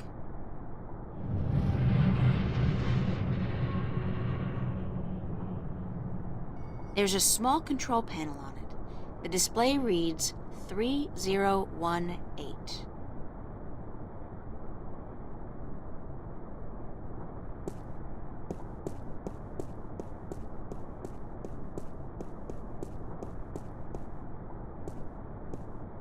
It says Calavera Crossing MCW, and the street ID number is 0092.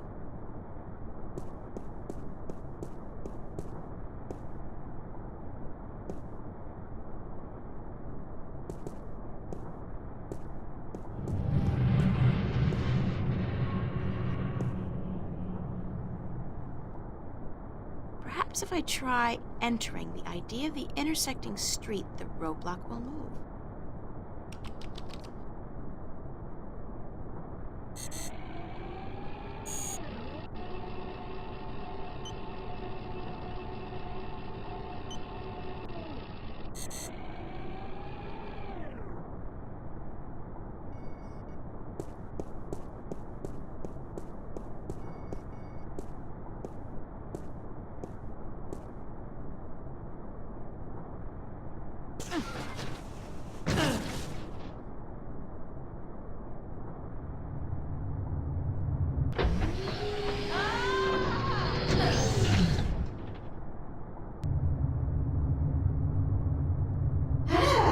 Keep it close to yourself.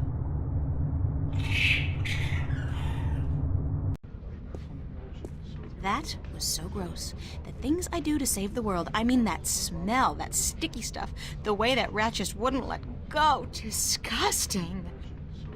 Not to mention the fact that I really, truly stink. I don't think this is ever coming off. I'm gonna stink like fish heads and moldy pizza for the rest of my sorry life. You can usually tell a crook by his eyes and his foul behavior. Tuvok? Tuvok?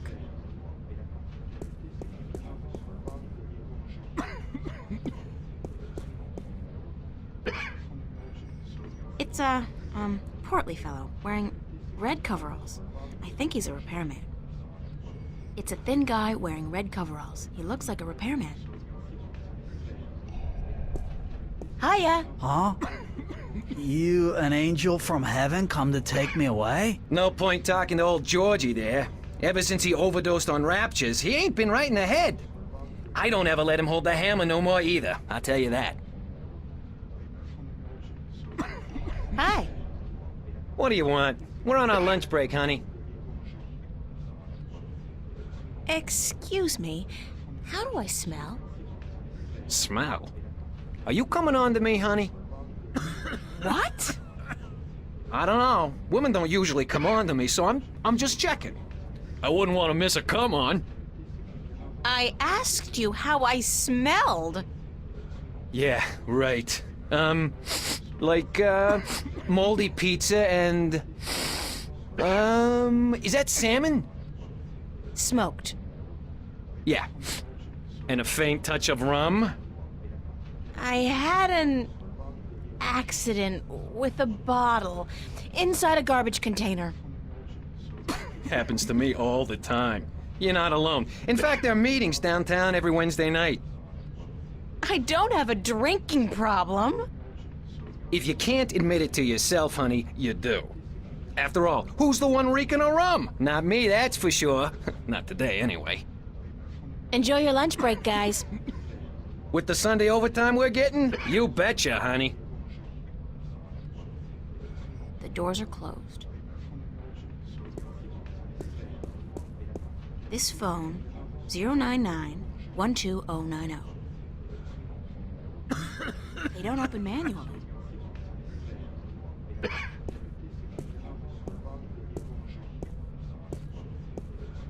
It's an old vid phone, ancient technology. Visuals are so passé. The screen and camera are both out of order, I think.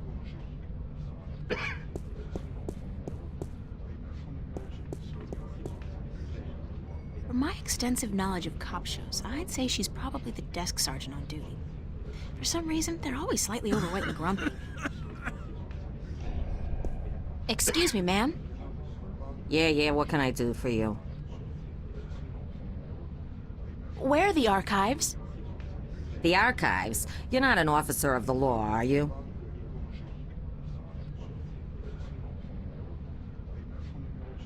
I'm in training at the academy, and I need to get into the archives to study.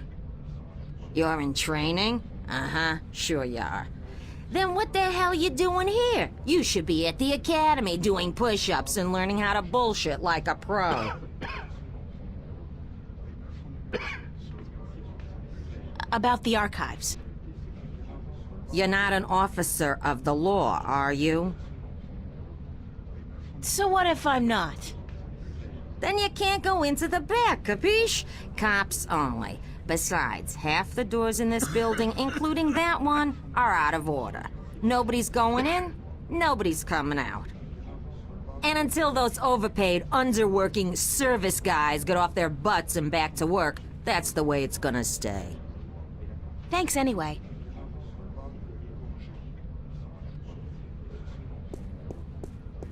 It's a toolbox. There's a sheet of paper in here.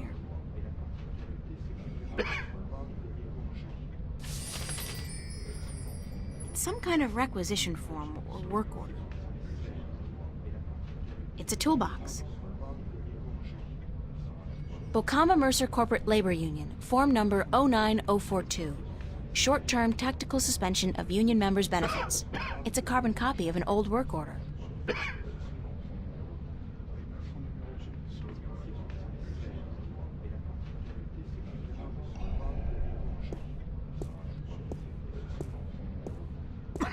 Excuse me, ma'am. You again, what do you want now? Thanks anyway. The doors are closed. There's no way I'm going back down into the basement. I'd rather be rolled out of here on a gurney with my body wrapped in black plastic.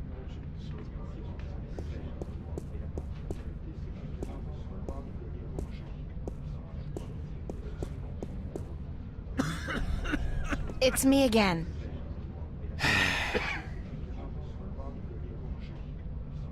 Why aren't you guys working? We're on our contractually bound lunch break. Huh. Right. But you're not eating. We're done eating, sure, but we're still on our break. Clause 16 of the contract, and I quote, improper digestion may prove detrimental to further work-related activities. End quote. Meaning what? We're letting the corned beef settle, honey. Aren't you supposed to fix the doors? That's right. But instead, you're just sitting here. That's right. And you're not planning on getting back to work anytime soon? That's right. And you're not bothered by this? That's right. I could say anything at all. That's right. And you just answer...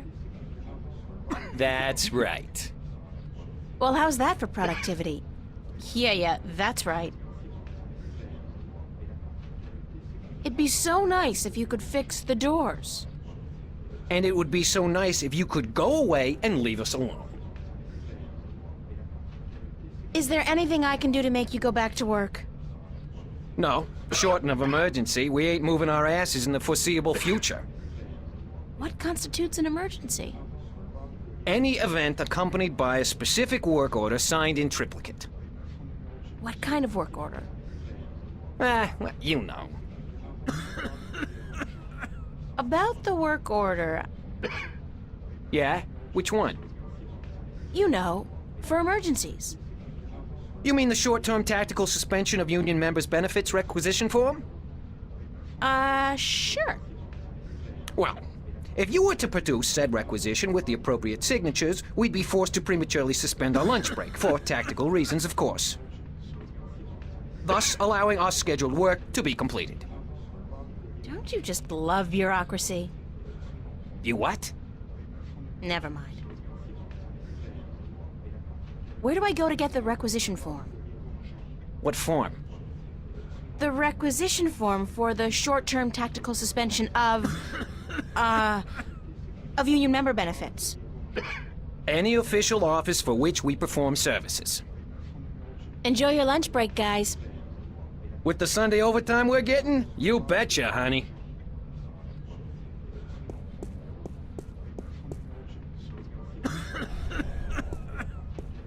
Excuse me, ma'am.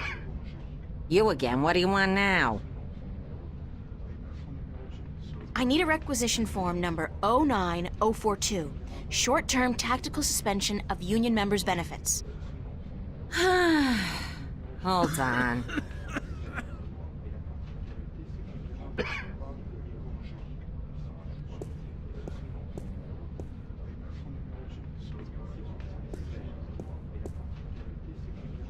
Here you go, miss. Union requisition form number 09042.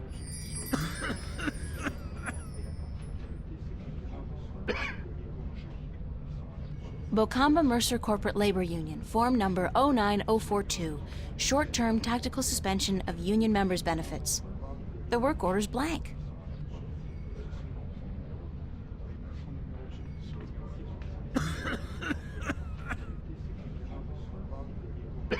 Excuse me, ma'am. You again, what do you want now? Thanks anyway.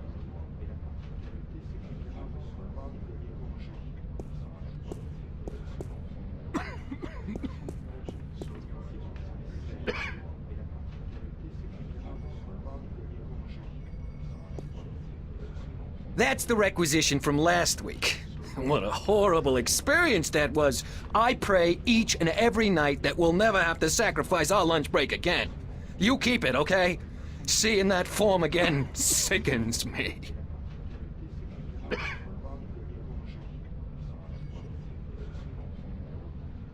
I better fill out this work order first.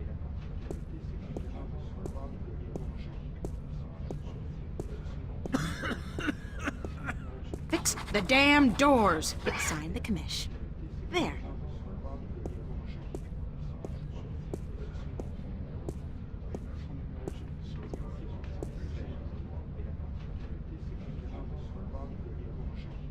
Now we're set. What's this? Oh, just a jolly little requisition entitled Short-Term Tactical Suspension of Union Members' Benefits. Say what? Lady, do you realize what you've just done? You've interrupted our lunch break. This is an official work order. It can't be. Wait. 09042. This isn't 09042-A, is it? No, just plain old 09042-nothing. Ha-ha! This being Sunday and all, that petition is useless. On public holidays, you need the extension -A form. Addendum for public holidays. Us being on triple overtime and all. So, we're gonna stay here and enjoy our extended break. Thank you very much. Now go away.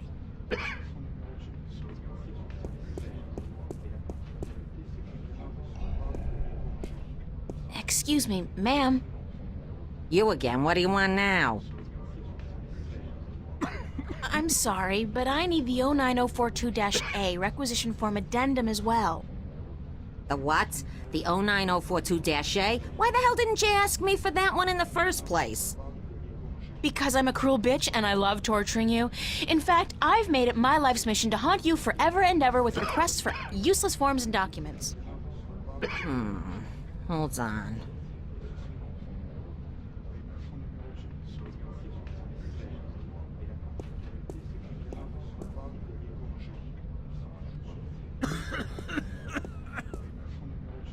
All right, requisition form number 09042-A.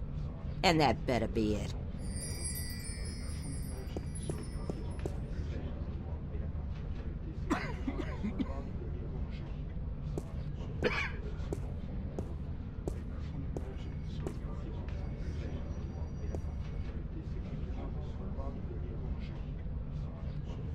Okay, now we're set. I hope. Why do you keep bothering us? Don't you have anything better to do? No, absolutely not. This is requisition form number 09042-A, the short-term tactical suspension of union members' benefits requisition form with the public holiday addendum. Balls! We've been nailed, George. Get your ass off the chair. We're going back to work, thanks to this lovely young lady.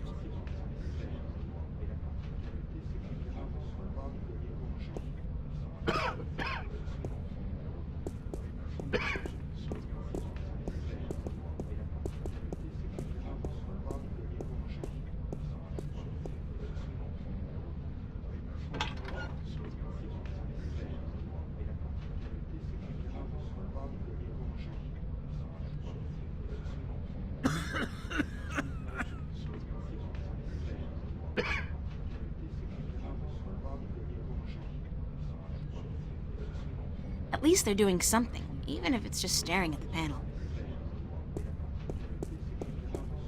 The doors are closed.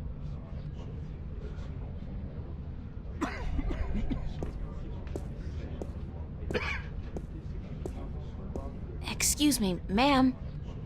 You again. What do you want now? Thanks anyway.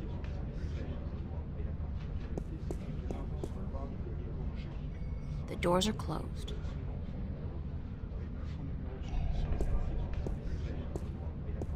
Good to see you up and about, George. Mister, the plane! The plane!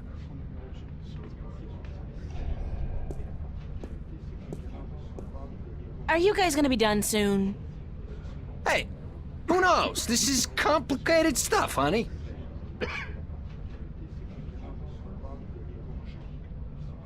Wires. One red, one blue. The panel is open and some wires are hanging out. It's a toolbox.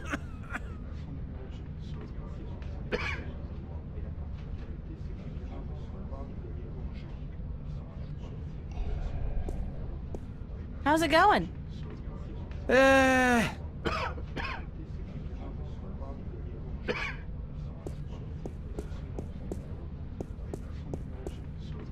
Nuh-uh. The doors are closed. You can usually tell a crook by his eyes and his foul behavior. The doors are closed. This phone, 099-12090.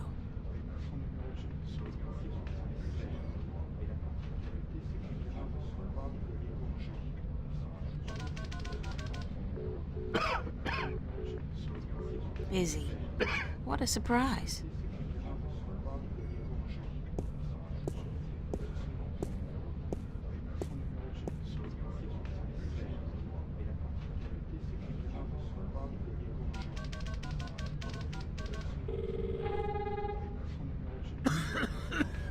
That's just my incoming call.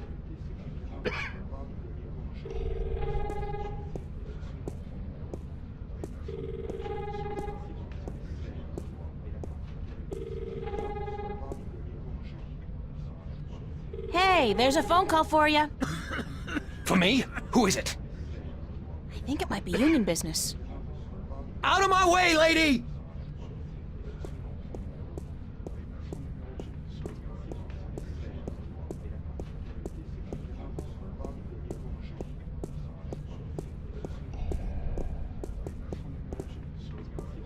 Good to see you up and about, George. The ants. They're everywhere. There are ants in my pants. I can't get to the wires while these guys are working on them. I need to create some kind of distraction. Get them away from the panel.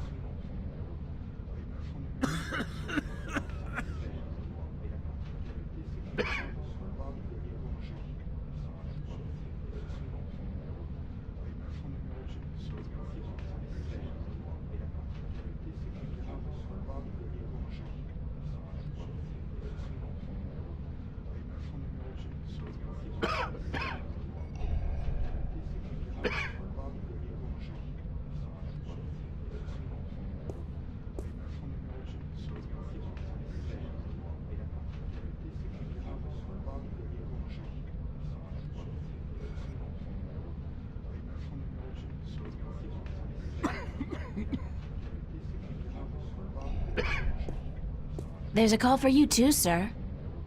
Me? I get no calls, ever. Except from my mommy. Is it my mommy? It could very well be your mommy. Oh. Thanks.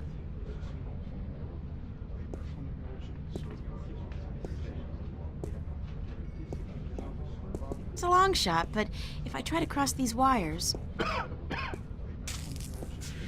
Voila! I'm so good. The doors are closed. Hey, you can't go back there. It's a restricted area. I need to distract her. But how? It's a toolbox.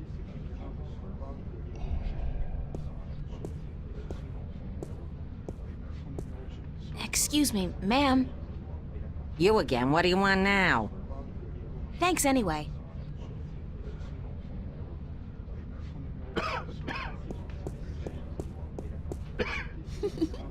Got them fooled good.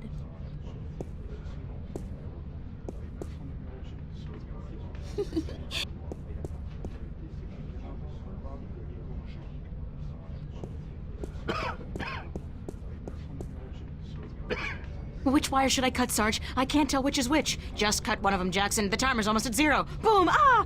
My favorite scene. The panel is open and some wires are hanging out.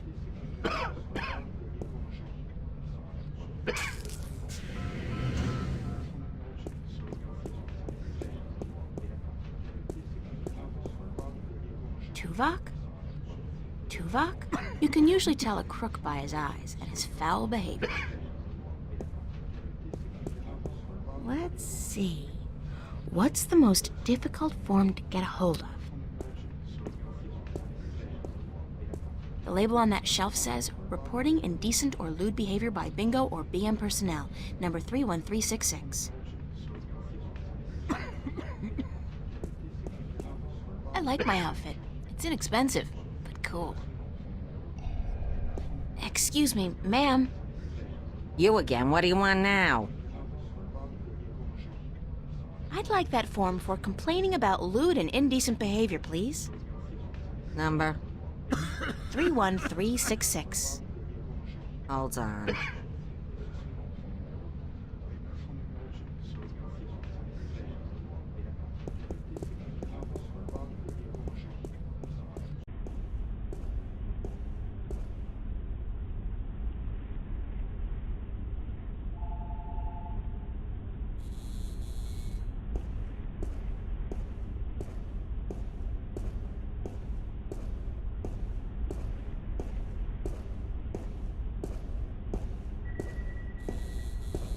Bingo, the world's favorite soda. And after the devastating soda wars of 2159, the world's only soda.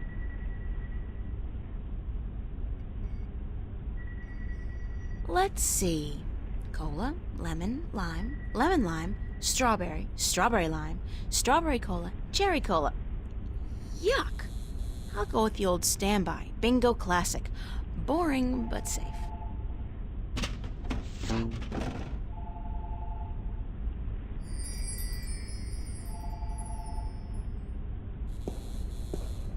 Archives. It's a retinal scanner, instantly outdated by the genetic scanner, but I guess here they don't care. Locker room.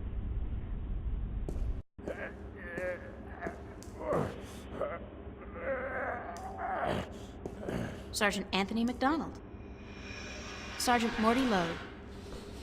Sergeant Maria Hernandez. Sergeant Ricky Mahoney. Sergeant Russell Franco. Sergeant Frank Manelli.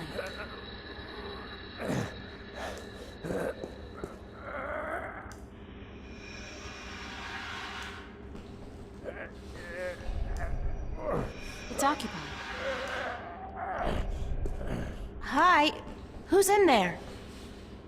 Manelli, who's asking? God, I know that voice. What?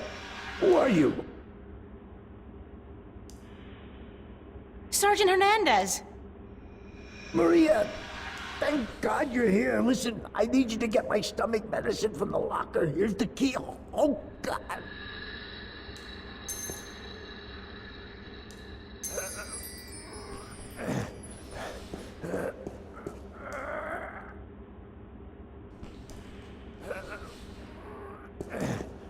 Sergeant Anthony McDonald.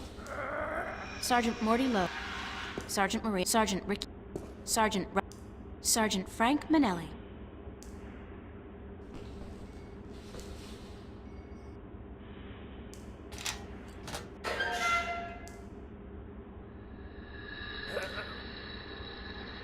Sergeant Manelli's been banging this locker shut one too many times.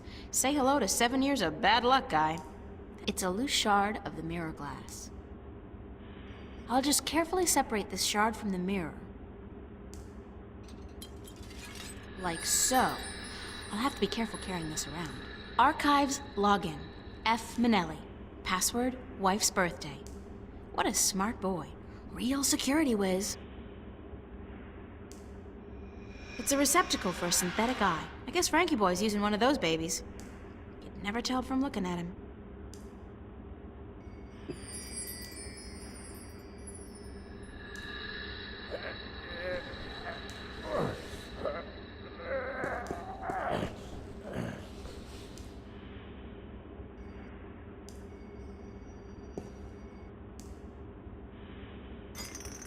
Oh, thank God, thank God.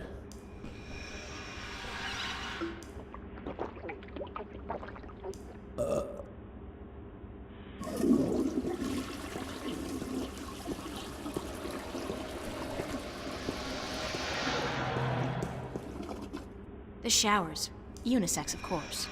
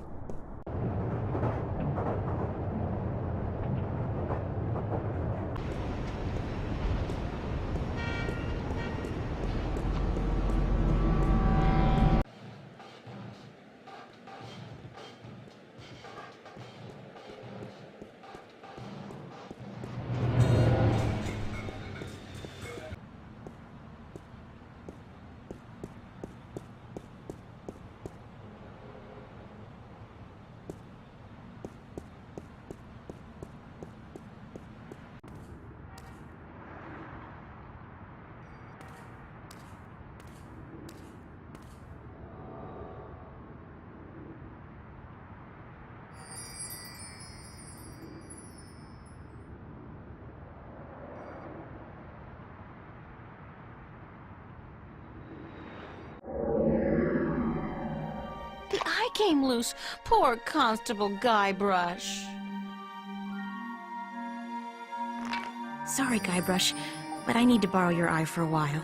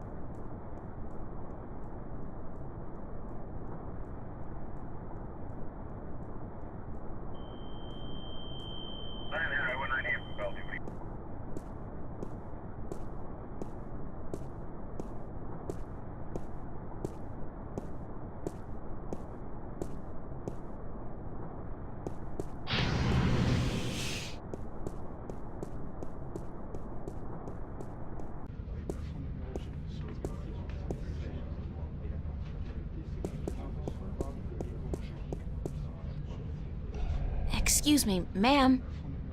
You again, what do you want now? I'd like that form for complaining about lewd and indecent behavior, please. Number? 31366. Hold on.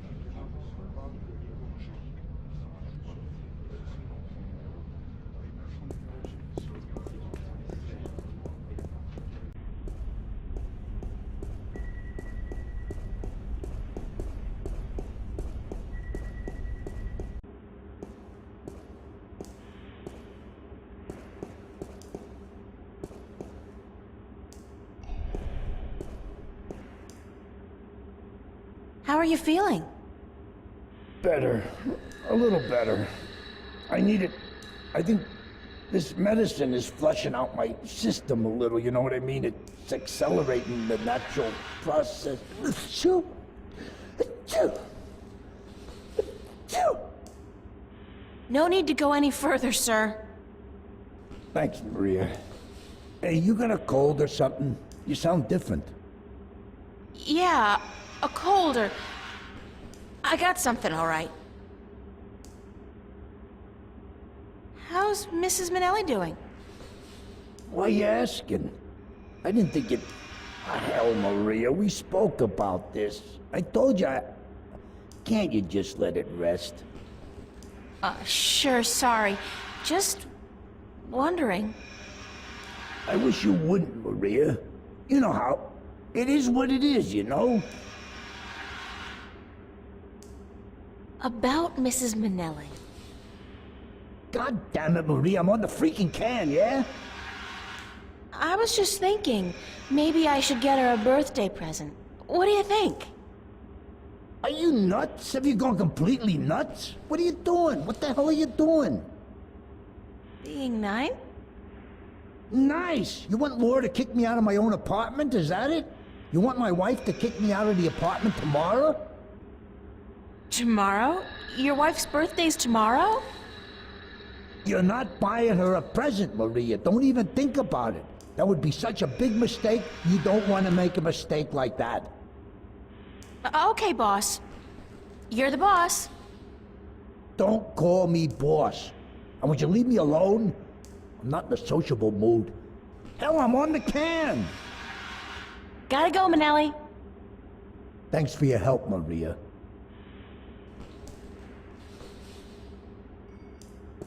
Phew! Jesus, I think I'm allergic to the goddamn medicine. Oh, crap, my eye!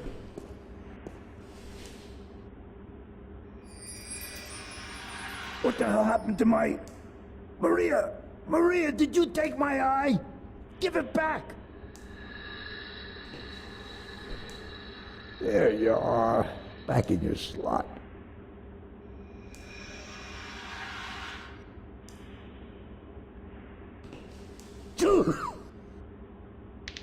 Oh, crap, my eye!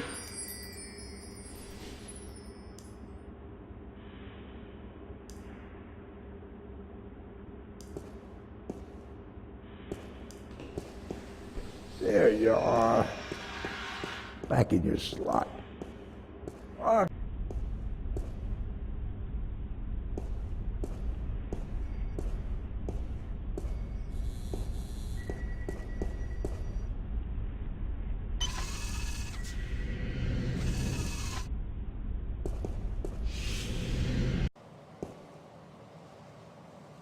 If I remember my digital history lessons correctly, that's what's called a dot matrix printer. They used that in, like, the 18th century or something. It's a computer from, like, the Stone Age. I've never seen anything like it outside of a museum. It's a miracle it's still working, let alone in active service.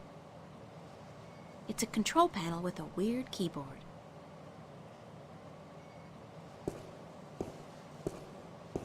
Hi, I'm Frank Minnelli. I feel really guilty doing this. I, love my wife Laura, and her birthday is on the 31st of this month, which means... Laura 0731? Please, please, please, please, please, please, please.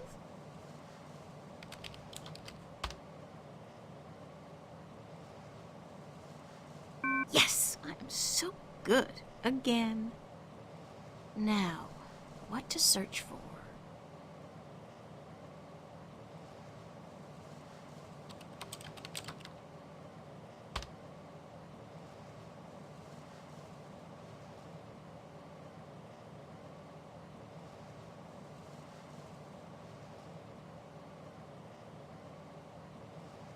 I don't think I need to see any more of Warren's rap sheet. He's been kinda active.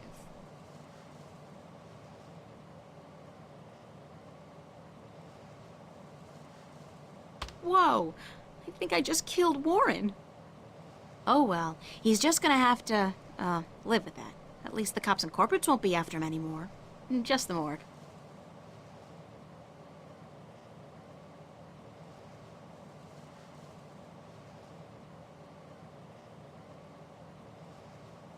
Warren's sister. Please, please let there be something.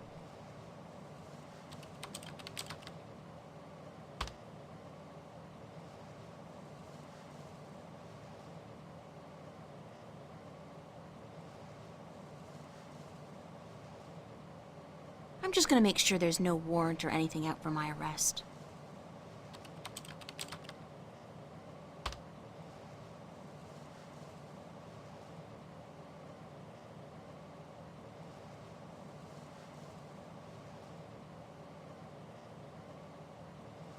The Church of Voltec is the front of the Vanguard use here in Stark, so there must be at least some information available.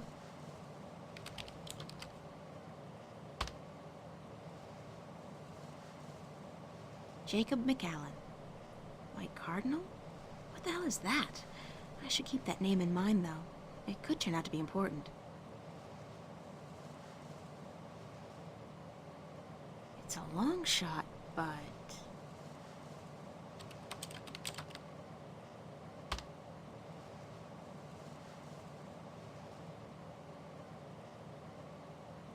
the so-called White Cardinal. I wonder who he is.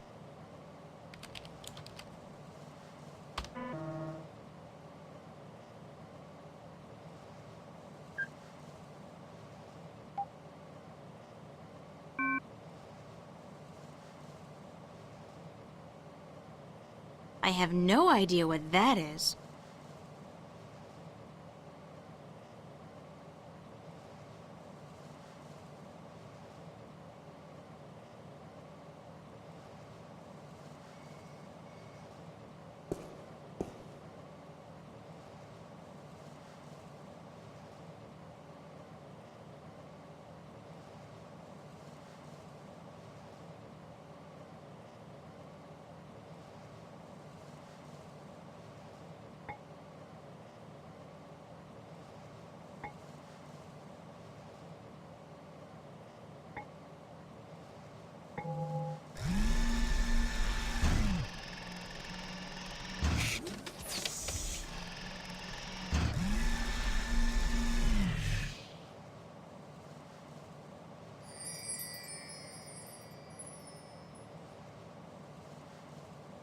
There's nothing in here.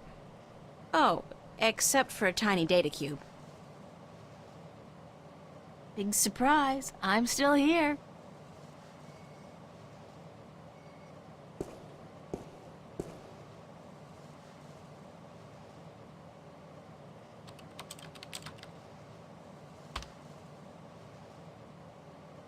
Warren's sister, and that's her colonization number.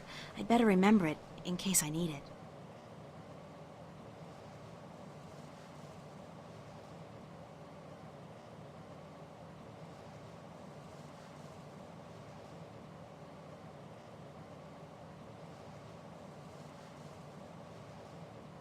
It's the only lead I have, so if this falls through, I'm out of luck.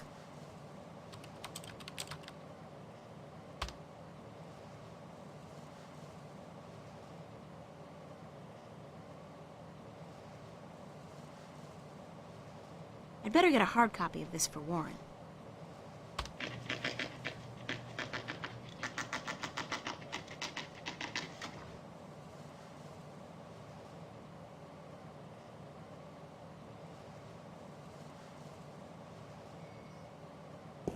I'll leave it until I've printed out all the information I need.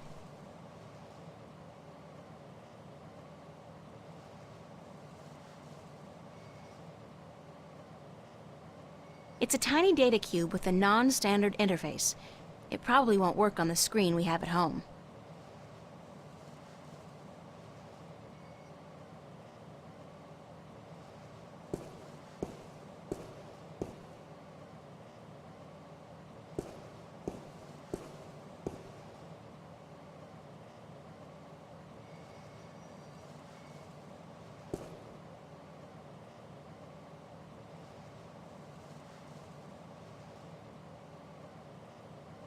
I'm just gonna make sure there's no warrant or anything out for my arrest.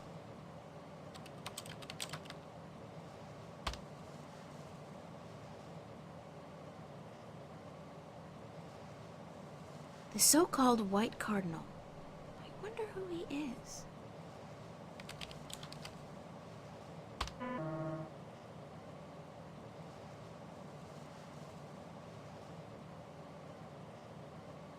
The Church of Voltec is the front of the Vanguard use here in Stark, so there must be at least some information available.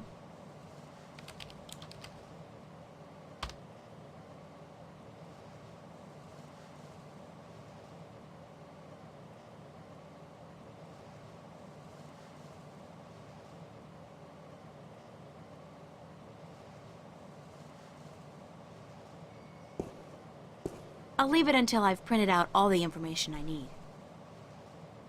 I shouldn't leave before I have all the information I need. I have to clean up Warren's rap sheet, locate his sister, and bring the evidence to Warren.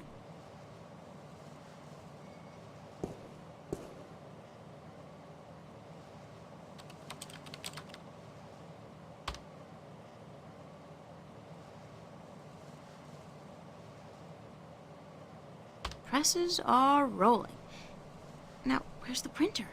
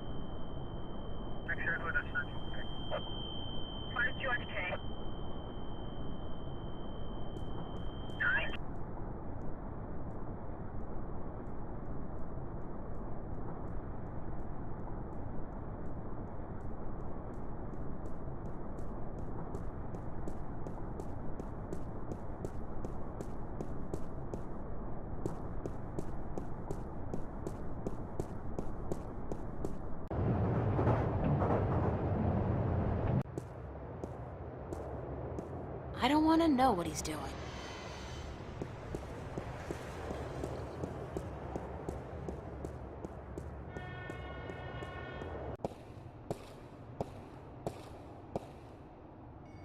Nah, he's sweet, but a little too young for me.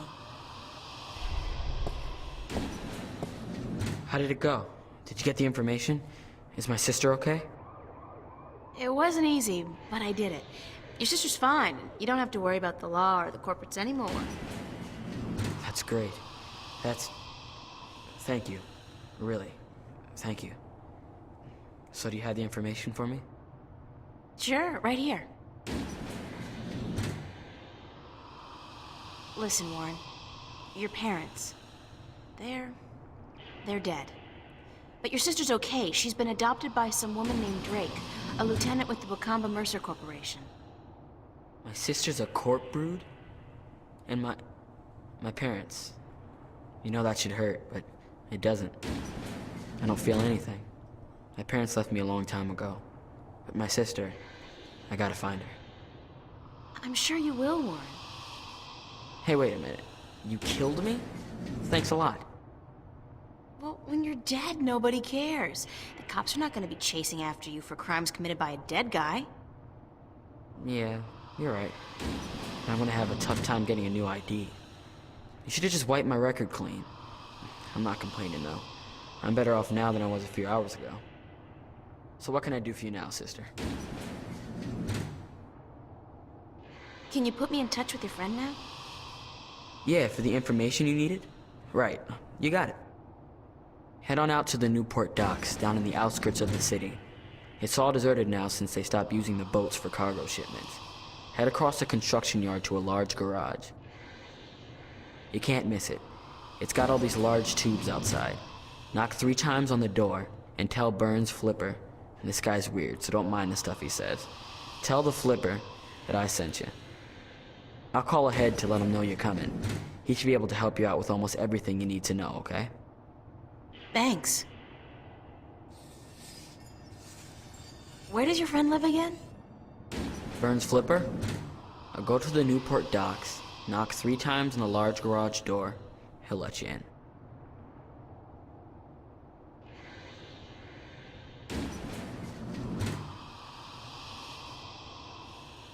Bye, Warren.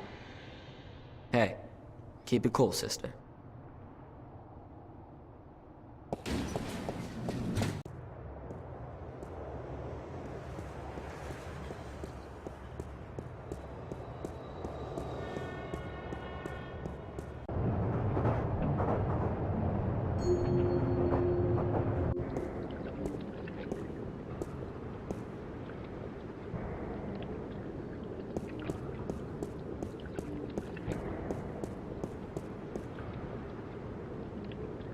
That thing hasn't sailed for years. It's just a big hunk of rust with paint on it now.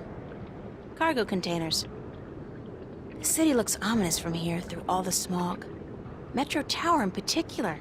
Very gothic. The shipyard's been closed down, but all the machines are still there. It's a wonder nobody's bothered to dismantle it to prevent accidents.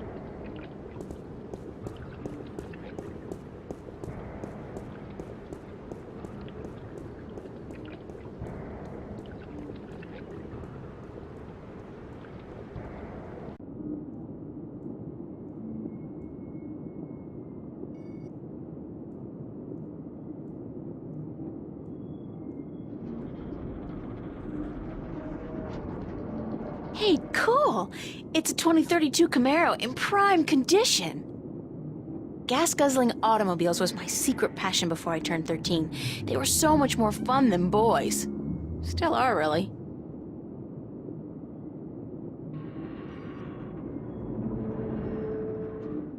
Thanks for putting your greasy hands on me. I'm now charged with a fuckload of electricity, and any further physical contact will result in you being toast. Uh-oh, it bites. It's a rickety ladder.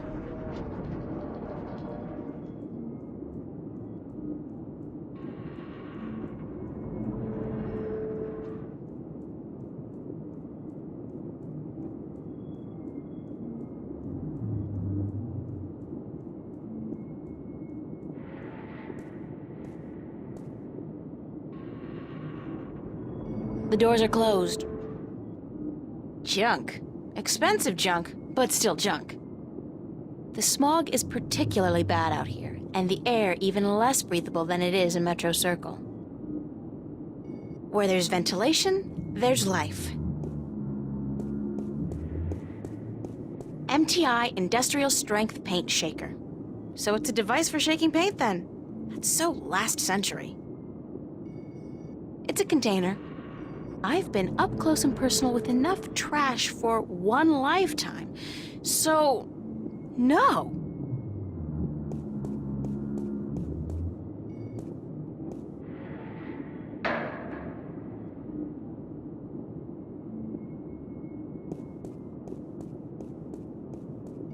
Even if I could somehow squeeze through that hole, there's just no way I'm gonna risk getting stuck 10 feet down and starve to death.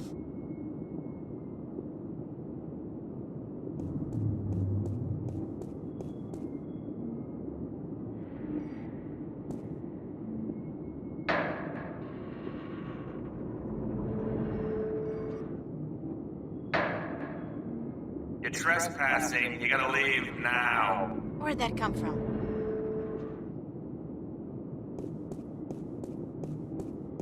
I'm April Ryan, Warren's friend. I don't know anybody named Ryan, so how about fucking off? Warren called you on my behalf. Warren Hughes. You know Warren, right? Didn't I tell you to fuck off? Yeah, but... So, fuck off already. Am I stuttering here? Jesus H. Christ, you'd think that fuck off would be clear enough as it is for even a slag like you to understand. I'm not a slag. Ah, so you're a gangbanger. Baby, there ain't enough here worth shit. You know, I got no beat with your posse, so fuck off. No, I'm... A corp? Yeah, I'd recognize a corp bitch anywhere. I'm legit, no funny stuff. Got my corp permit right here in my little hand 2 weeks ago. And I only do inventory by appointment, so you're gonna have to phone me up there, toots. Could you, like, shut up for just 1 second? Chill out! I'm April Ryan. I'm a friend of Warren's, who apparently is a friend of yours. And he called you a short while ago to let you know he's cashing in on a favor. Does any of this ring a bell? Ring a bell? Ding dong, the witch is dead. What are you, like a cliche movie chick? Yeah, it fucking rings a bell, but not the bell you'd like to hear. Think I was born yesterday? Like jacking in on a satellite conversation isn't in the fucking guidebook to good corporate surveillance? Jesus! Corp's always underestimate the flipper. Like I bite because I see a babe in tight pants. I don't think so. You know, if the fate of 2 worlds didn't depend on me, I'd tell you to go straight to hell. Did I mention blow me, baby? Could you blow me really hard? Oh, you're such a bastard! Listen, if I was out to arrest you, don't you think I'd have brought an army of corporate goons? You got a point. April Ryan, huh? Shit. My channel with Warren was scrambled anyway. Top of the line African scrambler. Fucking impossible to hack unless you're the flipper. You're telling me that you knew who I was the whole time? Are you a psychopath or something? Or something. Sure, babe. Hey, hold on.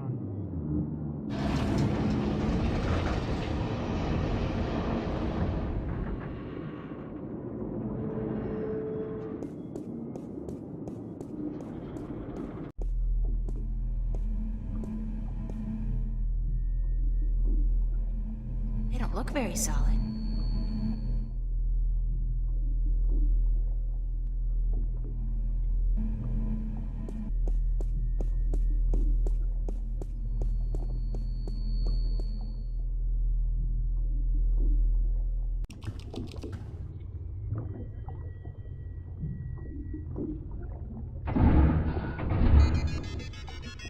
Very cyberpunkish.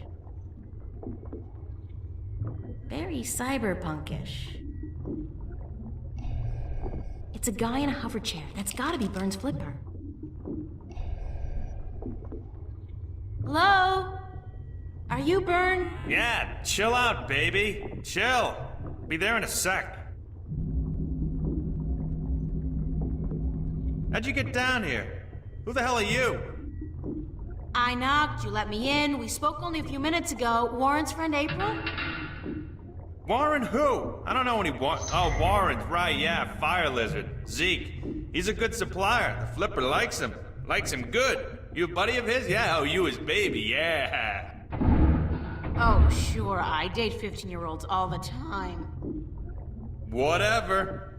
So, what the fuck do you want?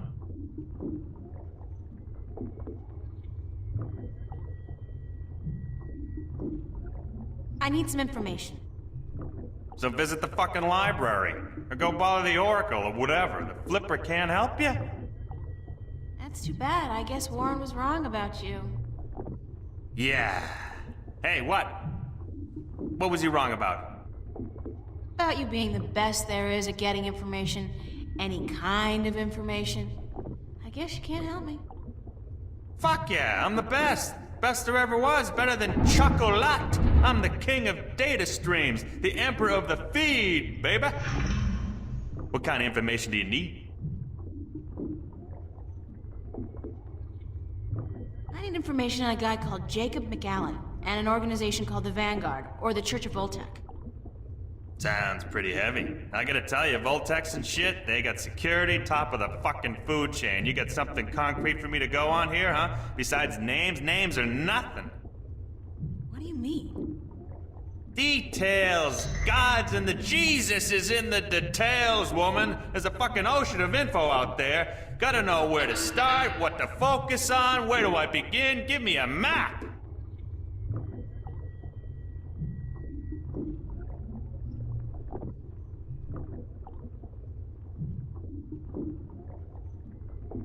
What is this place? This is the Flipper's Boutique, mademoiselle. I sell everything, from joy chips and porn cubes, strictly hardcore. Max illegality. What would be the fucking point otherwise? The satellites and BH generators?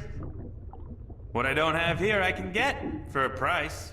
This place ain't your neighborhood S-Mart. Let me tell you, shop smart, shop S-Mart. Nah, what I got here costs moolah. Mucho moolah. Are you in the market for a neutronium bomb, by the by? Got a hot one sitting in storage. Give it to you for a cool 100 million, huh? Bargain. Interested? Sure. Let me just check my wallet. No, of course not. Are you crazy? I know you are, but what am I? What happened to your legs? Jesus, are you fucking kidding me? My fucking legs, huh? You wanna know? I wouldn't have asked if I didn't want to know. I'll tell you who took my legs. Captain Crunch. Now, answer this question for me. I'll tell you who took them. Sure. Are you a virgin? What? I ain't telling you nothing until you answer the question there, Trebek. I am a virgin. Right. And I lost my legs in a hunting accident. Mosquito bit it off. Nasty motherfucker. Really? Nah, just fucking with you again. Well, gosh darn it, you really got me there, boy. Oh, ouch, it bites. You got teeth, honey. Let me have it. Ah! You're weird. So are you. I need information on a guy called Jacob McAllen and an organization called the Vanguard or the Church of Voltec. I need details, D-E-T-A-I-L. Details, woman! I need something! I can't go on what you're talking about. You're like talking Latin. I need information on a guy called Jacob McAllen and an organization called the Vanguard or the Church of Voltec. I need details, D-E-T-A-I-L. Details, woman! I need something! I can't go on what you're talking about. You're like talking Latin. Thanks for your help, Mr. Flipper. I'm the Flipper. The Flipper. Call me Burns, yeah. Beautiful. Ha! See ya!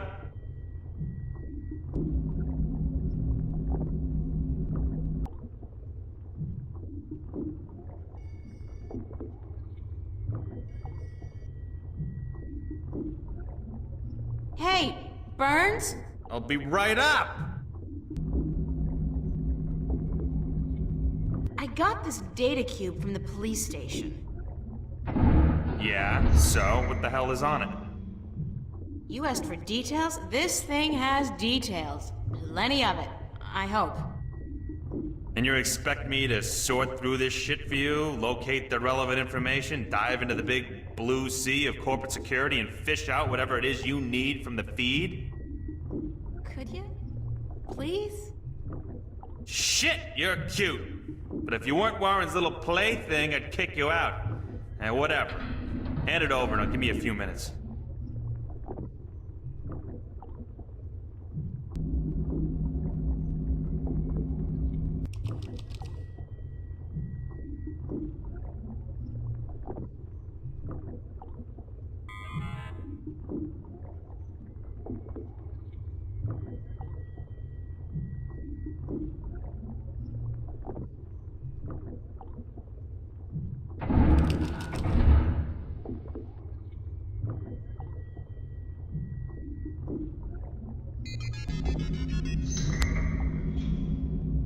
Holy macaroni, you do know what the fuck you're fucking with here, yeah? You do know, don't you? These guys are the fucking epitome of uncoolness. It's good stuff, though. Precious information. I gotta hand it to you, sexy. You know what you were doing bringing this to the flipster. So, what can you tell me about the Vanguard? Is there anything in there about where they're located and how to get access to their files? Shit! Aren't you a little too eager to trot with the beast, babe? Slow down, chill. I'll tell you what you need to know. But first, take a look at this recording. Just step over to the screen there, I'll play it back for you, okay?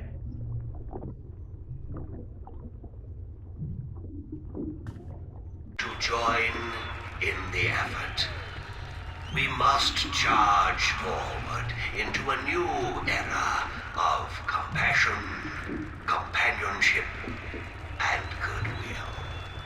An era of expansion and enrichment. A golden era. We must forge a future for ourselves, our children, and our children's children that can withstand the forces that oppose us. We shall be victorious.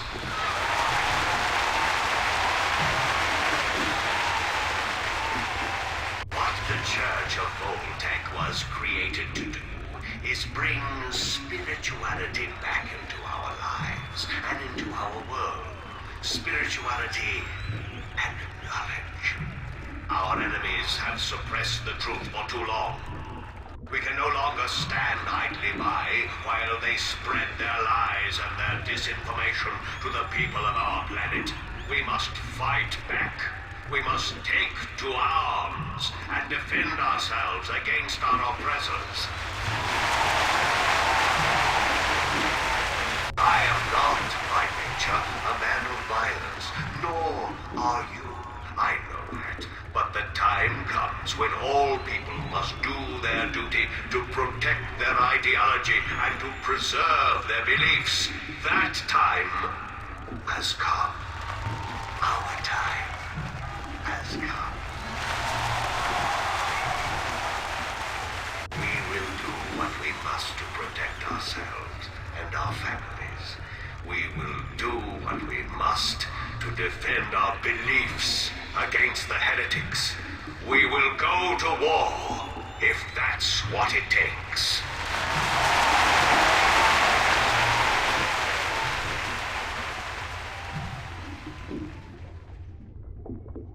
Who was that?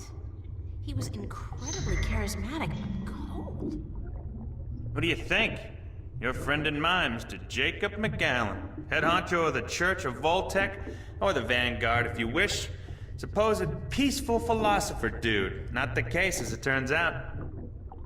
Obvious Hitler complex, real Nazi wannabe. This is heavy, dangerous shit you got here, and I love it. But I thought the Church of Voltec was a peaceful religion dedicated only to meditation and philosophy. You and 20 billion other souls, Missy. This is the truth, as clear as simple as butter. Now take a look at this, on the screen again. Who's this? That's a guy named Gordon Halloway. Evil-looking dude, huh?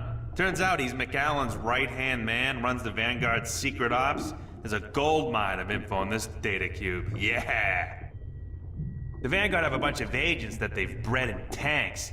Their grasp of genetic engineering far surpasses anything I've seen so far. I've seen everything. From what I can tell, the Vanguard are up against an enemy they call the Fathers or the Sentinel. I don't know who the fuck they are, but I'll find out. Must be the good guys, though, if they're fighting these creeps. Anyhow, this guy Gordon, he was originally intended for some kind of religious duty, whatever the hell it was, for the Sentinel dudes. Let's say, like, Dalai Lama or whatever.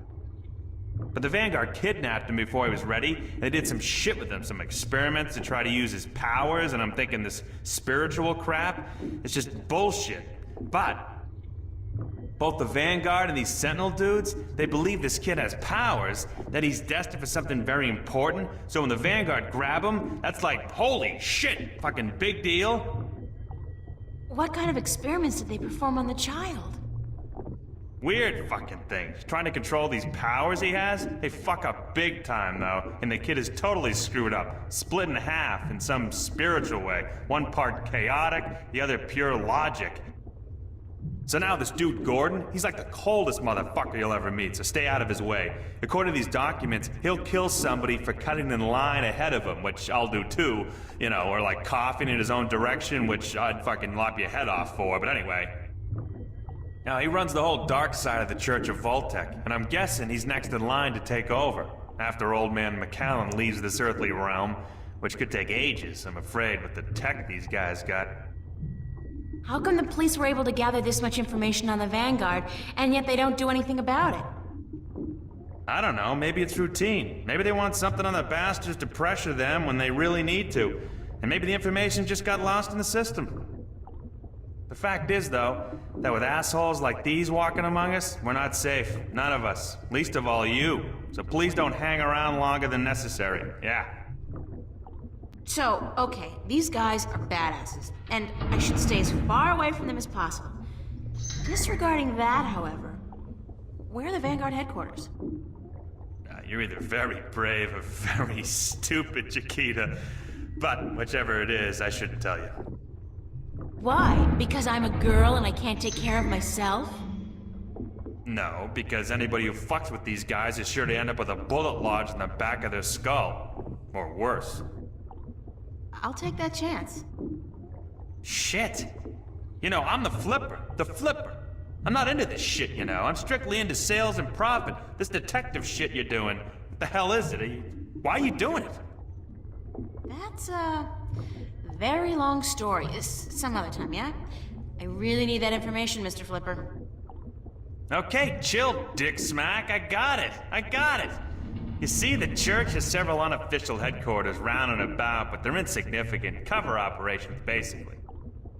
There's no concrete address on this data cube you gave me, but I scanned it through some online records quickly, and I discovered that the Voltex, the Vanguard, are linked to a very big company indeed. Which is? MTI, Malkuth Technologies Incorporated. Big guys, almost as big as Bocamba Mercer. Freaked the hell out of me, but it looks like the head honchos of the Vanguard may be running MTI. Which is kind of funny, because I got some beef with MTI, some heavy-duty beef. And now I got something to hit them back with, fuckers. What does that mean? That MTI is run by the Vanguard? It means that wherever the corporate headquarters of MTI are, you'll probably find the Vanguard elite. And do you know where the MTI corporate headquarters are located? I'm the flipper, dude! What the fuck do you think? Shit! Don't answer that. Grendel Avenue. I don't know where that is. You don't know where Grendel Avenue is? Holy Christ! You kidding, yeah? It's like the numero uno neighborhood in Newport. Only the top dogs live there. Apartments go for hundreds of millions of dollars. How do I get there?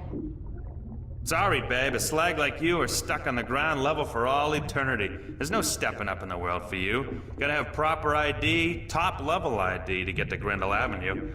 And you don't, babe. Sorry.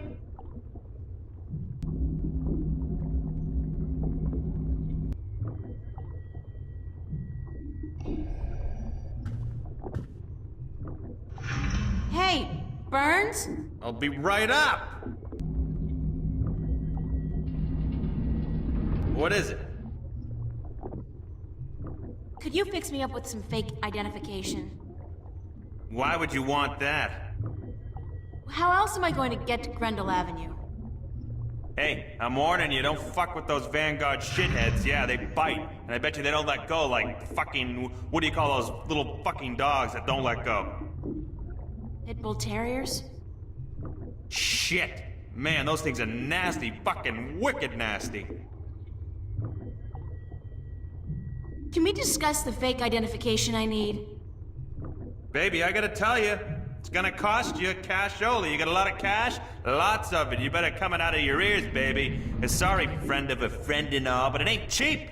And I advise you to forget about it pronto. Let me worry about that. How much will it cost me? I have, like, $300. Ha! Try 20K on for size, shortcake.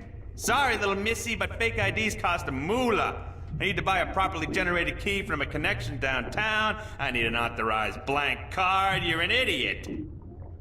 It don't come cheap, that stuff. Even if I cut out my profit, which for a friend of Warren's I just may, it'll still come to $15,000, baby. Would you consider alternative forms of payment for a fake ID? Sorry, Chiquita, that urge disappeared with my little legs.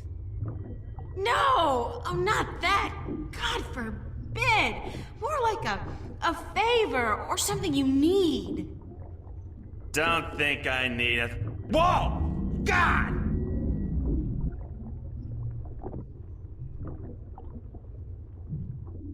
Shit, it gets me every time.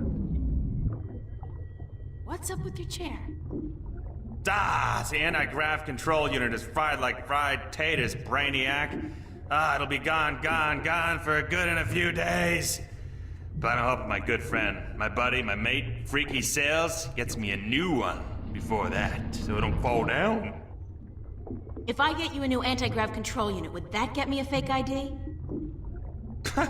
If you found a good one that actually works, and one that can lift more than 200 kilos, hey, sure. Like you're gonna find one. Thanks. Sure.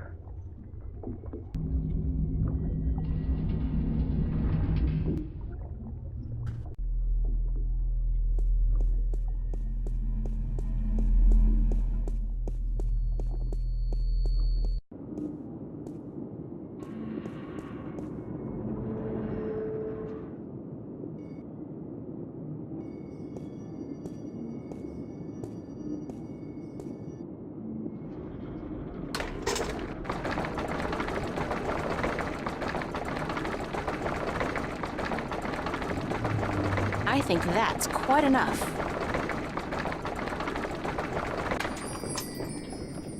This is volatile stuff. I'd better get rid of it as soon as possible.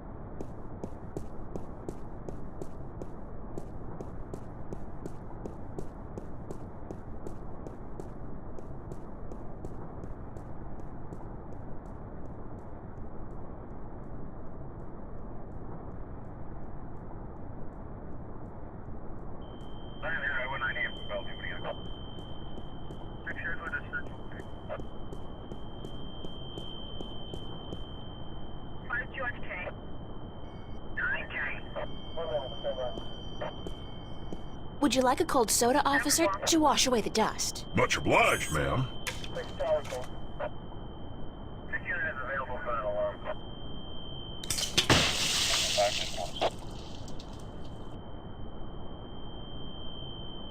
5. Damn it! I have to get to the service office before my suit short circuits. I feel so bad. And I love it.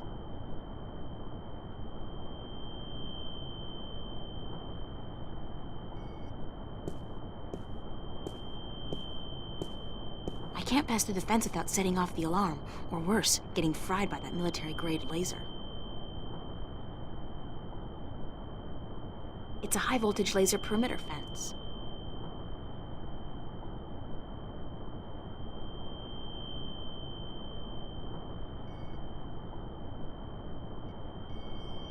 I saw this on an episode of MacGyver 2200.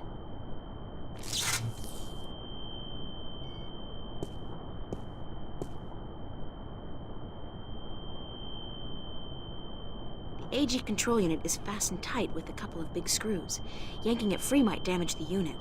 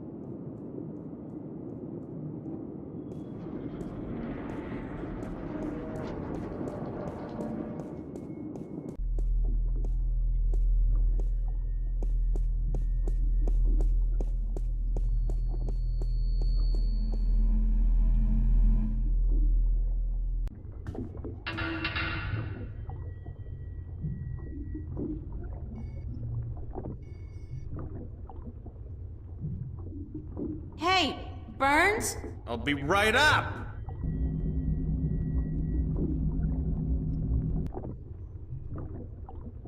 Is this what you need? Whoa, heavy duty. That baby's worth just enough for me to get you top of the line all access ID, babe. Yeah. Hey, with this I might even be able to zoom on out of here once in a while. Excellent. So how soon can you have the ID ready? A couple of days. Couple of days? I need it now. Oh, no. Ain't gonna happen. Shit takes time, you know? Shit takes time. Tomorrow night at the earliest. Can't promise anything, though, but I'll certainly try for the little girl.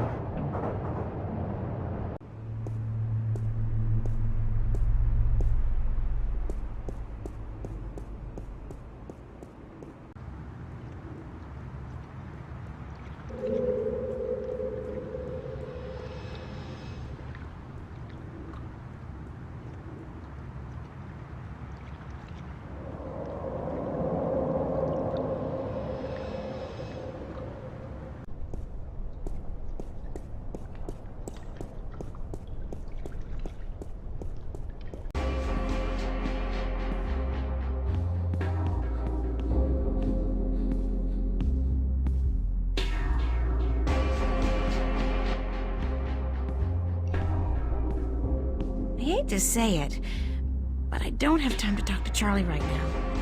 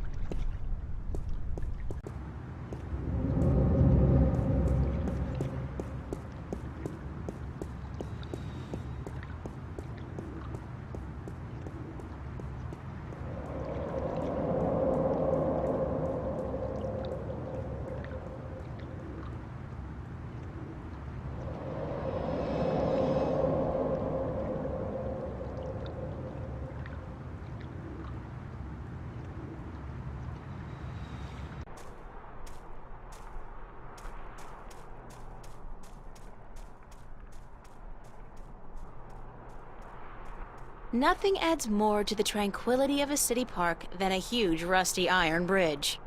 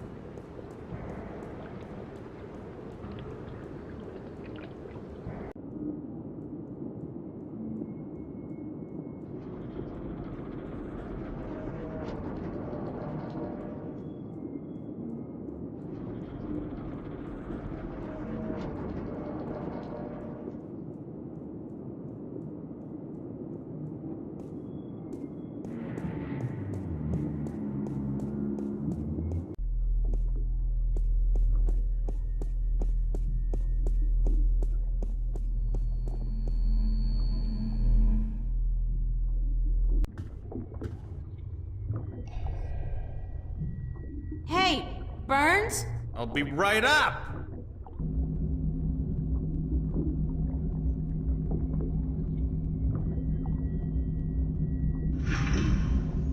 When will my ID card be ready? Tomorrow night, earliest.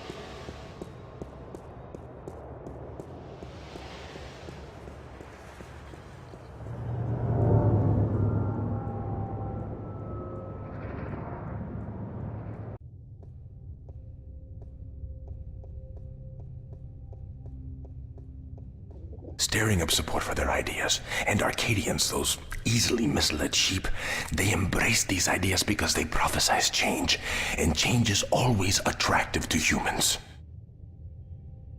Not only humans, the Vanguard are using the Tyrant to force their changes into effect. They say the Tyrant have turned to religion, that they have... The Tyrant. Those beasts are not much for loyalty, but promise them money and power. The Vanguard are probably ready to offer them half of the Northlands, perhaps even Mercuria itself for their services. And they have certainly wanted to put their filthy claws on that city for as long as I can remember. Yes, it's beginning to look quite bleak. What about the girl? I think she may have seen the light, finally. She does not know even half of what is going on, and if she did, I do not think she would be able to handle it. Better she does not know. Aren't you worried that the fate of the balance in our worlds is in the hands of a child? A simple country girl? Of course. I do my best to help her, as does the mother in her way. Still, April will be on her own soon enough, and then... who knows? After all, she is the one. No one seems to doubt that. The balance knows, and the balance provides, and if the balance believes in this girl, we should as well. Spoken as a man of true faith. But of course, Father, you're not the only one who places his faith in higher powers. Speaking of higher powers, I have to go prepare my sermon for tonight. And what lessons will be taught today? You know the usual. Sacrifice, devotion, faith, the cornerstones of any religion. Even the Vanguard seem to follow these tenets. They require devotion through faith just as much as we do. Good night, Raúl. Que Dios te bendiga.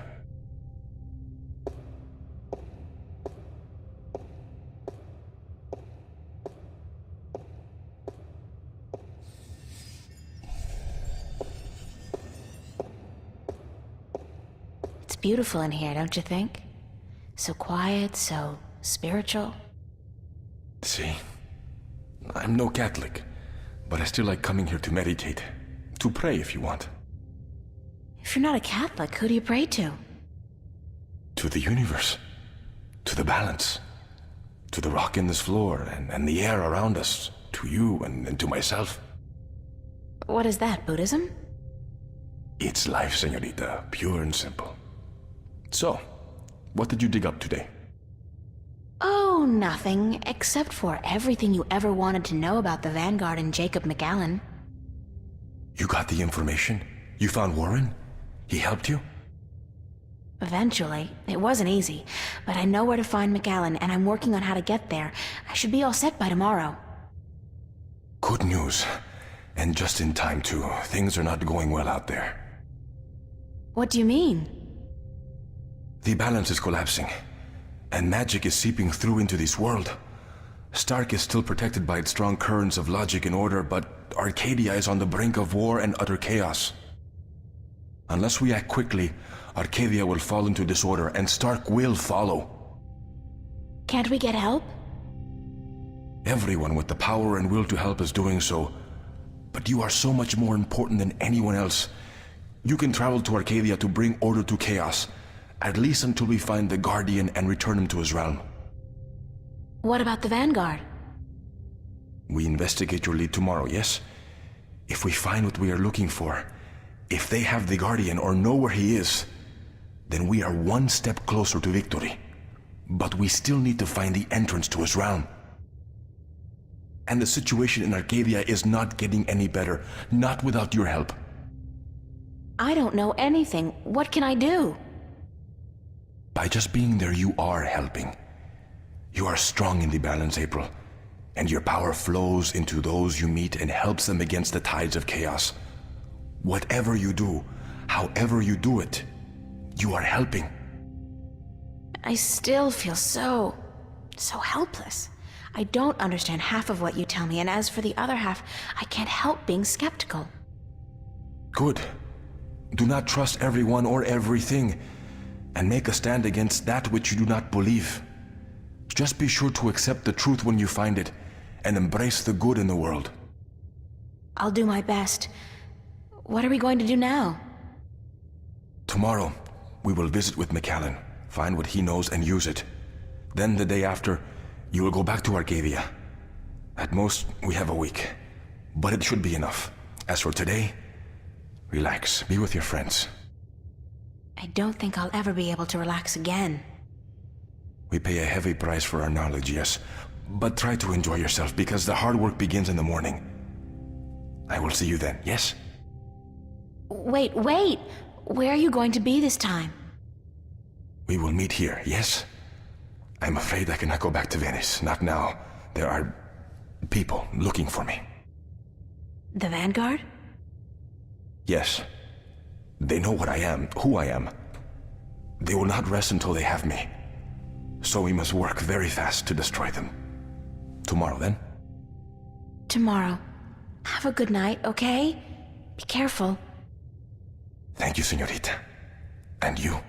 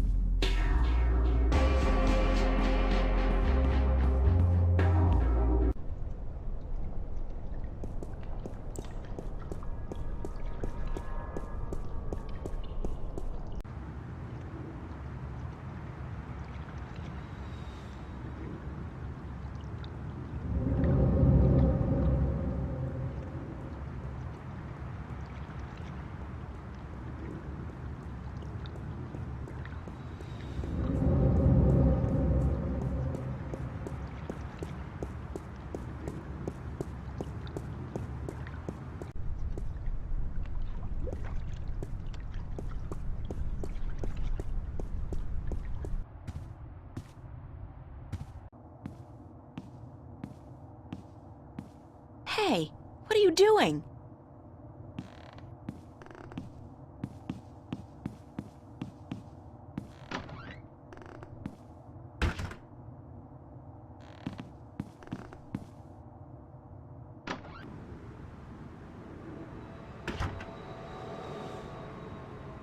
Charlie?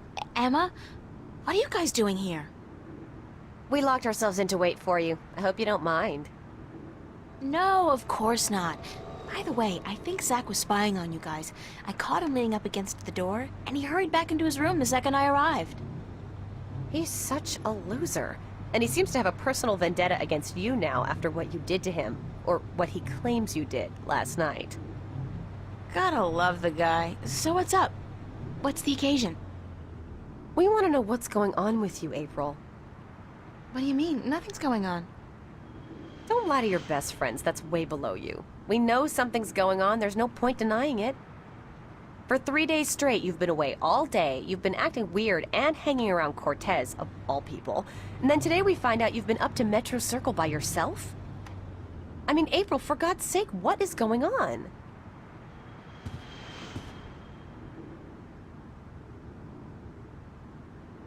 If I told you, you wouldn't believe me. Try us. We're your friends. Whatever it is, I'm sure we can help. Somehow. I've been... chosen to save the world. Stop kidding around, April. We're serious. So am I. I told you, you wouldn't believe me. You're actually telling us the truth.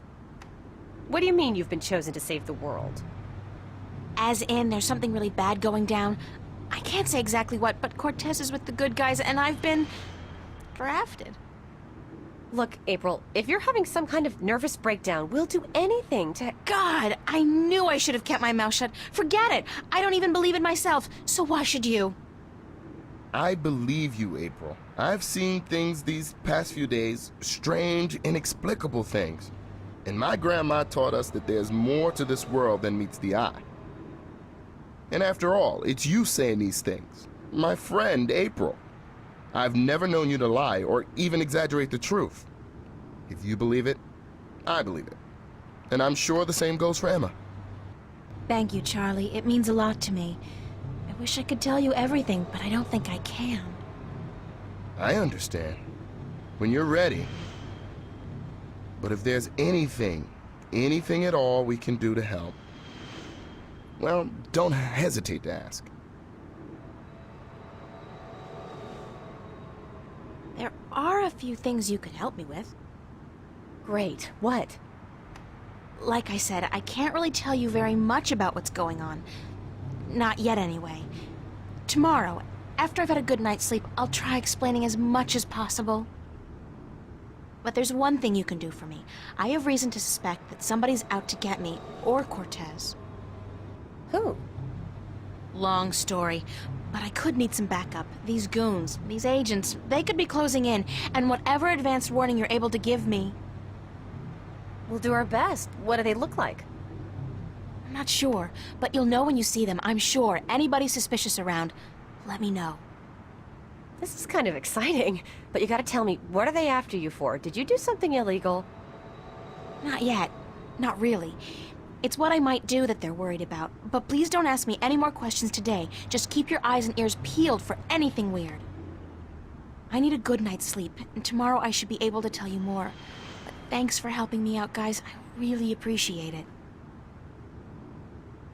We're all hanging out at the cafe tomorrow night, April, so you're just gonna have to join us. I promise. Now get some sleep. Sorry to tell you this, but you look totally exhausted. I'm glad we had this talk. Thanks for checking up on me, guys. Sure. Good night. Good night, Charlie. Good night, girl. Sweet dreams.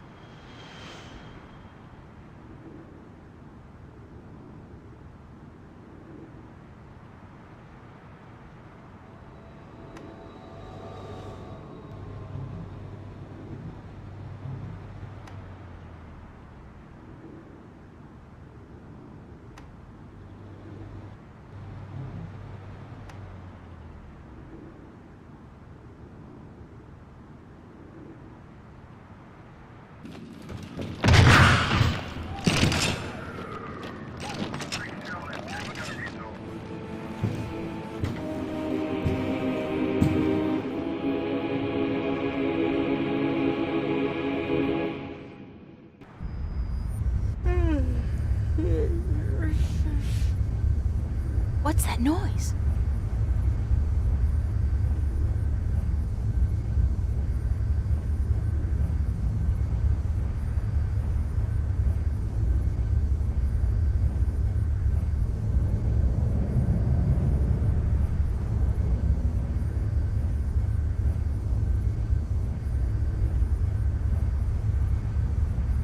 Where's that light coming from?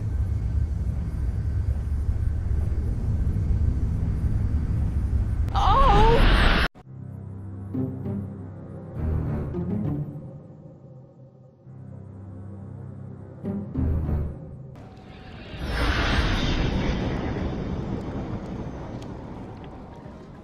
Oh, not again.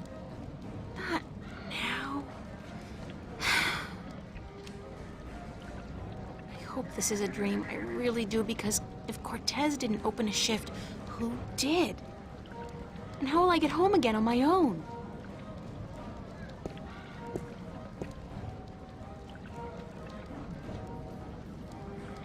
No dream, and I'm guessing this is Mercuria. It smells like it, like a mix between fresh flowers and cow dung. There's some kind of party going on in there.